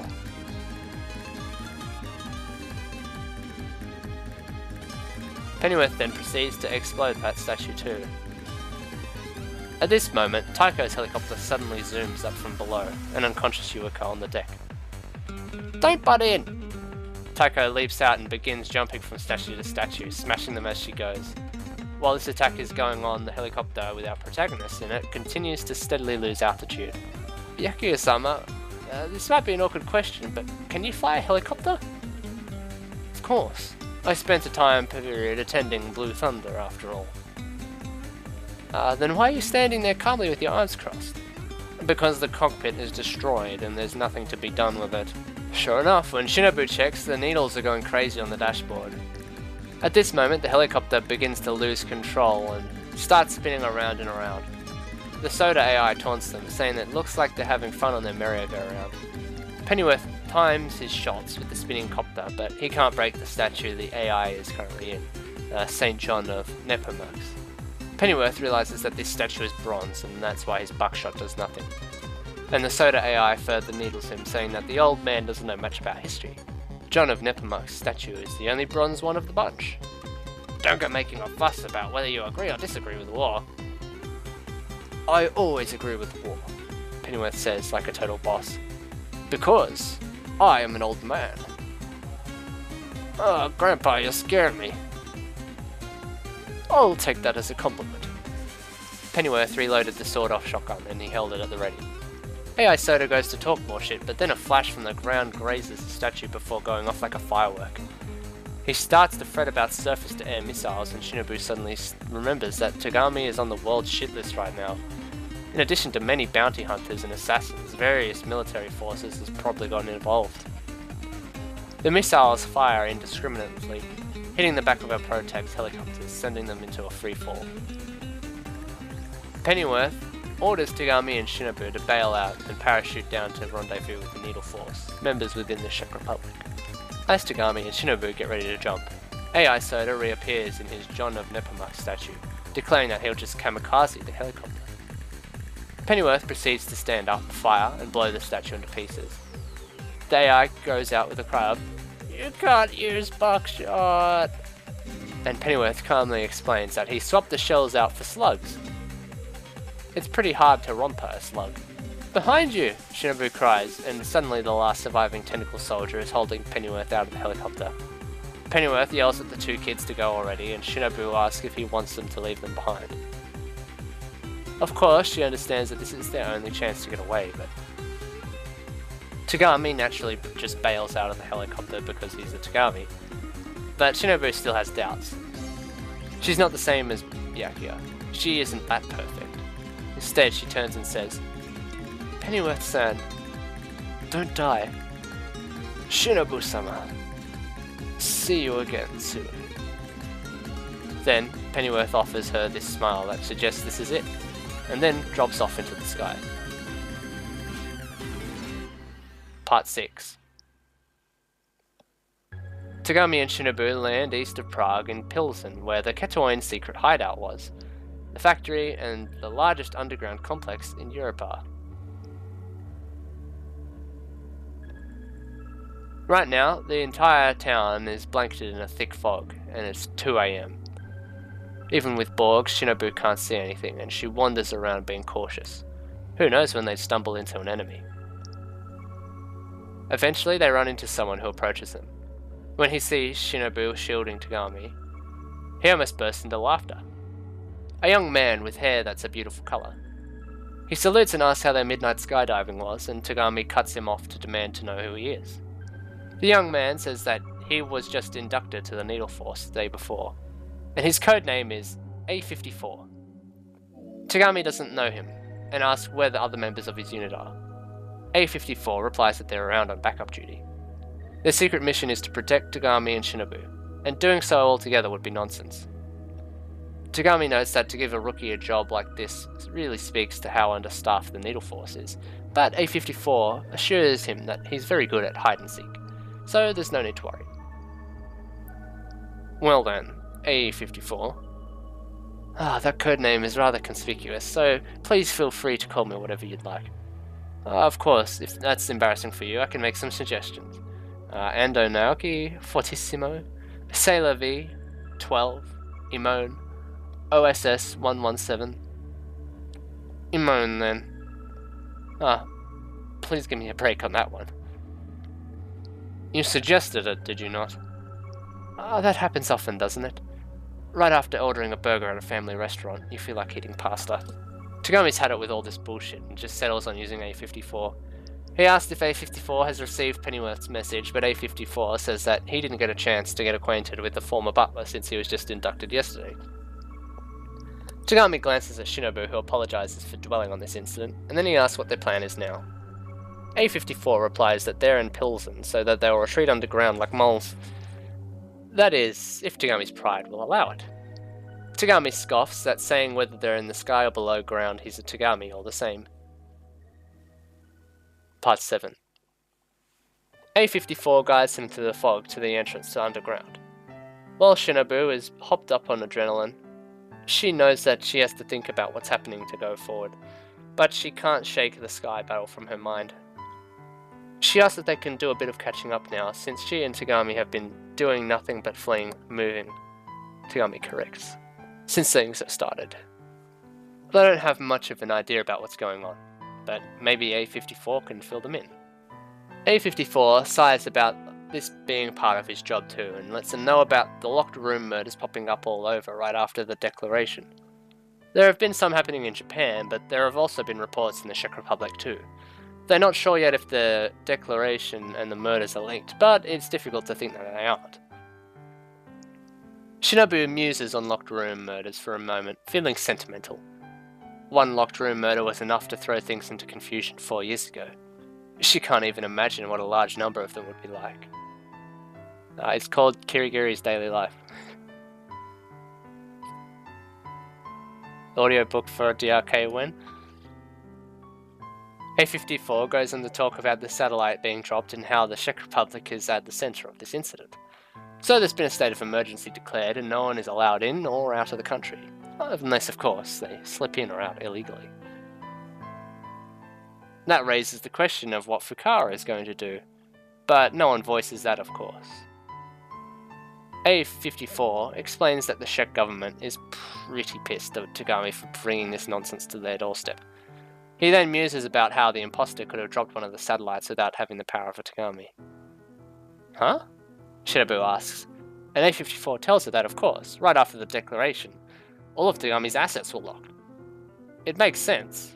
The imposter would want to become Togami to take control of all their resources, but that doesn't mean he actually has access to them. Shinobu thinks about this more, wondering indeed how imposter could have gotten his hands on things like satellites and weaponry and whatnot. Princess Sonia. She must be his sponsor. A54 confirms that that must be the case, and he mentions that no one knows about Despair High School's existence or its subsequent destruction. Shinobu asks why. Shouldn't that help clear Togami's name? But as A54 points out, Togami actually does want to take over the world, doesn't he? Shinobu is taken aback. How does he know that? A54 knows that it's Togami's decision whether or not to report back. As a Needle Force member, he doesn't want to tattle on him to his parents. Shinobu says it's like he's reading her mind, and A54 asks if he can go on with his report. She tells him to get on with it. He calls her angry expression lovely, and she grumpily orders him to spit it out already. The next order of business is that the Global Controllers Summit was entirely wiped out. As of right now, it looks like it was Togami's doing, which was a much more serious crime than the satellite thing, given that the best and brightest from various nations were killed. And as a result, there are a lot of countries that are teaming up and deciding that Togami should be taken out. The Togami family and the Academy have teamed up, however, realizing from the start this was all the work of the imposter. Well, I mean, kinda. Technically, it's the work of that girl that's been slinking around the school as we speak, soaking up secrets into her giant hair, of course. Anyway, Shinobu mentions that she heard a rumor that Despair High School is connected with Hope's Peak Academy. A54 tells her it seems that way as the so-called super high school level imposter has revolted. Also, the reserve course seems to be involved as well. By reserve course, do you mean those talented kids? You're harsh, Shinobu-sama. A54 reacted in an exaggerated way, but I didn't understand why. But it's true, isn't it? They don't have any talent, so they went to the reserve course to be affiliated with Hope's Peak, right? Because they don't have any talent. They had the protest called the Parade, right? You're so natural in your cruelty, I wonder. Are Chief Byakuya's bad points contagious? Both of you can go to hell for all I care, Byakuya-sama ordered. Roger! A54 saluted while walking up ahead. A54 passes the responsibility onto the school, citing their political violence and saying that it led to the World Domination Proclamation. Shinobu seems upset that they're causing trouble for their alma mater, but part of the problem is that Hope's Peak Academy is trying to solve things internally and they're basically just a high school, and more things to blame Jin for. They don't have enough headhunters. That's where the Togami family comes in. They take care of the headhunting unit and send them out to carry the military operations by proxy.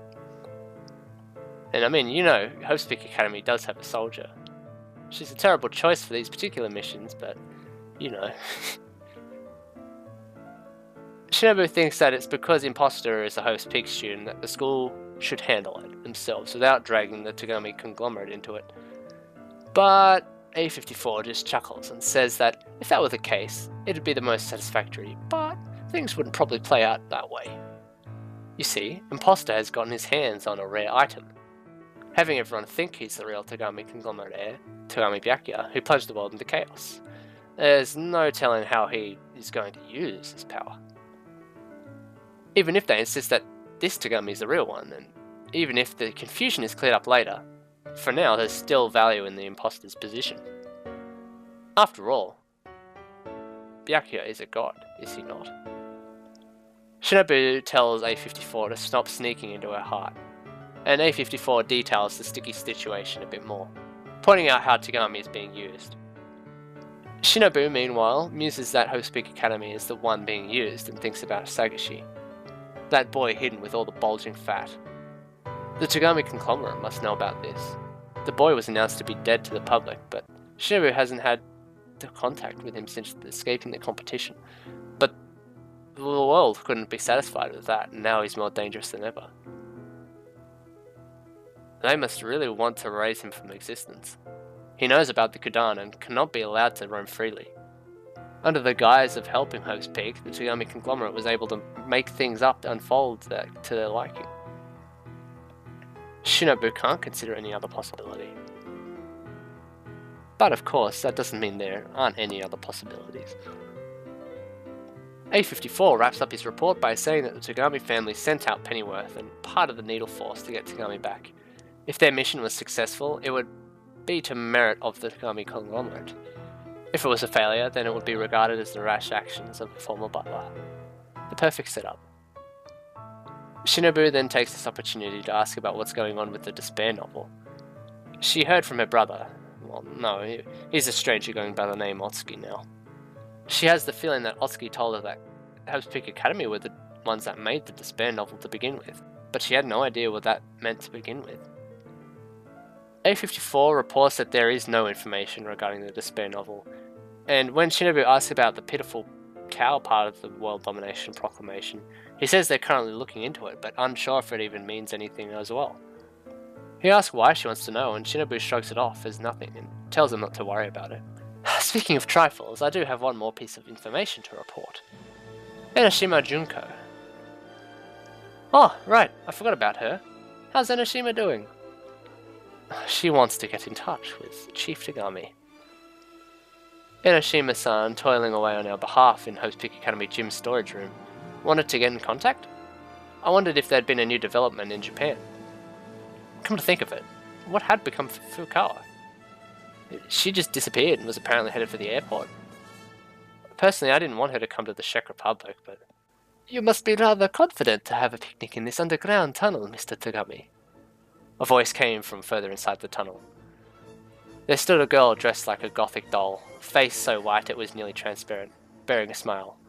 Next to her... I have burst into existence!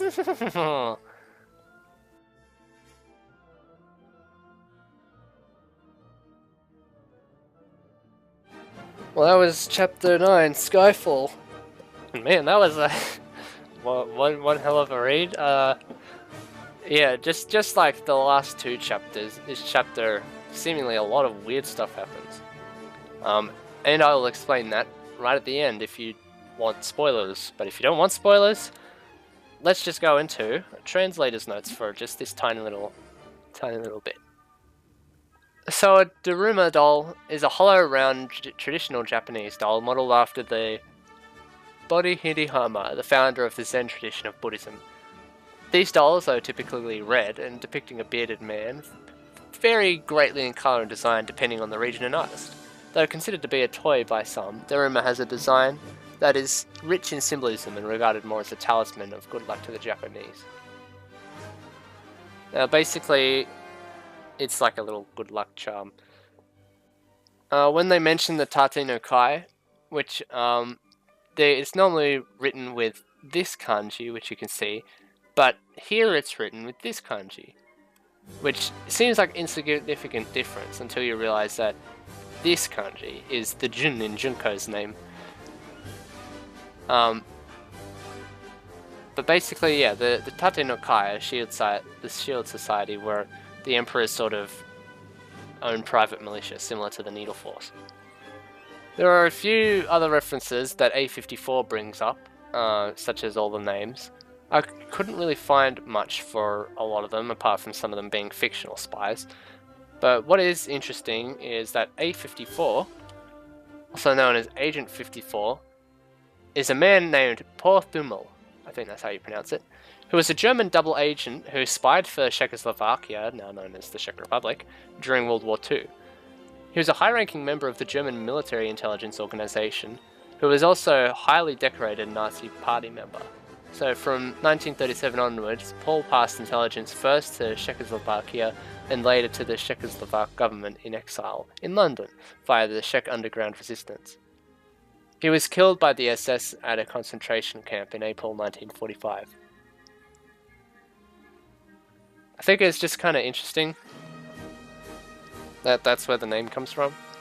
And Blue Thunder is an action thriller film, I think, that has to do with helicopters. And so right at the end we get a sneaking suspicion on who are these two new people that came into existence that appeared.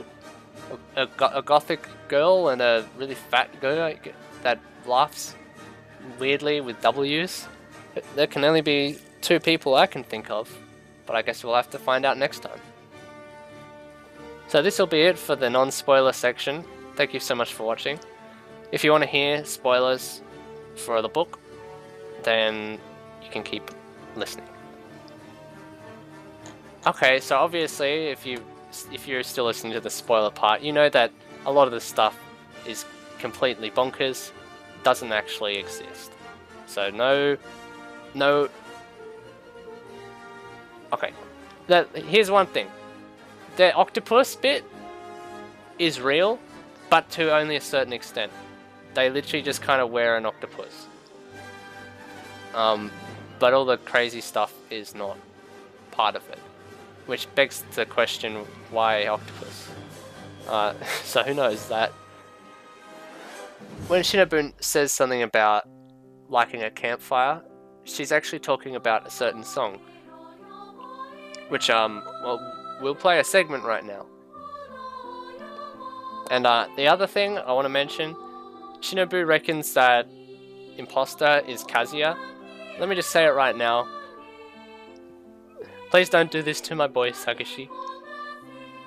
Or girl. I guess we don't really know what gender imposter actually is, but like he only in canon really imposes as guys. I mean, there was that one time that he imposed as Kirigiri, but you know, that's not a thing that is discussed. But yeah, Kazuya is not imposter. Two completely different characters, fortunately. Which begs the question, is Kazuya actually Byakuya? And the answer is no. It's a third imposter. So yeah, thank you for watching today's episode. We'll see you next time for Chapter 10. Hope, Friendship, Reliance, and All Other Gross Things. Thank you so much for watching. Have a great day, everyone. Danganronpa Togami, Volume 2, Chapter 10. Hope, Friendship, Reliance, and All the Other Gross Things. Part 1. In case you forgot, Chapter 9 ended with Togami, Shinobu, and A54 in the underground tunnels, having just run into two mysterious figures, who include a girl dressed in a goth lolly clothing, and a boy referring to himself as if he were a samurai and using chat speak as his spoken lines. Who could they be? The chapter opens with a Borg's article on monasteries and convents. It describes the life of piety most monks and nuns are expected to observe, as well as the key virtues of fealty, poverty, and purity. Shinobu reports that they're sitting around a wooden table, in a room at a convent in Pilsen. which has stone walls, a plain bed, and a cross on the wall. There's nothing else, not even a window. Surrounded by this picture of Catholic virtue, and dressed in a nun's habit, even non-Christian Shinobu has begun to feel pious. Of course, Byakuya-sama was also wearing a nun's habit. I'm used to wearing women's clothing, so it doesn't embarrass me. How did it come to this? Part 2. Good day, Togami-kun. I am pleased to see that you're still as impudent and overconfident as ever. Ruby red eyes were pointed in our direction. This person, so out of place in the dark underground, was Byakuya-sama's classmate, Celestia Ludenberg, super high school level gambler. Originally from Utsunomiya Tochigi. Why are you here, goth lolly gambler? Explain yourself. Ah, even though we came running to help, when we learned our classmate was in trouble, you treat us in such a cold fashion. I was so worried about you, Togami-kun, that I could not even stomach my favorite food, gyoza. The only thing about other people that concerns you is what cards they're holding in their hand. Just like you, no? Do not compare yourself to me. It seems you are in very good spirits. A small smile appears on Celeste-san's lips. Troublesome explanations are the job of a rotten lard. With that she gestured with an upturned palm toward the large boy beside her. I've gotten both abuse and admission from Celestana. In our industry, that's a reward. The rotten lard dripping with a greasy sweat while trembling with delight was also Byakuya-sama's classmate, Yamada Hifumi, super high school level doujinshi artist. His bulging stomach was vibrating, and Yamada launched into a speedy explanation of why he and Celeste are in the Czech Republic, but not before going off on a tangent about how Celeste's reward got him all worked up. And yeah, it's pretty much what you're imagining. Shinobu gets impatient, and thankfully Celeste steps in, still smiling, by stomping on Yamada's foot to convince him to move on to the real explanation. Turns out they really did come to help Togami out, and Celeste even prepared a place for them to hide where they won't be found. Celeste confirms this with a nod that causes her drills to shake. Togami, however, doesn't need friends, they only disappoint him, and he tells Yamada and Celeste to go home. However, A54 wants to hear them out. He wasn't exactly able to secure a safe haven. Togami huffs, wondering aloud who even let A54 into the Needle Force. A54 answers that it was Togami himself, which goes ignored as Togami asks if he came to the Czech Republic for a vacation. A54 explains that only a portion of the Needle Force are able to be mobilized, so they're kind of scrambling with this rescue mission. Togami tells him that excuses are a sin, which gets Yamada all riled up for some reason. He apparently thinks that's really moe. A54 wants to go with Celeste and Yamada, which Yamada eagerly tries to endorse, but Togami glances at Celeste and asks if they've come on behalf of Hope's Peak Academy. I am afraid I am not that amiable. But more than that, however, do you really think that this school is able to act that quickly? We paid our own way. Celestano and I took a chartered flight all the way out to the Czech Republic. It was so expensive that it'd make your eyes crotch and bulge out. Ah, yes, it was really quite expensive, because we rented the aeroplane. I was forced to part with a terrible sum. So much of my money won gambling, spent on a chartered flight. So if you had said no to us, Togami-kun, we could not simply return home nonchalantly. You ignorant fools. After this incident is resolved, I expect remuneration. If you promise that, I am willing to help you, Togami-kun. Yamada jumps in on this as well, and after a pause, Togami tells him to hurry up and show him where to go. Part 3. Back in the present at the convent, Shinobu, Togami, and Celeste are hanging out in the nuns' quarters. Shinobu asks how Celeste of all people were able to secure a place like this, and Celeste tells her that running convents is part of furthering her dream. Shoot for the stars, everyone. Shinobu doesn't know what this dream entails, but she's sure that it's something in bad taste. Celeste points out that no one will come looking for Togami in a place where men are forbidden. She's wearing a nun's habit with her drill extensions attached to the veil, by the way, and yeah, it only brings me to think that there should have been official illustrations for this book. I mean, we've got illustrations in the Kagami Family Saga books from some of the Kagami family characters, but that's about it really. All we got is fan art. Togami seems to be in good spirits, which alarms Shinobu since she's begun to suspect that the Polaris disguise wasn't a one-time thing, and Togami might just enjoy dressing in women's clothing. Not to disparage anyone's hobbies, but Shinobu once again sees a bleak future for the Togami conglomerate. Ew. Why are you looking at me like that? I apologize, but, do not speak without my permission. You just seem like you're in a good mood. I am. Huh? So, you in women's clothing? What are you talking about? I'm excited that the world domination is about to begin. Oh, well, that's a relief. So, that's what it is? Did you say world domination? Celeste asked with a strange expression. Since when has that been your dream? Don't misunderstand. Conquering the world is easier for me than making chicken soup.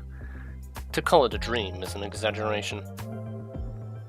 At this point, A54 radios in to ask how the convent is. Shinobu reports that Togami is in fine spirits, and A54 goes to comment on the hobby, only to have Yamada hijack the line squealing about Togami in ladies' clothes.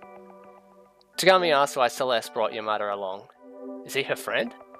Celeste answers that Yamada came along of his own accord.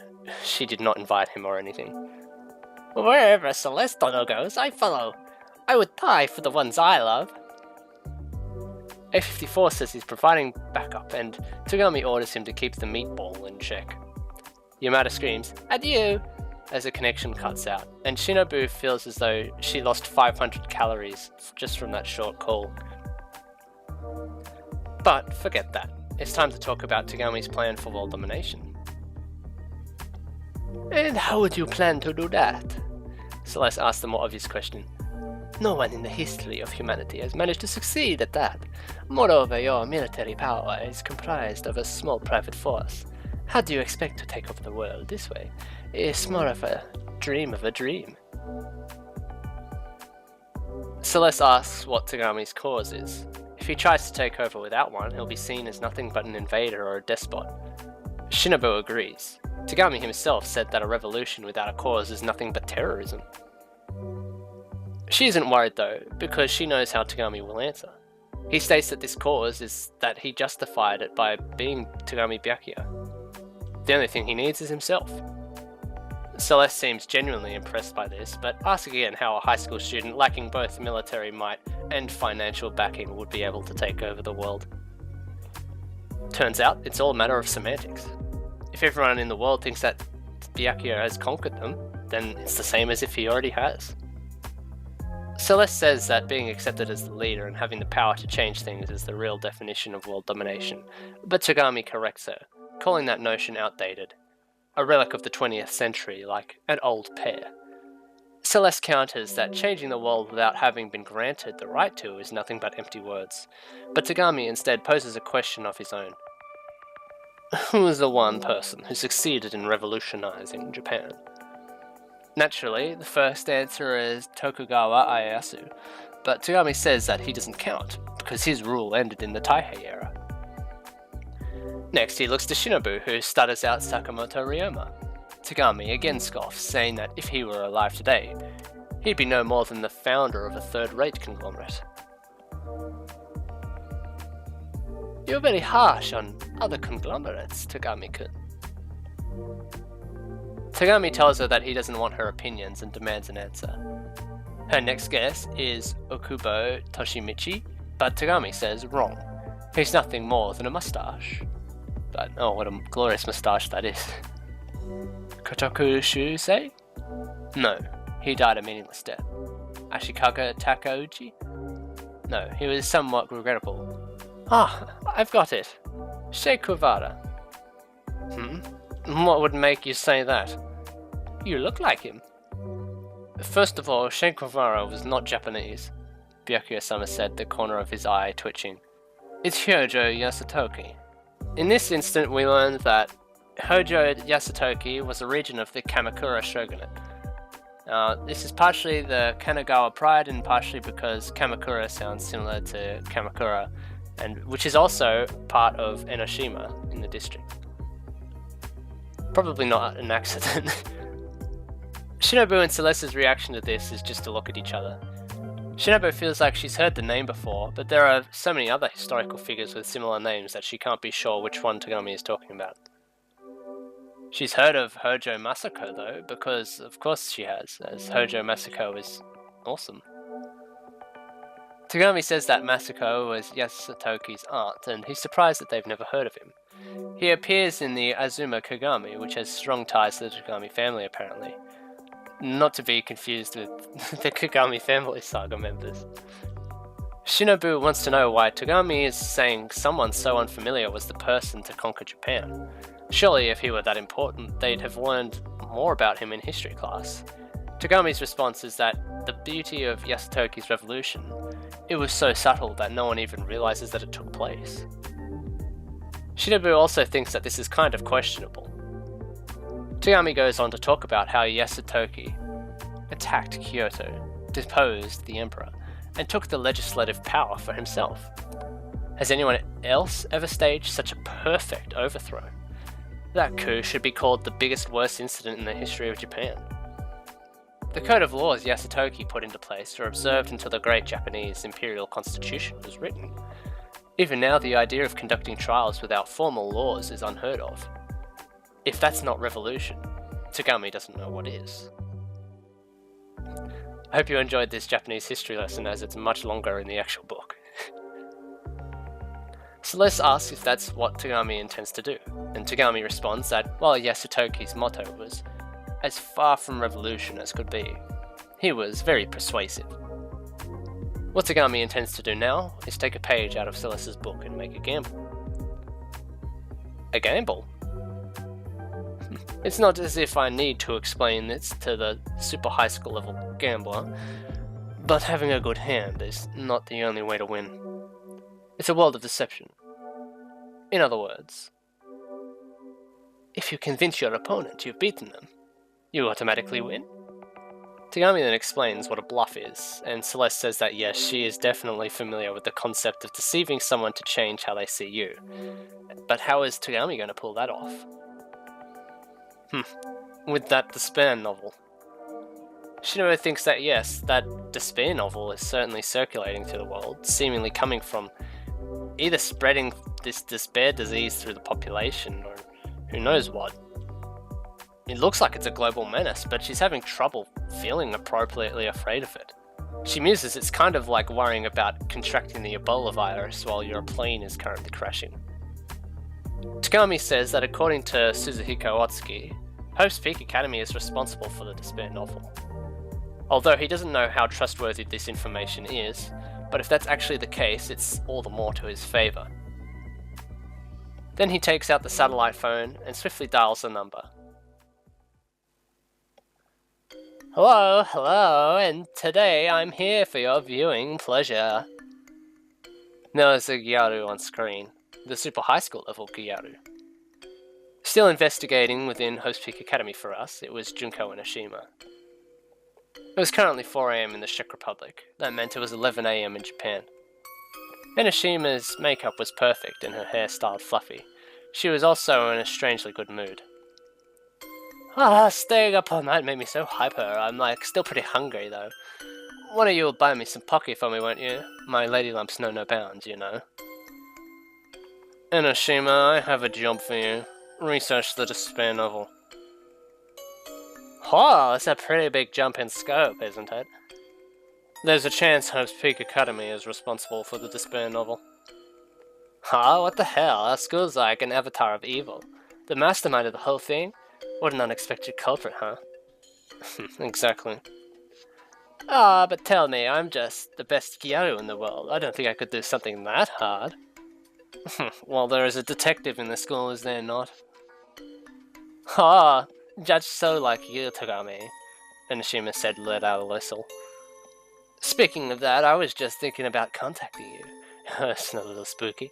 It's the middle of the day on a Sunday. Instead of being on a date, I'm at school. because the double entendre doesn't really work in English, I'll add a translator's note here. Junko literally calls the fact that she was thinking of Togami not before long he was called suspicious to the connotation is more spooky, weird, uncanny in the actual line. And then Togami utters that the single most dramatically ironic line in this entire series so far.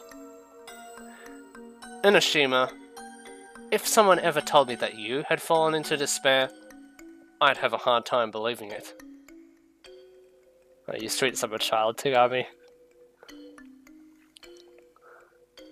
He then goes on to say that Junko is performing better than he ever expected anyway, and tells her to keep her ears peeled for any information on the Despair novel.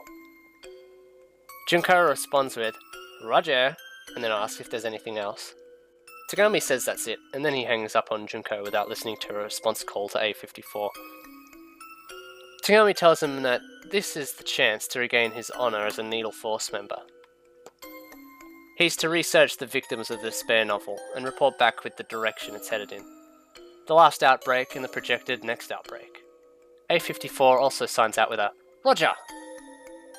And next, Togami connects the satellite phone to the entire world. Part 4. Forbes equals historical reference. Number 1197792. Title: The True World Domination Proclamation. Dobry rano. 12 hours ago have passed since the World Domination Proclamation was issued. I will explain it for you talentless fools. But that means that only 12 hours remain before I completely conquer the world. Nevertheless, your chances of success are 0. So far, several of you would-be assassins have come to kill me, and I have rebuffed them all. Those of you clinging to your baseless hope should know that the super high school level heir cannot be defeated.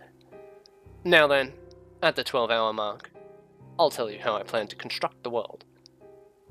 You all know of this Despair novel, yes? I am the one who created it. The most terrifying thing in the world are words.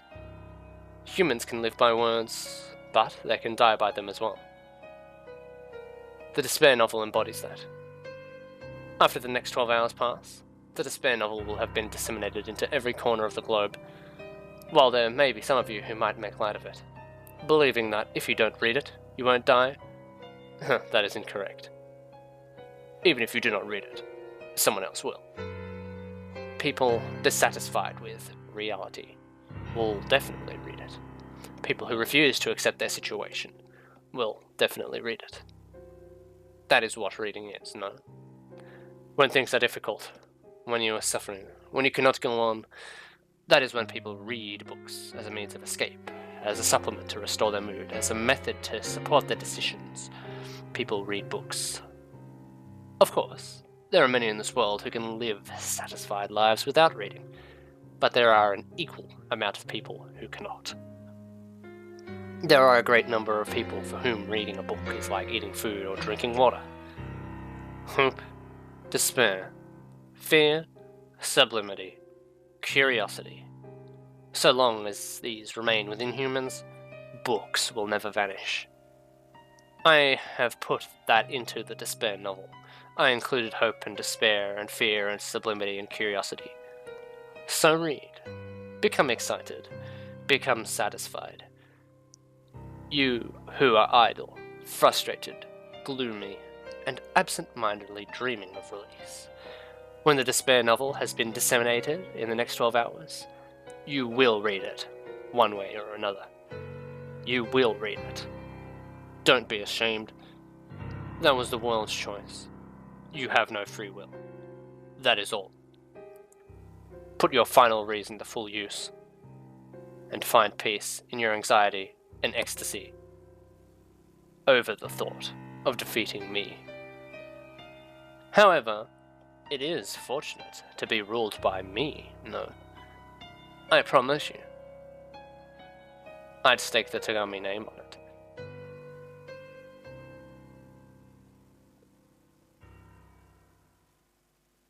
Part 5.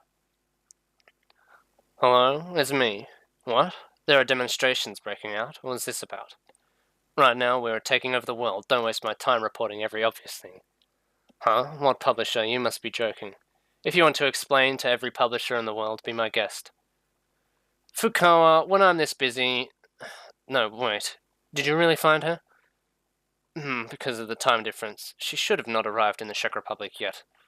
Right, prepare stun guns. Yes, stun guns. If you don't have any, then use a hammer. I don't care. Explain this. What? As long as you investigate the school, that's fine. I don't care. If there's any news from the detective, contact me. It's me. What is this? Silence. Listen up. Be quiet. I said be quiet. My female clothes? My underwear color? Die, swine. Hey, A54, your reporter's late. What's going... surrounded by idiots. My patience is at a limit.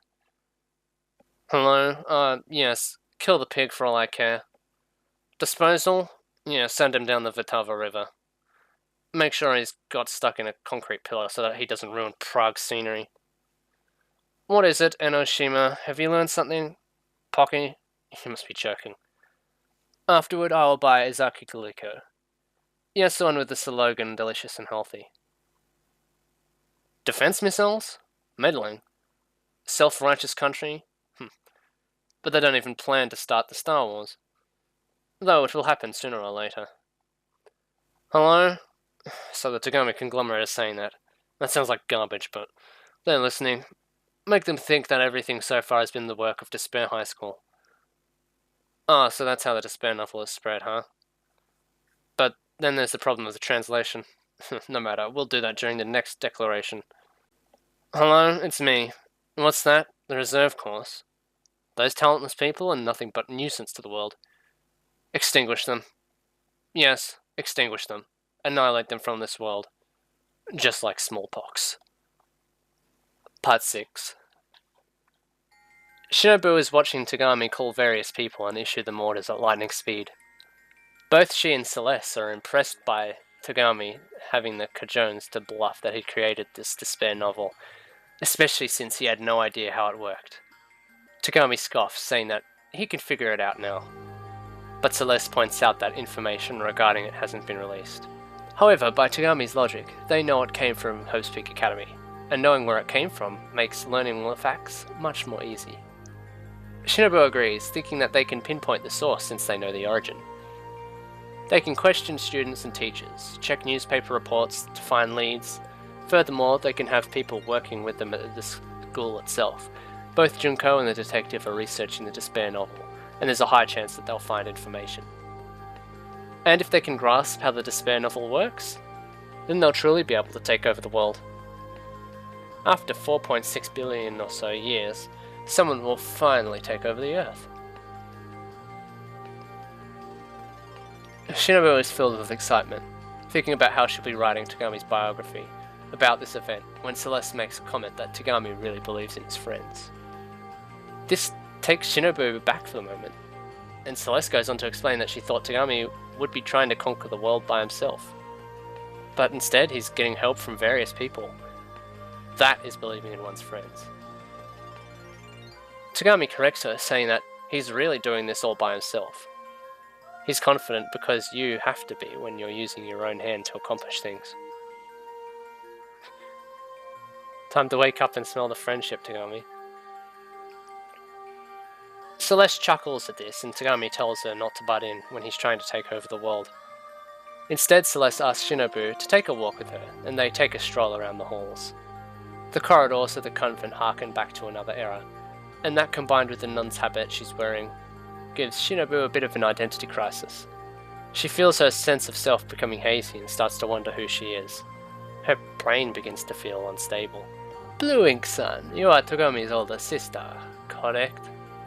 I confirmed that Celeste was walking in front of me, but because my brain was still unstable, I felt as though her drill-shaped extensions were hypnotizing me. And all I could answer was, to an extent, has it been since infancy? Huh? What are you talking about? Has Togami-kun's personality always been this way? Self-centered, self-righteous, arrogant, conceited. Hiding her true feelings, Shinobu explains that Togami conglomerates superficial and rigorous survival aspects, which prompts a conversation about whether or not Shinobu can empathize. Shinobu says that she is accepted that this is how Togami is, and despite all that she's tried, she's been unable to fix his personality. Celeste notes that this is the same as empathizing, but Shinobu says that it's just natural impulses to protect a family member.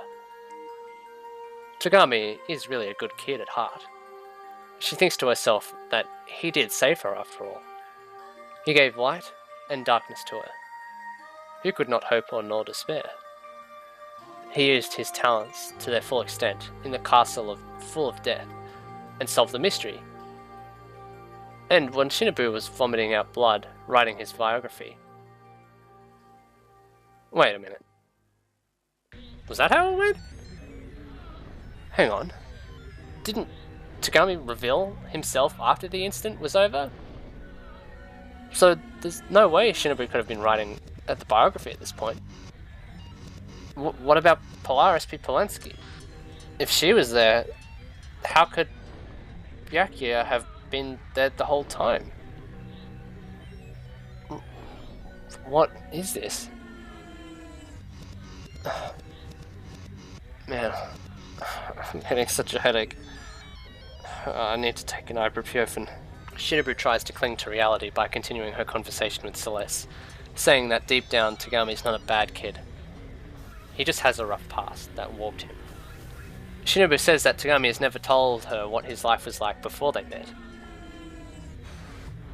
Celeste notes that and keeps a rather firm guard on his past. And Shinobu says that he does, even though she's supposed to be writing his biography. They have another tiff about which publisher, Kodansha or Shueisha, would publish the biography, mirroring the one that Shinobu had with Fukawa in Volume 1. Which is kind of odd, given what happens next. At any rate, it seems Togami-kun is too much even for his own relatives. That's probably true. So then, should we quit it? Huh? Bad-mouthing your own family is a no-no. I'm not used to talking like this. So my jaw is all worn out. Huh? What the heck are you? No matter the bet, I will be the victor. I guarantee it. Celeste's reached up to her head and tore everything off. She stripped herself out of the nun habit, the drill extensions, and a fake skin. The person who had once been Celeste's son removed the things that resembled Celeste's son one by one and dropped them to the floor.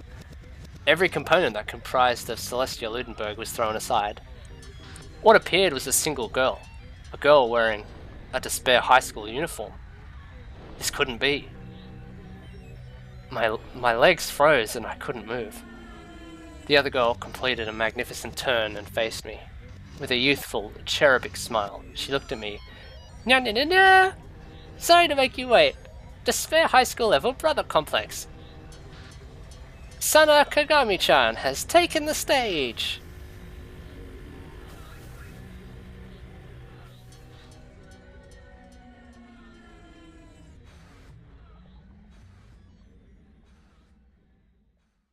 And that's where the chapter comes to a close for now. Then next episode we'll be finishing this chapter and ending the book. How exciting. Who is this new imposter? We will find out soon. But for now, here are some translator's notes. So, time to talk about all of the historical figures that were mentioned. Tokugawa Ieyasu was the founder and the first shogun of the shogunate of Japan, which effectively ruled Japan from the Battle of Sakigahara in 1600 until the Meiji Restoration in 1868. Sakamoto Ryoma was a Japanese prominent figure in the movement to overthrow the Tokugawa shogunate. He was most active for the Bakumatsu. One of his most noted accomplishments during this period was the negotiation of peace between Choshu, the present-day Yamaguchi prefecture, and Satsuma, the current-day Kagoshima prefecture, two powerful provinces that had been long hostile to each other. He united them against the Bakufu, the government of the Tokugawa shogunate. Okubo Toshimichi? He was a Japanese statesman and a samurai of Satsuma, and one of the three great nobles who led to the Meiji Restoration. He is regarded as one of the main founders of modern Japan. Kotoku Shushi? He was a Japanese socialist and anarchist who played a leading role introducing anarchism to Japan in the early 20th century, particularly by translating the works of contemporary and European and Russian anarchists such as Peter Kropotkin into Japanese. He was a radical journalist and he was executed for treason by the Japanese government. Ashikaga Takeuchi was the founder and first shogun of the Ashikaga shogunate. His rule began in 1338, beginning the Muromachi period of Japan, and ended with his death in 1358. He was a descendant of the samurai of the Minamoto or Seiwa Genji line, meaning they were descendants of Emperor Seiwa, who had settled in the Ashikaga area of Shimotsuke province, which is present-day Tochigi prefecture. Hojo Yasutoki was the third shiken, or regent, of the Kamakura shogunate in Japan. He strengthened the political system of the Hojo regency. Hojo Masako was a political leader and the eldest daughter of Hojo Tokimasa. She was the sister of Hojo Yoshitake and was married to the Minamoto no Yoritomo, the first shogun of the Kamakura period. Azuma Kagami is a Japanese historical chronicle. The medieval text chronicles events to the Kamakura shogunate from the Minamoto no Yoritomo's rebellion against the Taira clan in Izakuni of 1180 to Munakata Shino, the 6th shogun, and his return to Kyoto in 1266. This work, also called the Hojoban, and later after the late Hojo family of Odawara, or Kanagawa prefecture now, in whose possession it used to be before it was donated to the Tokugawa Ieyasu. It originally consisted of 52 chapters, but the 45th is lost. In spite of its many flaws, the document is considered the most important existing document concerning the Kamakura period.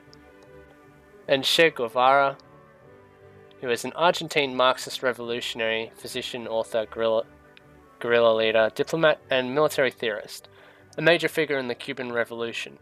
His stylized visage became a ubiquitous countercultural symbol of rebellion and global insignia in pop culture. So yeah, that was this chapter. Hope everyone enjoyed that. Can't wait to find out what happens next. Well, hope you all had a good day. See you in the next episode. Part 7. Books equals search results. Item, person, title, Kagami-sana. Unknown, unknown, unknown. Shinobu starts to panic because no matter how many times she searches, she can't find any info on Kagami-sana. Not even a single grain of sand's worth. Sana herself tells Shinobu to calm down, referring to herself as One-chan, saying that it's okay and she can just take a deep breath with her. It doesn't help though, as Shinobu's anxiety has reached its peak. She knows she has to do something, but she can't seem to force herself to react. Sana notes that she must be really surprised, since she was trying to surprise her, and it was a big success. She'll take another round, ma'am. And here is why the people from Hokkaido will burst out into laughter. At this moment, Yamada decides to radio in to Shinobu, pretending to be Otacon from Metal Gear, but she still can't move. Yamada notes that it seems he's being ignored and goes off on a blubbering rant that Shinobu still can't bring herself to respond to. He finally gives up and passes the communicator off to A54, who asks Shinobu what's wrong. A54, are you here? You called? His voice is nearby. A54 was, of course, standing just behind Kagami-sana. I'm here too! The large body jiggling as it came was Yamada-san. Ah! Something within me clicked into place. So that's it. So that's how it was?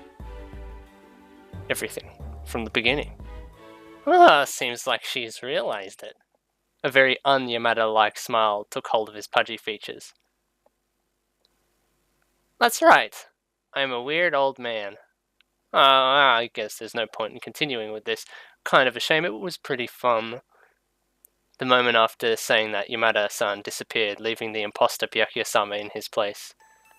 I wasn't surprised, I was just too exhausted to act. So that's how it was. Everything from the beginning. The urge to sleep came over me. For about 3 seconds, I was wondering how they would react if I were to suddenly go to sleep now.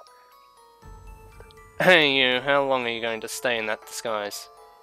When the imposter said that in Byakuya-sama's voice, A54's body began to tremble and shake. Before long, it spread to his entire body and his form gave way under its own weight like a watery jello. From the syrupy melted remains of A54 emerged a very small girl. She stood up slowly and dusted off her knees, lifted her head gradually and assumed a forced pose. Ta-da! I'm Despair High School level dual personality Kagami Naomi. Like before, Borgs can't pull any info on Naomi, though this time it's what Shinobu is expecting. She only searched just in case. Instead, Shinobu stares at the 3 Despair High Schoolers until Sagashi asks her if there's something she wants to say. You're Togami Kazuya, aren't you? I'm not nice enough to answer that directly. Of course, Kazuya wasn't a nice person. Were you afraid? Sometimes a man's jealousy and purity is even more terrifying than a woman's. Shinobu says that if he plans to affirm himself, she'll get nauseous, but Sagashi tells her to go right ahead. Shinobu asks why Sagashi made the Despair High School, but he says that he can't answer that, or rather, that it's already been answered. Then Sagashi turns to Sana and says that the truth has been presented to the reader since the very beginning, which Shinobu interprets as him acting as if they're in a mystery novel. Sana tells Shinobu that the Despair High School deceives and kills people, but they don't lie. They're very dedicated to fair play. Just like another committee from another spin-off. Shinobu argues that if they're admitting to the deception and killing, then there's nothing fair about it. But Sana counters that it's just the difference of direction. A deceptive trick that's on the same level as a bureaucratic essay to her, but there are probably some readers who would appreciate it. Shinobu has no idea what she's talking about, apparently the only one in the room unable to see the shattered remains of the 4th wall. She cuts to the chase, asking if they're after the Kudan. Is that why they also made this Despair novel? Sagashi tut-tuts and says that she should already know that Hope's Peak is the one that made the Despair novel. Shinobu accuses them of putting it to bad use, but Sagashi argues that it's the fault of the people who read the book, not them. The readers are like addicts, so as long as they're unsatisfied, they won't be able to run from their addiction. Sana says that they should head back to the room and come over to take Shinobu by the shoulder. When Shinobu asks what room she means, Sana answers that she means the one with the pervert nun who likes to dress in a lady's clothes, of course. There's no way to escape either. Don't forget that this convent is under the Despair High School's power. They all head back to the room, Shinobu mentally willing Togami to get away somehow. Sagashi seems to be relishing in her suffering, and with a smile he throws open the door. The room is empty. They look in and see that the bed, table, cross on the wall and satellite phone are all still there, but Togami is nowhere to be found. Hey, what is this? Explain. That's so weird. Did you forget to lock the door? Even if I did forget, the door is controlled by an electronic lock. It locks automatically. It's broken from the outside. The girl called Kagami Naomi had doubled over her small body even more to inspect the doorknob. I'm out of the bet. I will be the victor. A completely unexpected voice reached us and we all looked up. In the hallway, Celeste-san and Yamada-san guarding him stood Byakuya-sama. In the hallway, the real Celeste-san and the real Yamada-san were guarding him. Byakuya-sama stood there. At some point, he had changed back into the black tuxedo.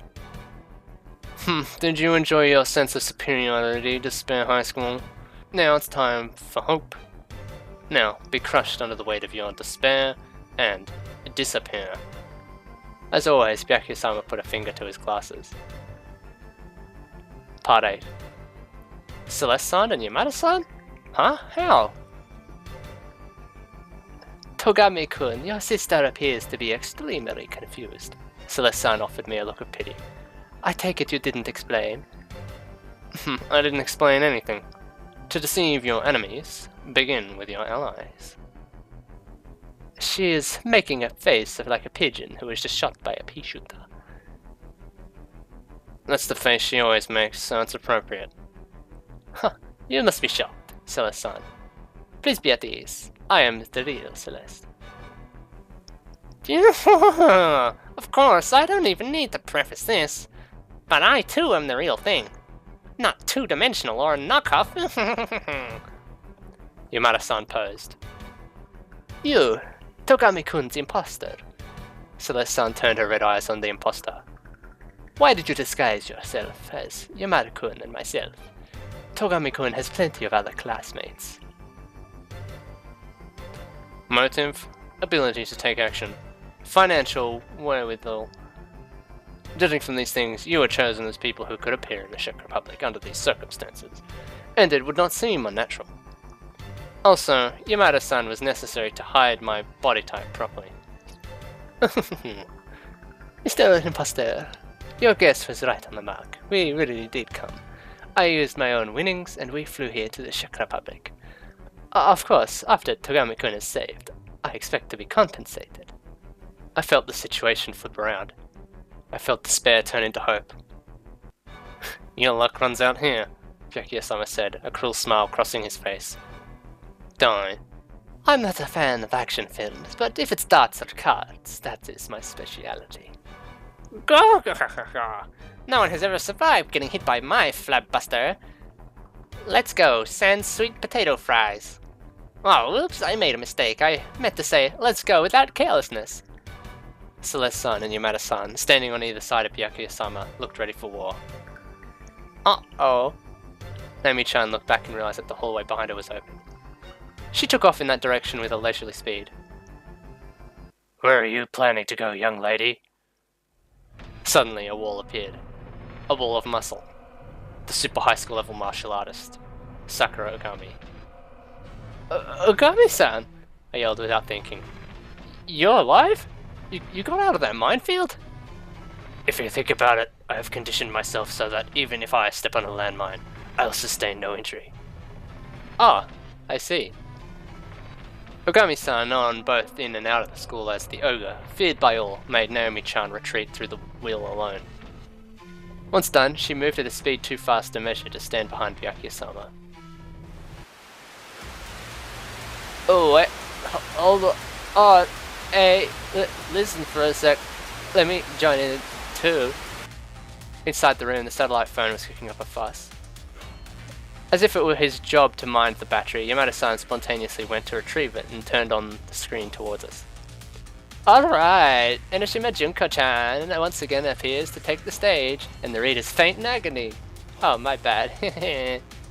On screen, Enoshima-san was sticking out her tongue cutely as if she were a Peko-chan doll. There it was, with Byakuya-sama at the center, a brilliant, glimmering hope. Ah, this was the Hope Speak Academy's 78th class. Facing up against them, the Despair High School. Mr. Genuine Article, tell me one thing. When did you realize? I knew since the beginning, from the moment I saw A54's face. How? I could tell you, but you wouldn't like the answer. How? I'm not even sure why I realized it myself. Huh? Togami explains that he isn't really sure of what tipped him off, but he just knew from the beginning that no one was the real thing. No one has anything to say to that, and Togami tells Shagashi not to make that dissatisfied face. He told him he wouldn't like the answer. Sagashi is getting increasingly upset, demanding to know where he went wrong. Did he make a mistake? Was inexperience his downfall? Or is Togami just flat out better than him? Ah, duh, it's because they're all friends, isn't it? The answer came from Enoshima-san. Listen up, Oinki-chan, you're like petty. Don't know how to put it, you're like paranoid, you reek of pork soup and you walk carbs, but anyway, compared to you, Togami believes in his friends. Friends? Looks like that you're some kind of ringleader or something, and you're working hard to try to drag everyone around, but that's not believing in your friends. But Togami looks like he believes in his friends, and by friends I mean classmates. Believing in your friends. Huh. Togami believes, you don't. That's the problem, isn't it? Togami-san nodded. Togami is that kind of man. With this beautiful, trusting relationship before me, I estimate my urge to create has increased 20%. Please allow me to issue no comment. I will refrain from joining in on the current discussion of trust and reliance. But because someone might not trust me, I will not lie. Believe in your friends? Do not believe in your friends. Boring choices you can find anyway. Ordinary choices that you could see at work or school. Until today, I probably never felt so reassured by something so plain. Logs equals search result number 665900012. Item emotions sentiments. Title Nakama. Definition: people with whom you experience things. Comrades with whom you share trust, reliance, and solidarity. Accomplices or partners. Togami asks if they're done joking around, and his eyes narrowing in disgust, and explains that the real reason he wasn't taken in was because a Togami doesn't get fooled twice. Sagashi showed his corpulent form to Togami too many times. It was inevitable that Togami would learn to watch for it. You are Togami Byakuya. Togami scoffs, saying that Sagashi is finally admitting it. That's not right. He, and only he, is Togami Byakuya. Sagashi's been nothing but an imposter from start to finish. Togami will soon solve the mystery of the Despair novel, and it's only a matter of time until the world bends down to him and calls him their king. It's only a matter of time until Sagashi and the others disappear. Sagashi scoffs at this, saying that Togami hasn't done jack shit since he got to the Czech Republic.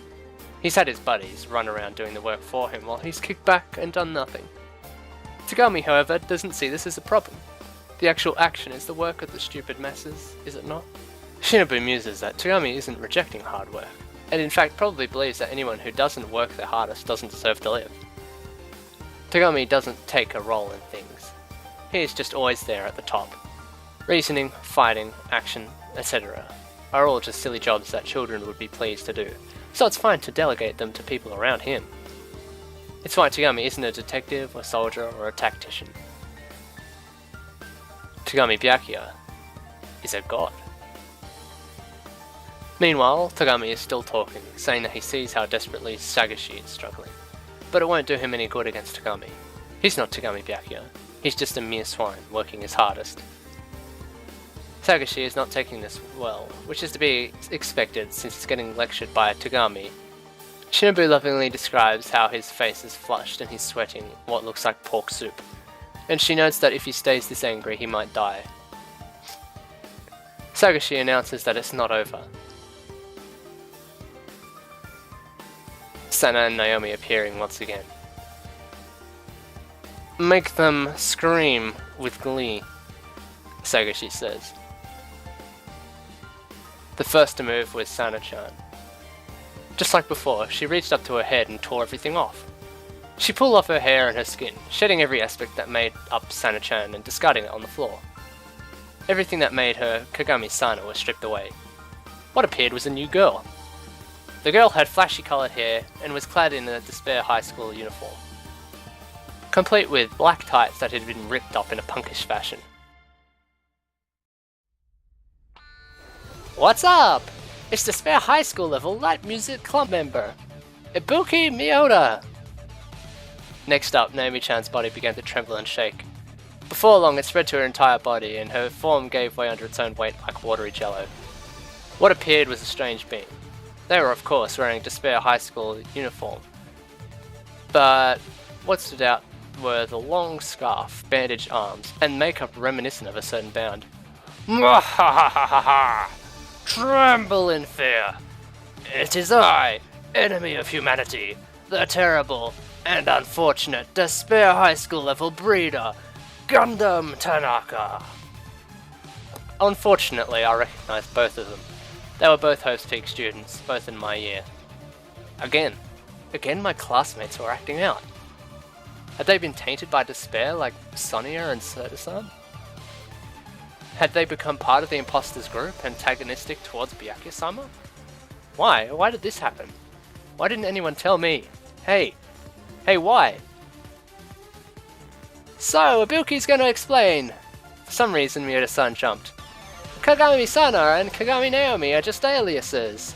Those girls never existed in this world. They're just fiction. Material fiction. Blue Ink, I visit even further despair on you. Tanaka-san took over. The Hasegawa Institute too is nothing more than a fabrication summoned from another dimension.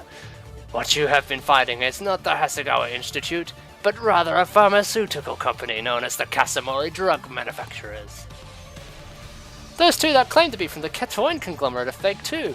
Ibuki and the others haven't figured out who they really are yet, but yeah. I was about to fall over, my brain unable to take this parade of truths and lies, everything. Everything since we got to the Czech Republic had been nothing but lies. It was really circle. It was actually triangle. Everything had been nothing but lies. Why all these lies? The understandable question left my lips. Ibuki doesn't care about other musicians' directions, but you aren't any different than Ibuki in company, are you? This is a made-up story, and we're all imposters. You're about to say that's a lie too, but to put it simply, we aren't in equal value to the real things. That's how it is, Togami. Tanaka-san glared at Byakuya-sama. Time has passed. There are no longer any real versions here. I don't plan to cling to the idea of real versions and continue on with pointless toil. No matter how much you speak of your substance, no matter how much you try to verify that you are real, once I have appeared, it is your destiny to lose. Are you finished? Byakuya-sama asked. Byakuya-sama was completely unfazed. I have no interest in your theories of realness, and I have even less interest in the weather in Totori Prefecture a week from now. The reason is because Byakuya Togami will never end. So long as I exist, as I do, I will not allow you to do as you like. I will fit about you before your eyes until you're all tired of it. And if that doesn't please you, then let's settle this right now, shall we? Then he made a declaration. The curtain now rises on Hope's Peak Academy versus the Despair High School. Part 9. The curtain closed suddenly after. I felt the ground rumble in a way I'd never experienced before. The dust fell from the ceiling. At first, I thought someone had dropped a satellite on us.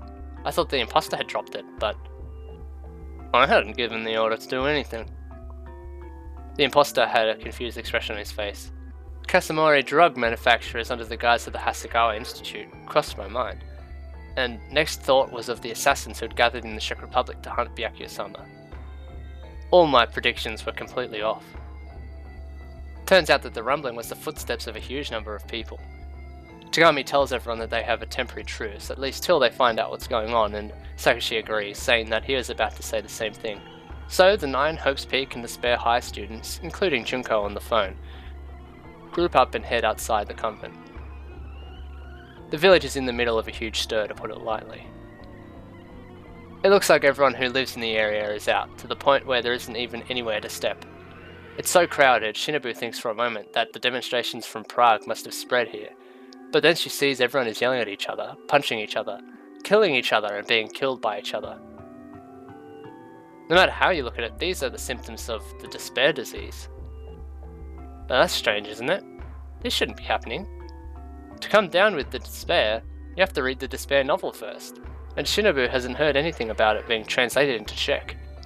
Of course, Borgs has been a little slow in delivering info as of late, but even so, it's difficult to accept logically that this big riot could not have occurred in such a short amount of time. There couldn't be another reason, could there? There's an explosion in the crowd and a bunch of people go flying, accompanied by the report of gunshots. Shinobu muses that the assassins after them got caught up in the fuss, but their attempts to hold back the crowd do very little to stop it. The wave of flesh approached, poised to devour the convent. How strange, Byakuya-sama murmured. When were these people infected? It takes up to 24 hours for the disease to set in after reading that novel. Upon saying that, he glanced at the imposter beside him. You can't control it. From the moment the words Despair novel were born, no one could stop it. In a way, it produced results beyond Hope's Peak imagined. Ah, they're getting closer, Yamada-san screamed. I don't think anything of the third day of Kamiket, but the proportion of paper bag ownership is too low. Now, for your information, the third day of Kamiket is when all the hardcore hentai comes out.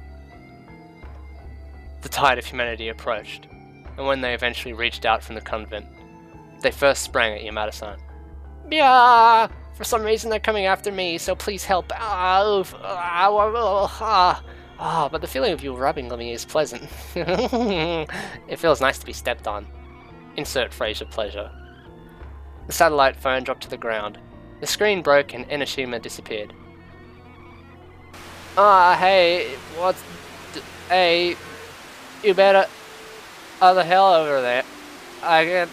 And I said hi, even though what should I do? Can you hear me? Can you hear my voice? I wonder if the wires got crossed. The voice had changed to a different girl. I am the super high school level. I'll speak with the assumption that you can hear me. Togami-kun, listen to me. The Despair novel does not actually exist as a physical object. Hope's Peak Academy has something dreadful.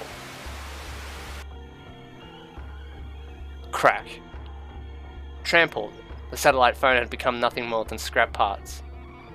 The villagers were advancing forward. We retreated. They cornered us. Huh? Was this where it ended? I thought that at the very least the last thing I should see was Byakuya-sama. Yet the villagers had firmly taken hold of my head, arms and legs, and flooded into every open space. So this was how my life ended. The only thing left was despair.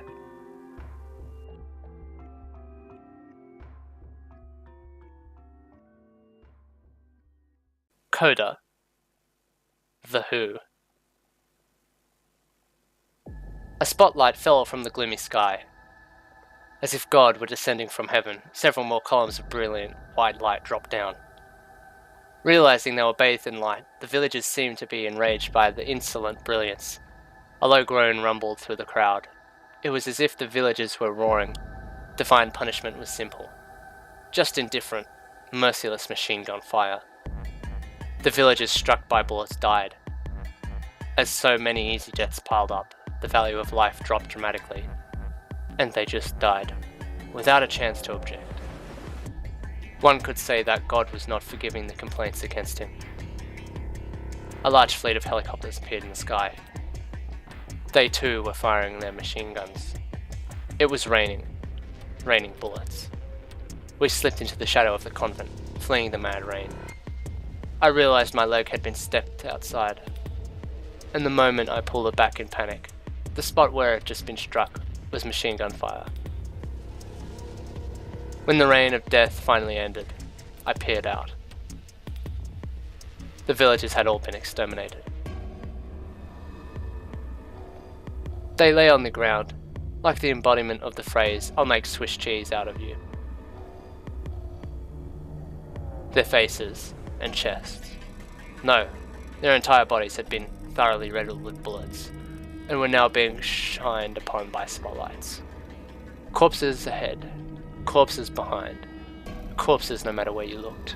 Children's corpses, young people's corpses, elderly corpses, corpses of people whose age and gender are unclear, heaps of corpses in all directions, corpses as far as the eye could see. Although they had caught the despair disease, although no one had found a way to deal with it, this was nothing but a slaughter.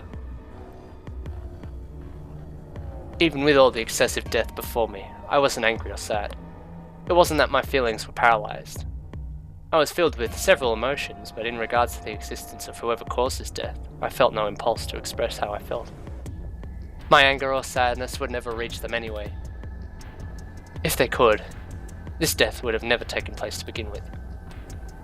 I lifted my eyes from the fields of death and looked towards the sky. A flock of circling helicopters were as numerous enough to inspire shock and disgust that so many had dared to gather here.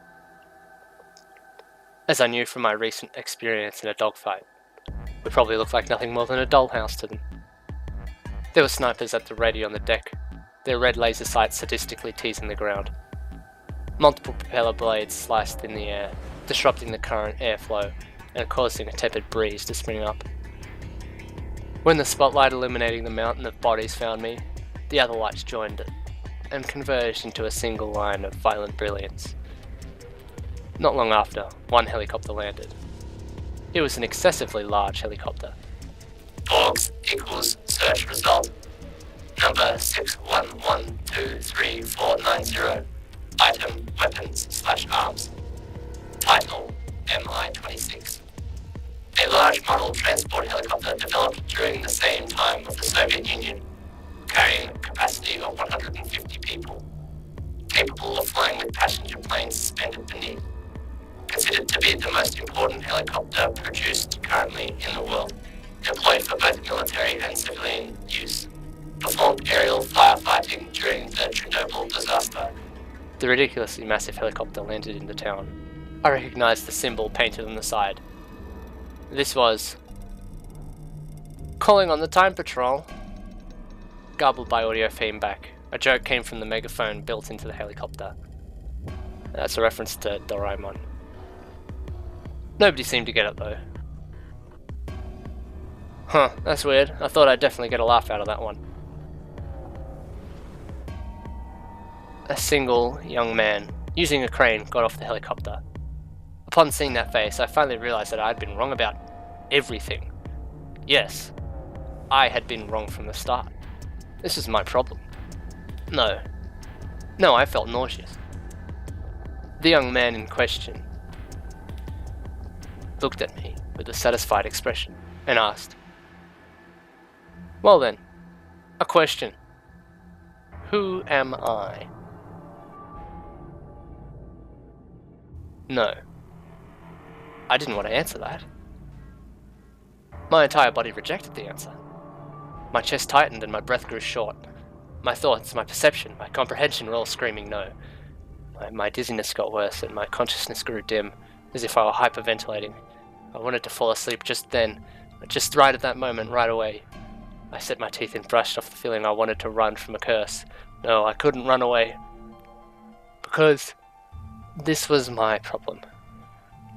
The young man who had come over from the helicopter didn't bother to step over the bodies, instead treading over them and growing closer. "Togami Byakuya, I'm arresting you." Byakuya-sama didn't respond. "I have the authority to arrest you, so all you can do is be arrested." World domination proclamation, huh? A strike very appropriate of Togami Byakuya. You don't believe in the world march, eh? I can sympathize with that. Byakuya-sama didn't respond.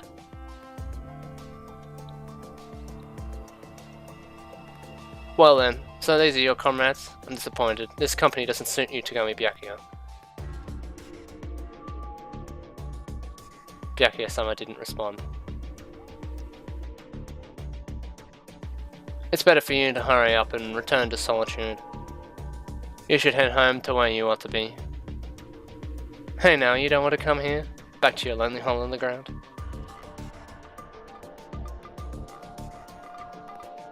Byakuya-sama didn't respond.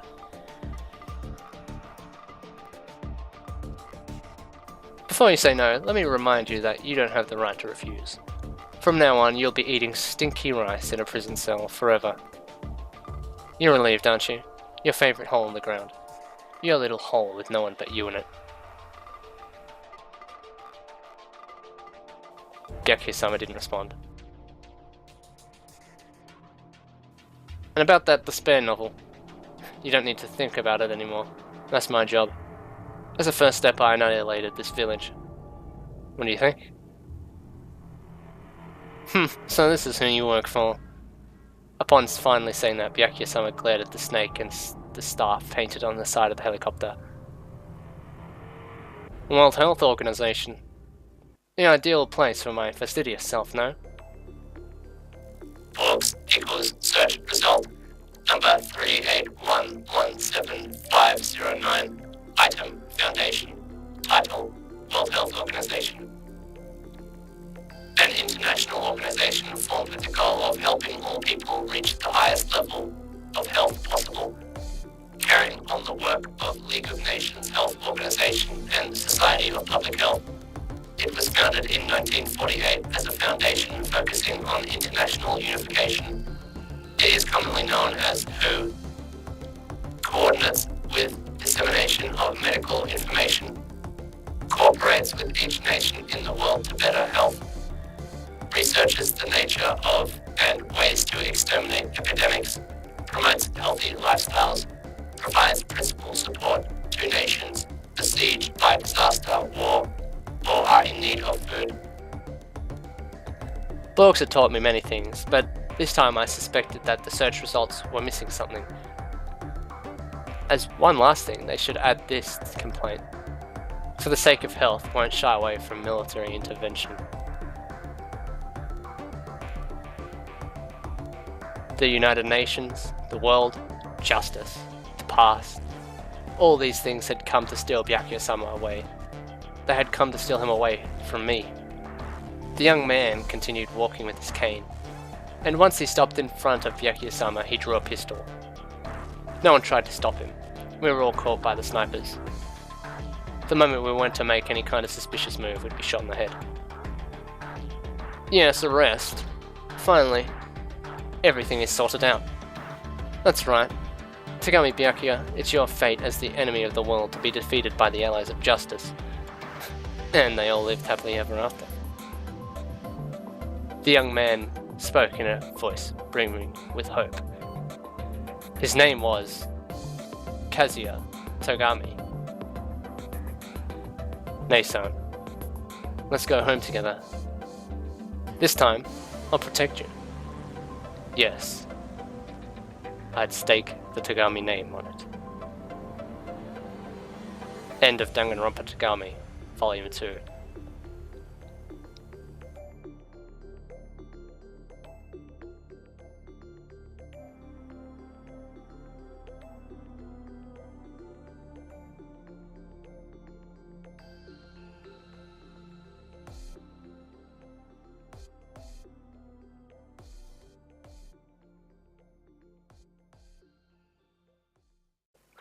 Oh boy!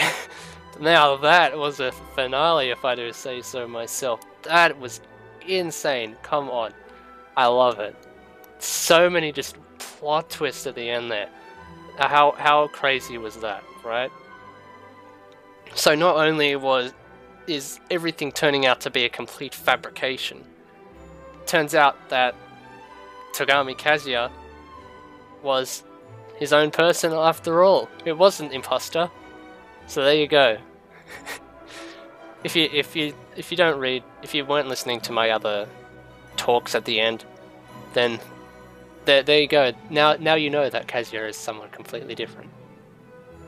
And I'm pretty sure most people don't listen to me ranting on at the end anyway. So there isn't really any translator's notes apart from Time Patrol, which is just a reference to Doraemon. So yeah, here we go. Now, as you might be thinking, well, if everything is just a random what is real, what isn't real, where does that make this not canon? Is this some sort of alternate universe? And let me assure you that all these answers will be answered in Volume 3. And if you want the short answer is, it's ambiguous enough to the point where it fits in, but you make your own decision in the end, basically.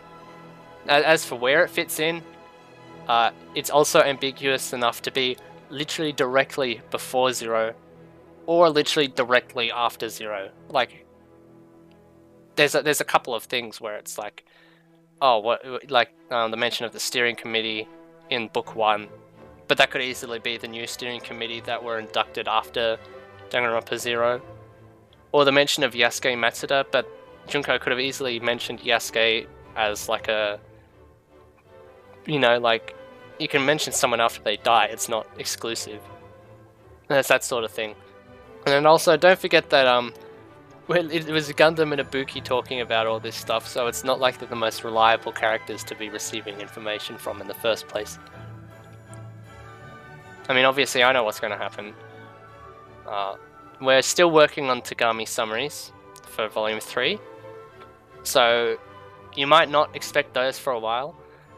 However, we are currently working on making a audio drama for Kirigiri So, which is a little sound novel game, but we'll be turning it into more of an audio drama. So we'll have multiple voice actors, so that'll be cool, working with more people. I'll be playing Kohei Masudaira in that, who is the main protagonist.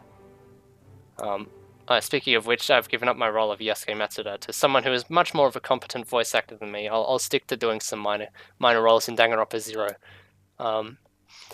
So yeah, and there's also a couple of things I wanted to go over, just so I remember.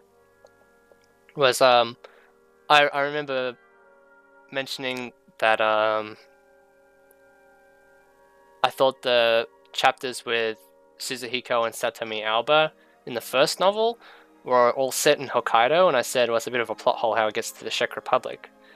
But apparently I was wrong, and they were in the Czech Republic from the beginning, and Suzuhiko even says that in the first novel, and I'm just very dumb.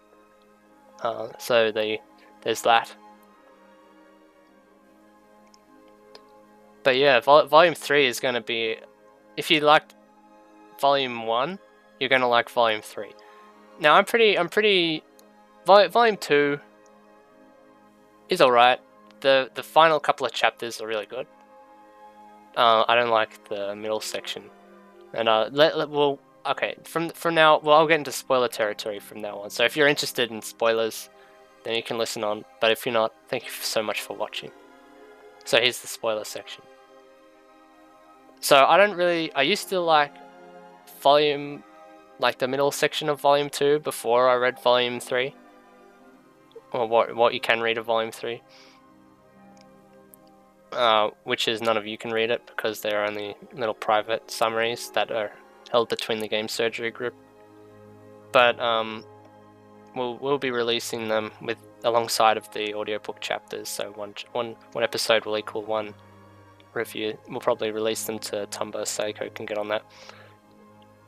So basically the middle section, so the Togami family backstory thing, it was a good idea and concept, but because it's all based in unreality and none of it actually happened that way, it's kind of like, well, why bother making it? I know it's to give the antagonist Kazuya some sort of backstory, but it's like, it's a fabricated backstory flashback, similar to the flashback lights in V3, which are all the fabricated memories. I won't go too into details, but it's basically like, you know, and they even like including Kazuya being really, really evil in what he did to Shinobu. And that also kind of validates Suzuhiko, because it turns out he didn't do that sort of stuff with Shinobu either. So that just makes Suzuhiko a better character and Kazuya a worse character in that sense. I don't like Kazuya. Voicing Suzuhiko is fun though. If you ever want me to do voices for any of the Togami characters, I'm up for it. Like, just give me a comment on YouTube and I'll be like, yeah, I'll hook you up with the voice line. I'll give you my Discord or something. I don't go on Discord very often, only if I'm like tagged. But yeah, Volume 3 will be coming soon. It'll be coming after the Kirigiri So stuff, and after we do Volume 3 summaries, we will get onto. Maybe I will get onto doing a Danganronpa Kirigiri audiobook for the Danganronpa Kirigiri books, which will just be me reading again. It won't be like the special radio drama style like we're doing for Kirigiri So this is going to be very fun reading the final volume for the first time for everybody to enjoy, and but they're going to be summaries, so a translation is going to be full different. And we'll once again, once the full translation comes out for it, we will be releasing proper translation episodes. Same with Volume 2. It was fun doing Volume 2. It's mostly Volume 2 is mostly translated, but like especially the middle bit is mostly fully translated. But yeah, thank you so much for staying with us and watching. Hope you enjoyed. I know I certainly did, and hopefully you'll be interested in our Kirigiri So radio drama. It's a very interesting story. So yeah, thank you all so much for listening, and have a great day, everyone.